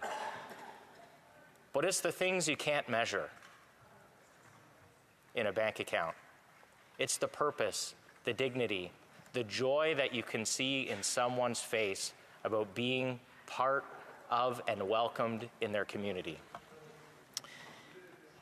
It's the proper human thing to do. We owe it to our neighbors here at home and abroad to see what we can do to involve as many people in the economy and in our education, and by being inclusive, to give them proper vocational training. I'm pleased the motion talks about the international piece. Like I said, we have a lot of work to do at home. I was also very proud to be in and around Ottawa in the last previous government who laid the foundation and groundwork for a number of very strong initiatives with respect to persons with disabilities. I just want to read a few highlights of those. Of course, one of the single most important advancements with respect to supporting those with disabilities was the implementation of the Registered Disability Savings Plan brought in by Finance Minister Jim Flaherty under the leadership of Prime Minister Harper. The Canada Disability Savings Bond, which actually deposited money into that account for low-income Canadians. Canada Disability Savings Grants, the Enabling Accessibility Fund to help with renovating and retrofitting infrastructure to make it more accessible. The Working Income Tax Benefit, the Disability Supplement for the Working Income Tax Benefit, although the government has renamed that to the Canada's Worker Benefit, a little bit of branding. New labor market framework agreements for persons with disabilities, enhancements to the disability tax credit by extending eligibility, increasing the child disability benefit, exempting GST for training services related to assisting individuals coping with the effects of an intellectual disability, exempting GST for medical devices, including for service dogs, and enhancements to the medical expense tax credit. And one of the key things that the previous government did prior to the 2015 election was start a program called Ready, Willing, and Able, which was to help employers and provide vocational training to employees with those with intellectual disabilities. And I commend the government, frankly, for continuing to support that program up until today. I could go on, but these are some of the initiatives that happened in the number of parliaments ago under a previous government. I think I make these suggestions in the sense that this is not a partisan issue with respect to supporting those vulnerable neighbors around us. It transcends politics. These are our neighbors, our community members. These are individuals who are our family members in many cases.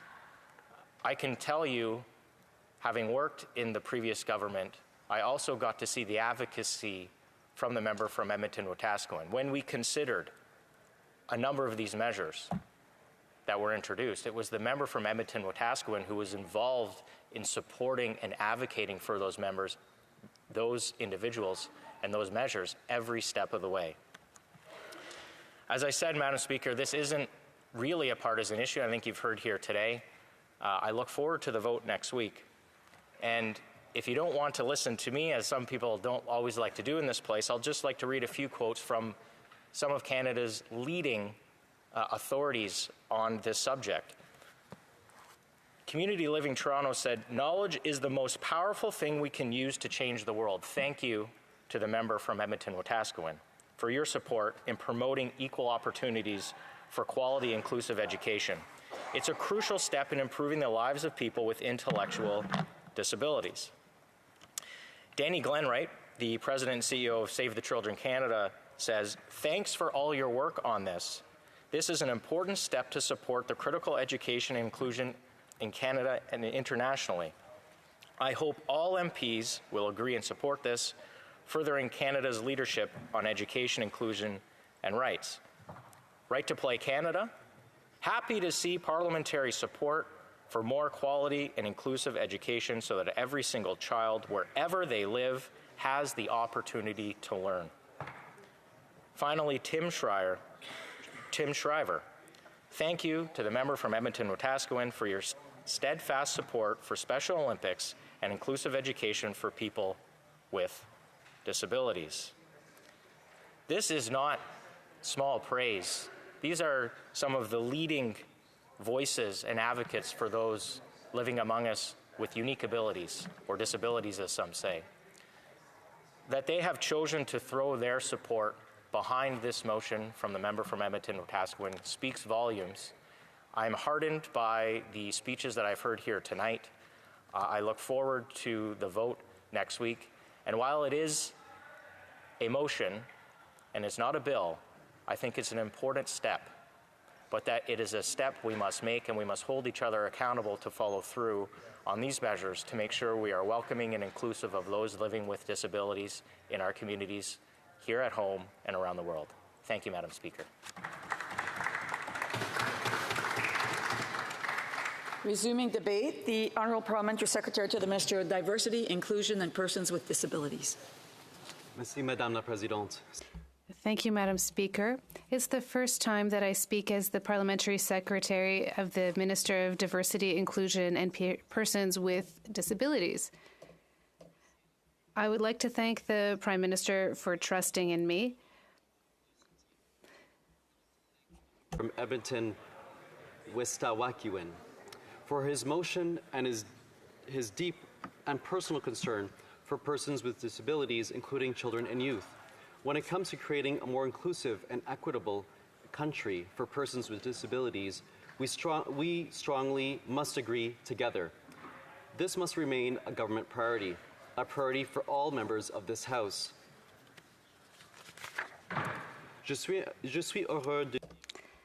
I am pleased to say to the members opposite that our government supports this motion. Is consistent with our government's priorities. It is also consistent with our legislative program to promote the full social and economic inclusion of persons with disabilities.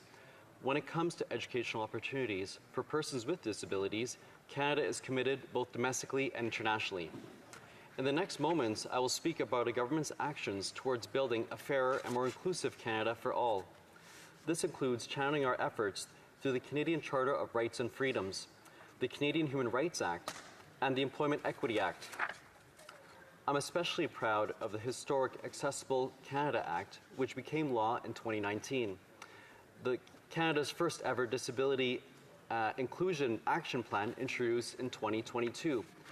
These are important leaps forward, Madam Speaker. The member from Edmonton, Wetaskiwin, specifically seeks greater support for the inclusion of children with disabilities into the education system. This motion ties federal spending to specific measures to achieve that goal here in Canada and through our international commitments. As we know, education falls within the jurisdiction of provinces and territories, except for the First Nations Education on Reserve. But the federal government does play a key role in building and maintaining a system of quality education across the country. We provide specific block transfers to the provinces and territories through the Canada Social Transfer, including for post-secondary education. We won't intervene in matters under provincial and territorial jurisdiction in the spirit of nothing without us. We remain committed to directly engaging with the disability community.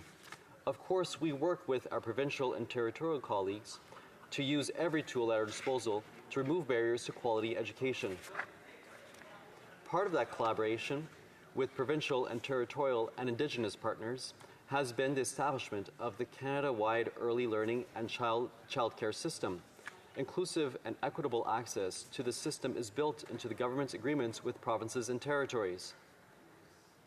And federal funding is being used by our provincial and territorial partners to provide supports that can address these unique circumstances with each and every individual child and family. In addition, last June, our government announced $12.5 million investment under the Engaging Accessibility Fund Small Projects component. This supported 225 early learning childcare centers to buy specialized equipment for children with special needs, so they can thrive in those environments. Through agreements we have reached with provinces and territories, we are building an affordable childcare system that is accessible and inclusive to all Canadians in every region of the country. It is disappointing that the Conservative Party doesn't see the value in this historic program. And all this, Madam Speaker, is in addition to supporting lifelong learning and skills development opportunities for working-age persons with disabilities. For example, the Workforce Development Agreements and the Opportunity Fund. Let me briefly circle back to Disability and Inclusion Plan. The action plan has 4 key pillars. First is financial security. Second, employment. Third, accessible and inclusive communities, and a modern approach to disability across the federal government. We know that persons with disabilities have equal opportunities. We know that when persons with disabilities have equal opportunities to contribute to our society, to Canada, our economy grows and strengthens. We achieve the Canada we want through this, a country that is richer, is a richer and more vibrant and inclusive country. There is still much work to do, but we're making important progress. We are working alongside the disability community. Madam Speaker, a good quality education is a key to be lifted out of poverty and to one's social advancement. It increases the chances of finding a good job and earning higher wages. There is always the opportunity to learn on the job and develop additional skills. Persons with disabilities often face barriers to attaining higher levels of education. This can lead to a lifetime of inequality. It can also deny capable and willing Canadians the opportunity to fully contribute, which takes away from the economy. Statistics Canada has the data, Madam Speaker. The percentage of school-aged youth with disabilities drops considerably as they transition from high school to young adulthood. Women with disabilities are more likely than men with disabilities to quit formal education or training because of their condition. First, we know that greater education opportunity means greater participation by persons with disabilities in the labor market. Second, we're living in a time of labor market shortages and market transitions as we gradually shift away from traditional jobs to a greener economy. This brings us to the logical conclusion that when persons with disabilities achieve their full potential and thrive, so does all of the country and all of Canada. This is where we, as a Liberal government, will continue to invest in persons with disabilities. We want and need persons with disabilities to have the financial supports they need. This to help them complete their studies and successfully move into the workforce. This past June, Bill C-22 received royal assent. This was a very significant victory for the disability community. We must savor that win and take in that moment. The Minister of Diversity, Inclusion and Persons with Disabilities will be moving forward to deliver the Canada Disability Benefit to those who need it most. This is significant. Transformative piece of legislation is unique. It will lift hundreds of thousands of people out of poverty and will genuinely improve the lives of Canadians. I know and fully understand that many are anxious to bring this benefit to the finish line. As we bring this to the finish line, we must not cut corners with the quality of engagements that the Minister is leading with the disability community. We must make sure that the benefit is what the disability community needs. We are focused on getting this right. We will get it right. I hope to see all members of this House support the Canada Disability Benefit. It is not enough to say that we need to be more inclusive. We must also take concrete actions. We will take more concrete actions. It is important to recognize that there exists an array of disabilities. This community is not a homogeneous group. Disabilities vary in type and severity.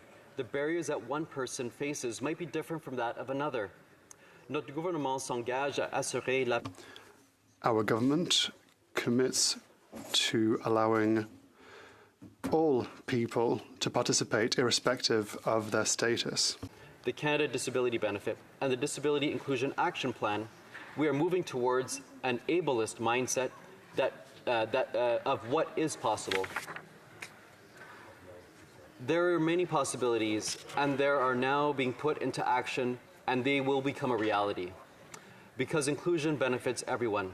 Finally, I'd like to close with a thank you to the disability community and advocates involved in this space. Thank you for your work, for pressing and pushing, for getting us to where we are thus far, and for helping us to get across the finish line. Merci, Madame la Présidente. Thank you, Madam Speaker. Resuming debate, the Honourable Member for Longueuil-Saint-Hubert.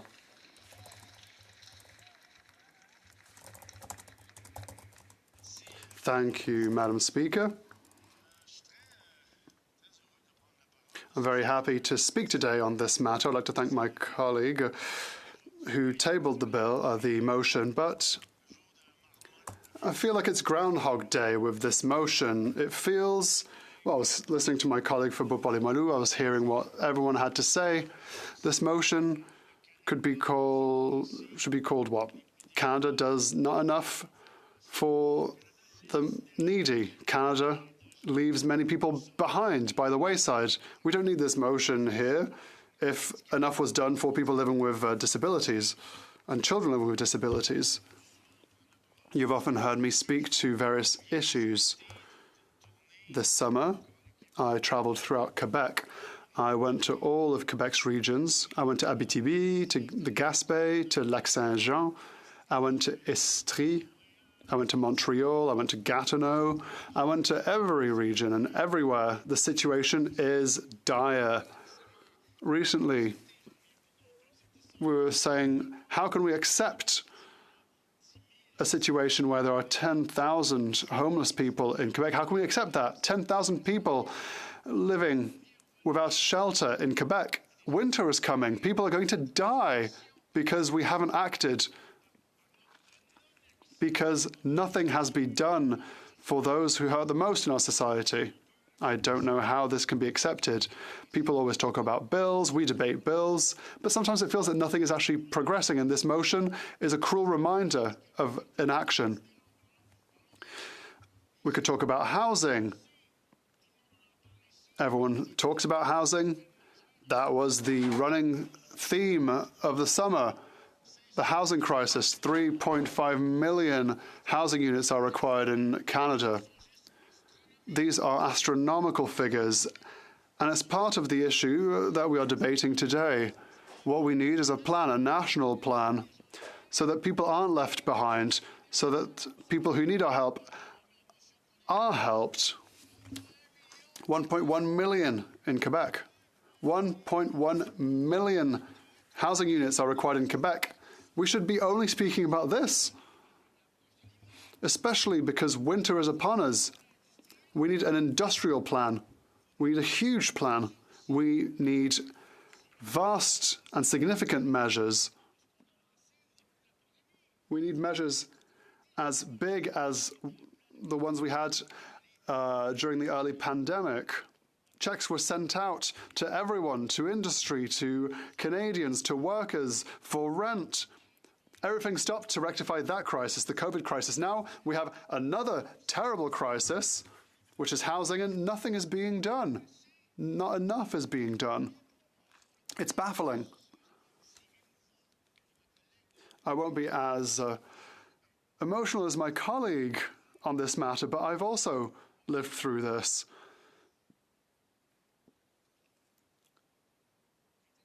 I have a nephew who has Asperger's. He's 33. He has been locked in his room for the past 20 years. He plays video games. Sometimes he comes downstairs, he opens the fridge, he takes a sandwich, a biscuit, a glass of milk. He speaks to no one. Isn't that the biggest drama for a parent? The drama of thinking that their child won't have a social life, won't have friends.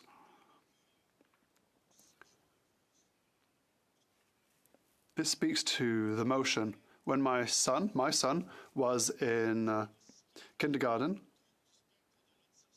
I was told that he was on the autism spectrum, and so alarms started ringing because my nephew was already in that situation, living a very difficult life, no friends. It's difficult for him to go to school or even to go outside or even to talk to someone. My son was diagnosed. Even that was complicated because you receive a diagnostic. It's a school psychologist to say that, well, maybe he might be autistic, but you have to go to find a clinic to get a good and final diagnostic so that thereafter, at the school, they can adapt to his needs. So we can have specialists to adapt to his needs. People who will work with him to better learn. It was panicking for us. We found that we were looking for a specialist, but we couldn't find one. How is it that in this country we can't provide help to those who need it for their children? Services that they need. And this speaks to what we saw on TV this week. There was a single mother who has 2 children living with disabilities, and she can't find the services that will help her children, even just to diagnose what is needed. How can we act? Healthcare is provincial, we've already said so. Like my colleague said, it's provincial. So, when there were negotiations a few months ago, what did provinces ask for? $6 billion, but only $1 billion was sent to Quebec. It's as if this was not important. So who is abandoned by the wayside?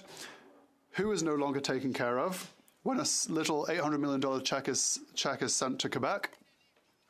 All provinces were unanimous. $6 billion was the amount that was required. But no, this country refused to help single mothers, those who need help the most, for simple diagnostics. What happened? According to the IMF, in 2022, $50 billion were invested in oil and gas. $50 billion. How can this be? The 5 biggest oil companies in 2022 had $220 billion profits. In other words, Canada is giving money to billionaires whilst abandoning 10,000 homeless people in Quebec, abandoning parents, stressed parents, anguished parents, thinking about the future of their children. We talked about autism spectrum disorder, children who live with a disability, visual impairments, physical impairments. These are tragedies. These are not easy lives. They need help. But apparently Canada doesn't have the means to help them, to support all of these people who are hurting. Other choices are being made. Investing in billionaires instead of helping those who need it the most. I find this unacceptable, Madam Speaker. This is unacceptable, wholly unacceptable, Madam Speaker. I want us to all be aware of real issues. Instead of looking up to billionaires, let us look elsewhere where other people need to be helped.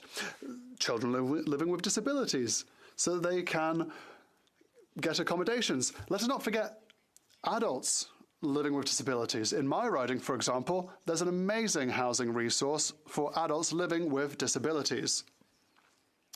It's called L'appart à moi, my apartment, 6 lovely apartments with a collective kitchen in the basement where they can meet up and they can chat and they can have activities. They have outings. They even came to Parliament here, Madam Speaker, in spring.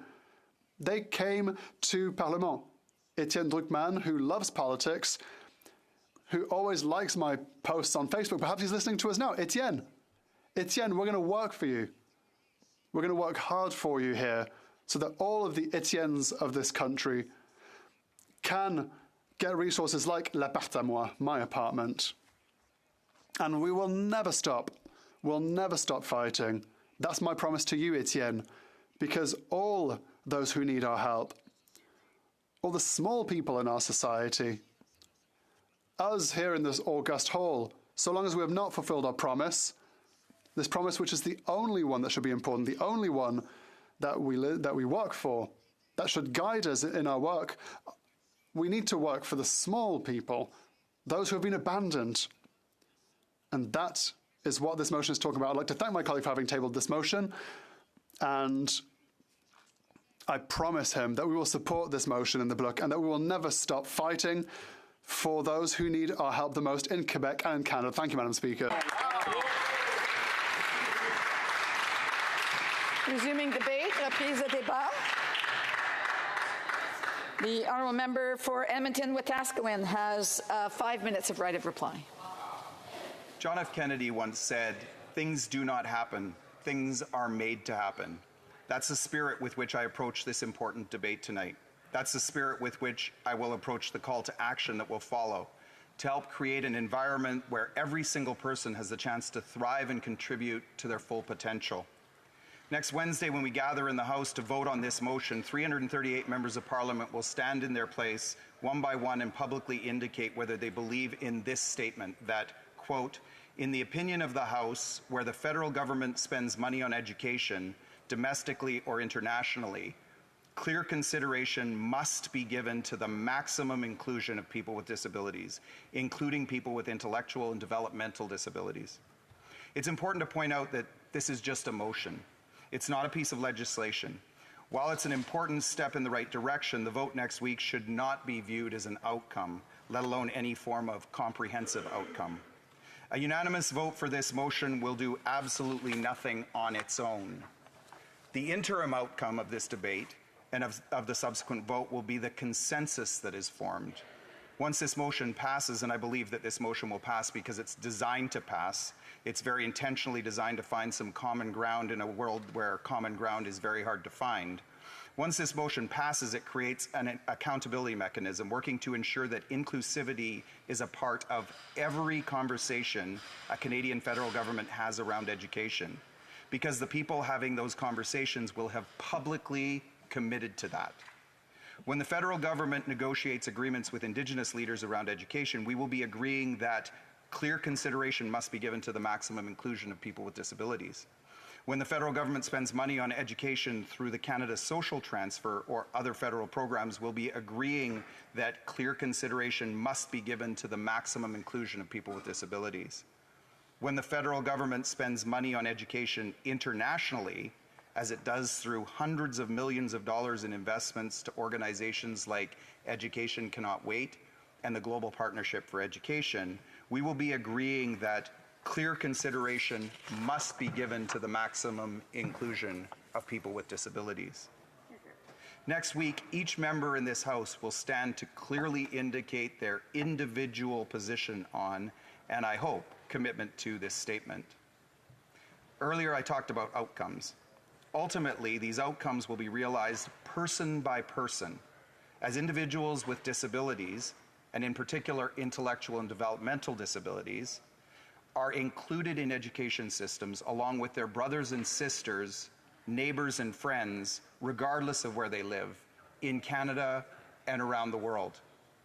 And these potential outcomes are not just limited to education, because if you get inclusive education right, every single young person, regardless of their ability or whatever label we attach to them, will come out with a more diverse perspective.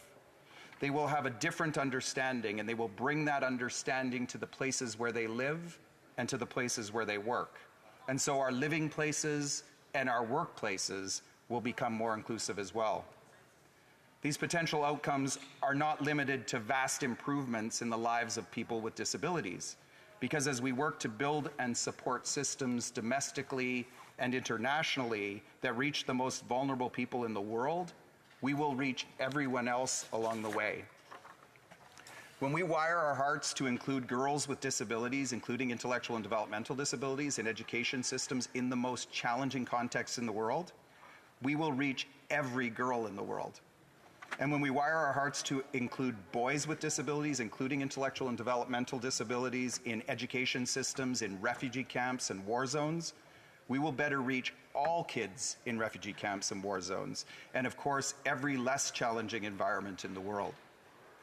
Most importantly, when we include people with disabilities in all aspects of our societies, when we work to mitigate the challenges they face and unlock the skills and abilities they have, just like we do with everyone else, our societies will benefit from an immense potential previously unrecognized.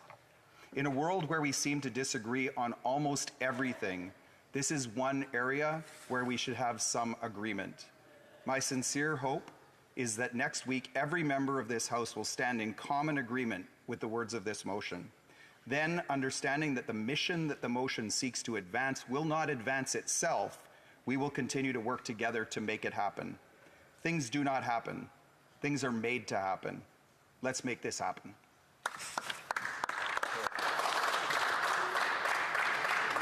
Mr. Lake, the question is as follows. Mr. Lake, seconded by Mrs. Gray, moved that A, the House recognize that, 1, Article 24 of the Convention on the Rights of Persons with Disabilities, which Canada signed in 2007 and ratified in 2010, states that signatories shall ensure an inclusive education system at all levels and lifelong learning directed to enabling persons with disabilities to participate effectively in the free society. 2, according to the Global Education Monitoring Report, in low and middle income countries, approximately 50% of children with disabilities are estimated to be out of school. 3, un rapport 3, a 2021 UNICEF report found that compared to children without disabilities, children with disabilities were 49% more likely to have never attended school. And B, in the opinion of the House, where the federal government spends money on education, domestically or internationally, clear consideration must be given to the maximum inclusion of people with disabilities, including people with intellectual and developmental disabilities. If a member participating in person wishes that the motion be carried or carried on division, or if a member of a recognized party participating in person wishes to request a recorded division, I would invite them to rise and indicate it to the chair. The honourable member for... est-il en sa place? Il est pas en sa place, hein? Members have to be in their seats. The honourable member for Edmonton-Wetaskiwin. I request a recorded vote, Madam Speaker. Pursuant to Standing Order 93, the division stands deferred until Wednesday, September 27th, at the expiry of the time provided for oral questions. At this moment, pursuant to Standing Order 38, a motion to adjourn the House is deemed to have been made and seconded at this time. Therefore, the question is that this House do now adjourn. The honourable member for Calgary-Nose Hill. Madam Speaker. Madam Speaker, in 2018, so about 5 years ago, the House was seized with a very emotive and very serious issue. And that was the transfer of Terry Lynn McClintock, a child killer, from a maximum security prison to a much less secure facility. It was a healing lodge. And I remember the debate in the House, and I remember reading the stories of how the families of the victim were re-traumatized through this decision. So that was 5 years ago. And before the summer constituency break, Madam Speaker, 5 years later, we had a very similar debate in the House, and that was when it was revealed that mass murderer, mass child killer, Paul Bernardo, had been transferred from a maximum security prison to a less secure facility. And I mean, 5 years passed.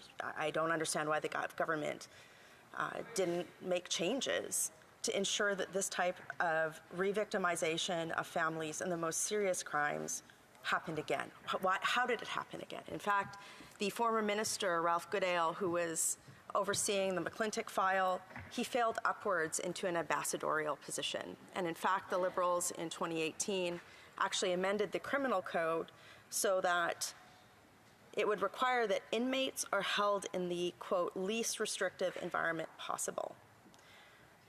So it's been 5 years. I just, out of respect for victims and families, I think that I would like to see some unanimity in this place that two things. The government acknowledges that this is not appropriate. I would like the government to say that mass murderers, I would like to hear this from the member who's responding to this question. Mass murderers should stay in maximum security prisons. One, that they agree with that prison, or that principle. Two, very importantly, that the government agree to rescind that amendment that they made in former Bill C-83, and that least restrictive environment should not apply to mass murderers and child killers like Paul Bernardo, like Terry Lynn McClintock. The other thing that I would like the member who's going to reply to this question to agree to, so that this doesn't happen again, so that we're not having this discussion and re-victimizing families again, is whether or not the Prime Minister has agreed to issue a directive to require all mass murderers to remain in maximum security for their entire sentence. This should be a principle that every person in this House agrees to, and it is the government's job. The government has the responsibility and the capacity to do this. The buck stops with them. So those three things. I'd like to hear mass murderers should remain in maximum security prison for the duration of their sentence, that the government will repeal the least restrictive environment provision that they put forward and passed, and also that they will issue a directive to require all mass murderers to remain in maximum security for the entirety of their sentence, so that we don't have another family of a child killer or a mass murderer and this re-victimized. Thank you, Madam Speaker. The Honourable Parliamentary Secretary to the Ministry of Public Safety, Democratic Institutions and Intergovernmental Affairs. Thank you, Madam Speaker. And I do appreciate having the opportunity to rise tonight to speak about this incredibly important issue. And I thank the member from Calgary Nose Hill for bringing it forward. The discussion around the re-victimization of families and loved ones who have been impacted by crime is incredibly serious and something our government takes incredibly seriously. I remember the debate of both instances that the member opposite referred to. It's incredibly painful. It's painful not only for the victims' families and loved ones, but all Canadians who have, saw those dark times or those crimes really have impacts on so many people across this country.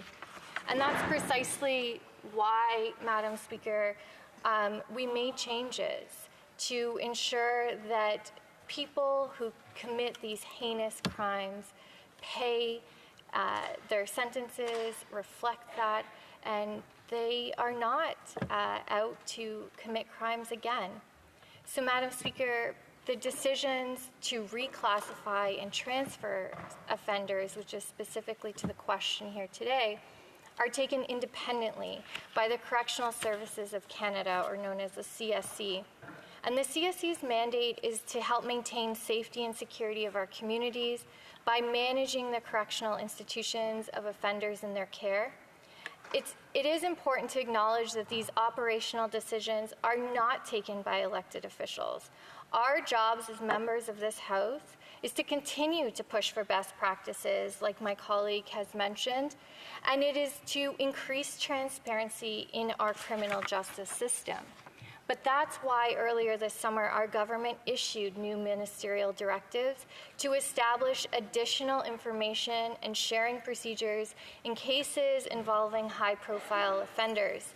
The new directive instructs that, quote, prior to transferring high-profile offender to any reduced security level, the Commissioner of CSC or their delegate will notify the Minister of Public Safety formally and directly, end quote. Additional efforts will be taken to ensure that CSC takes a trauma-informed approach that considers victims in these cases of the transfers and security classifications. This can be facilitated, for example, by providing registered victims with the opportunity to share uploaded victim statements for consideration during security classification and transfer decision-making processes. What this means, Madam Speaker, is enhanced engagement opportunities for victims to share important input throughout the offender's sentence. It means that the needs of victims and their families will be taken into account, and that CSC will place extra emphasis on the needs to not re-traumatize those who are most vulnerable. Madam Speaker, again, I've mentioned that while elected officials don't make the operational decisions, it's important for us as legislators and for the public at large to know why these decisions are made. And to that end, the Commissioner of Correctional Services has shown her willingness to listen to Canadians' concerns over these additional reviews of high-profile cases when needed. And these reviews undertaken by committees with external representatives. Madam Speaker, we take this incredibly serious and want to ensure that victims are at the forefront of these decisions. Thank you, Madam Speaker. Calgary Nose Hill. Madam Speaker, do you notice that there's a common theme among Liberal responses? And it's after 8 years of them being in government, they say it's not our job. And that's what the member opposite is saying here. The reality is the buck stops with government. The government writes and Parliament writes the directives and rules under which these decisions are made. And after 5 years since Terry Lynn McClintock, now the families of Paul Bernardo's victims were re-victimized because the government put forward legislation to put mass murderers in the least restrictive environment and also refused to issue a directive to ensure that mass murderers stay in maximum security prisons. So, Madam Speaker, I'll ask again. Does the member opposite agree? Can she just say that she agrees that mass murderers should stay in maximum security prisons and that the provisions around least restrictive environment as it applies to mass murderers and child killers that they put forward and voted on in Bill C-83 be repealed? The Honourable Parliamentary Secretary. Madam Speaker, what I will say and what I will reiterate once again is offenders of these violent and heinous crimes absolutely deserve these severe consequences. I will just point out, because I think we want to take this subject incredibly seriously, and as legislators we need to be responsible, and I do just want to point out that some of the information being shared is not actually correct, and in fact that member sat around the cabinet table when these same directives existed. But what we've done, Madam Speaker, is we've actually changed them to ensure that victims are at the forefront. So, Madam Speaker, the member opposite raised fair criticisms. Unfortunately, they were criticisms for her government as well, but we take the matter incredibly seriously, and that's precisely why the minister ordered new directives to put families at the forefront, victims, loved ones at the forefront, and to ensure that the re-traumatization of these heinous crimes are not done once again. The honourable member for Skeena-Balclay Valley. Thank you, Madam Speaker. There's nothing more disingenuous than a government implying that it has delivered on the requests of constituents when the reality is anything but. Prior to the summer break, I rose on behalf of tens of thousands, if not hundreds of thousands, of small businesses across this country and called on the government to extend the repayment deadline for the CEBA loans. These are the Canada Emergency Business Account loans that these businesses took out during the pandemic to help during an extraordinarily difficult time. Many of these businesses did not recover fully as they had expected to, and they were faced with the additional costs of inflation and a tight labor market. Now, a few weeks ago, I received some excited texts from business owners who had read on social media that the government had indeed extended the terms of the CEBA loans and the Regional Relief and Recovery Fund loans for small businesses. Of course, a few minutes later, when they had had a chance to read the fine print, they realized with disappointment that what the government had done was something very incremental and not at all what had been asked for by the Canadian Federation of Independent Business and thousands of small businesses, including businesses in Northwest BC, the area I'm proud to represent. Madam Speaker, the most attractive part of these loans for small businesses that were struggling was the fact that the government had offered a significant loan forgiveness program. So if small businesses took out $60,000, the maximum amount allowed under these loan programs, they were able to keep up to $20,000.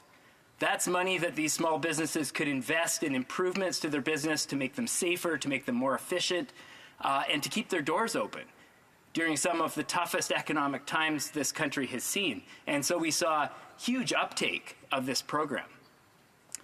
And businesses were asking the government to do something that is very reasonable, which is to extend the repayment terms for that program by 1 year. They would still pay back the portion of the loan that they originally were required to, but because of the unique conditions of rising inflation and the tight labor market, they wanted some more time. And I think that's something that was very reasonable to expect. And so it was disappointing to see that the government, while they did extend by 1 year the deadline for avoiding a 5% interest charge, when it came to the loan forgiveness portion, the most significant aspect of these small business loans, the government gave them, wait for this, Madam Speaker, because it's quite surprising. They extended the deadline by 3 weeks. I'm serious, 3 weeks. So businesses still have to pay back the money before January of the coming year, or they're going to lose up to $20,000 in loan forgiveness. This is incredible, Madam Speaker. This is not, what they did was not at all what small businesses had asked for, and yet they're trying to take credit for helping small businesses. And so my question, what I'm looking for from the Parliamentary Secretary this evening, first of all, an opportunity to express the disappointment of these thousands of businesses, and secondly, to ask for a clear and succinct explanation. Not smoke and mirrors, not distraction, talking about other programs, an explanation for those businesses why his government refused to extend the loan forgiveness portion of the CEBA and RRRF loans. Thank you, Madam Speaker. The Honourable Parliamentary Secretary to the Minister of Small Business and Parliamentary Secretary to the Minister responsible for the Federal Economic Development Agency for Southern Ontario. It's a mouthful, Madam Speaker. Thank you. Since the beginning of the COVID-19 pandemic, our government has been there to provide unprecedented support to Canada's small businesses across the country.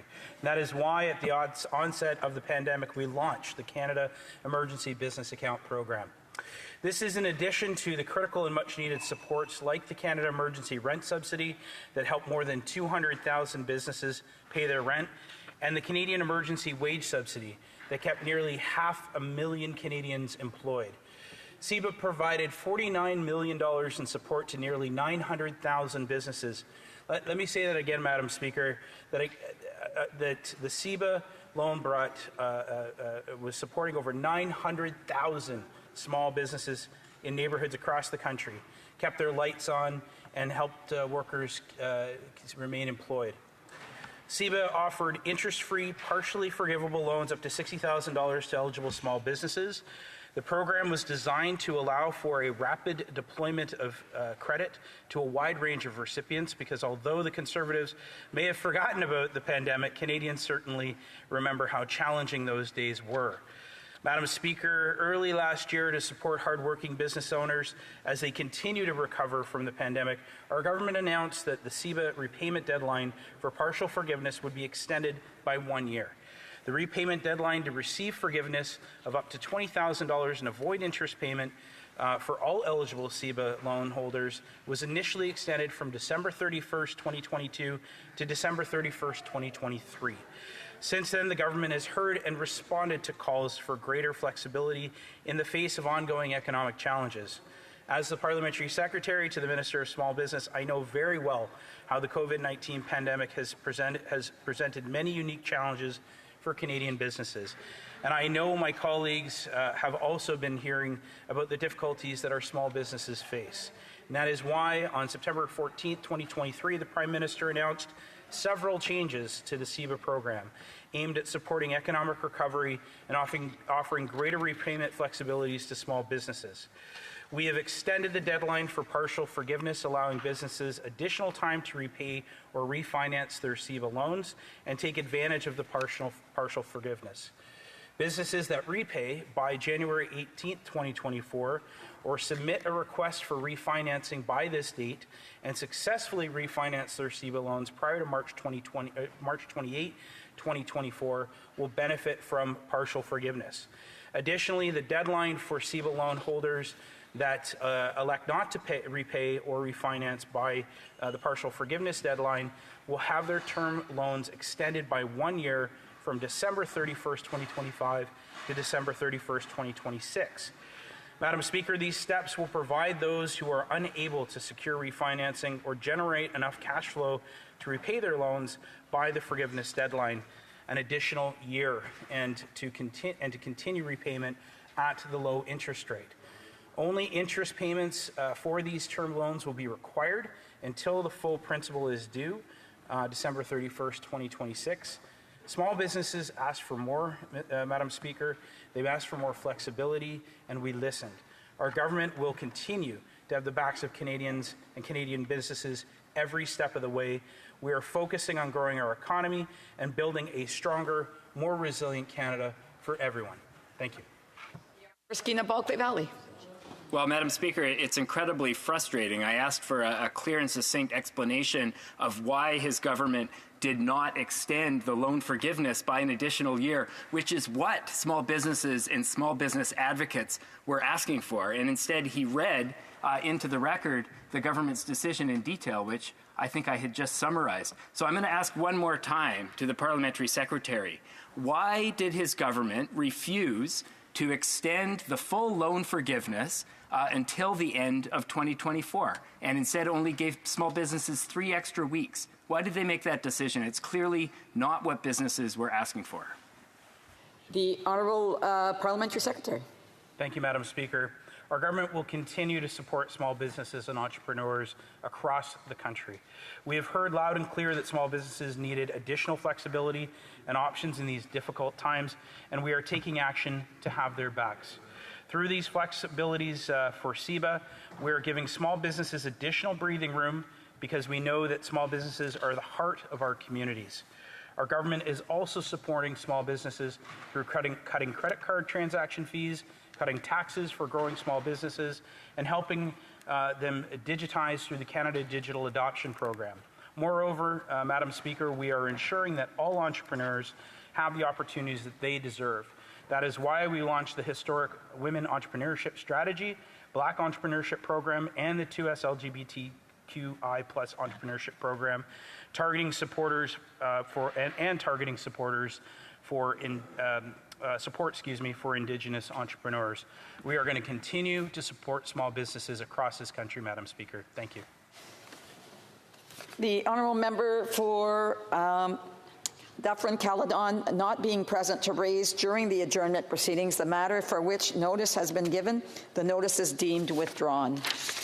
It being 7:02, this House stands adjourned until tomorrow at 10 a.m. pursuant to Standing Order 24-1. Have a good night.